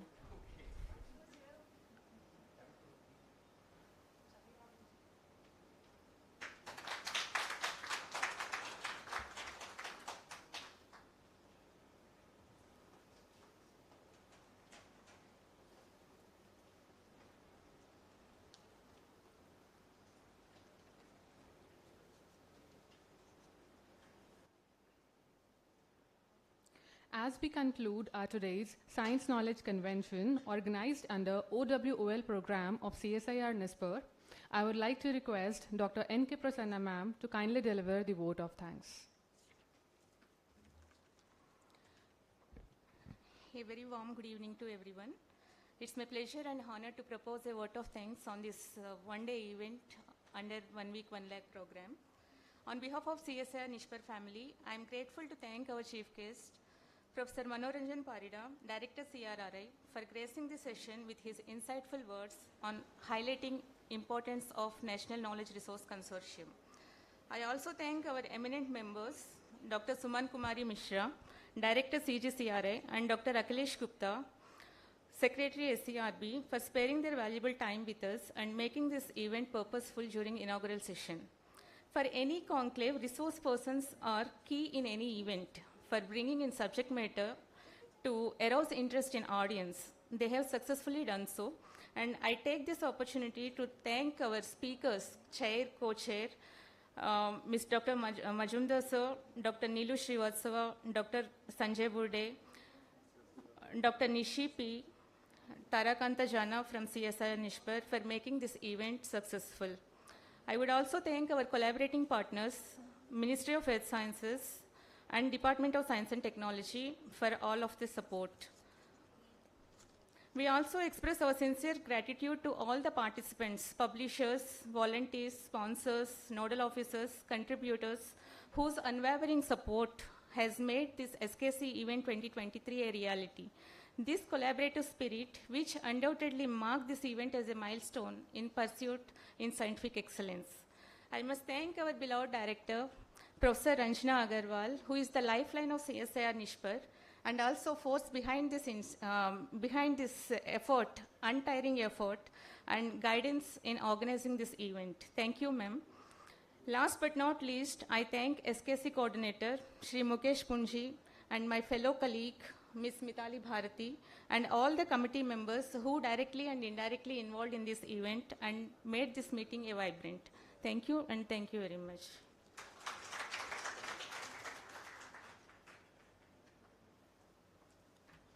Thank you so much, ma'am. Now I would like to request everyone to kindly stand for the national anthem.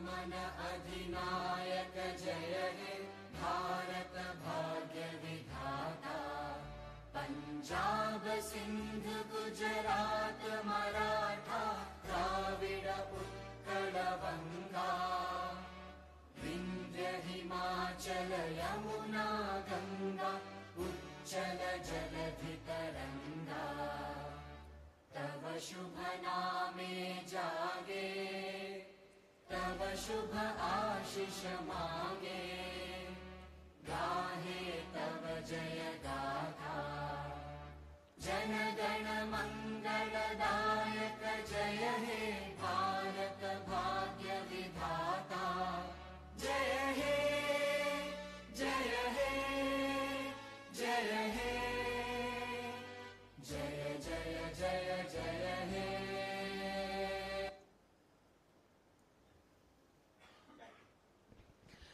Now I would like to request everyone to kindly head for the tea which is being organized at the cafeteria.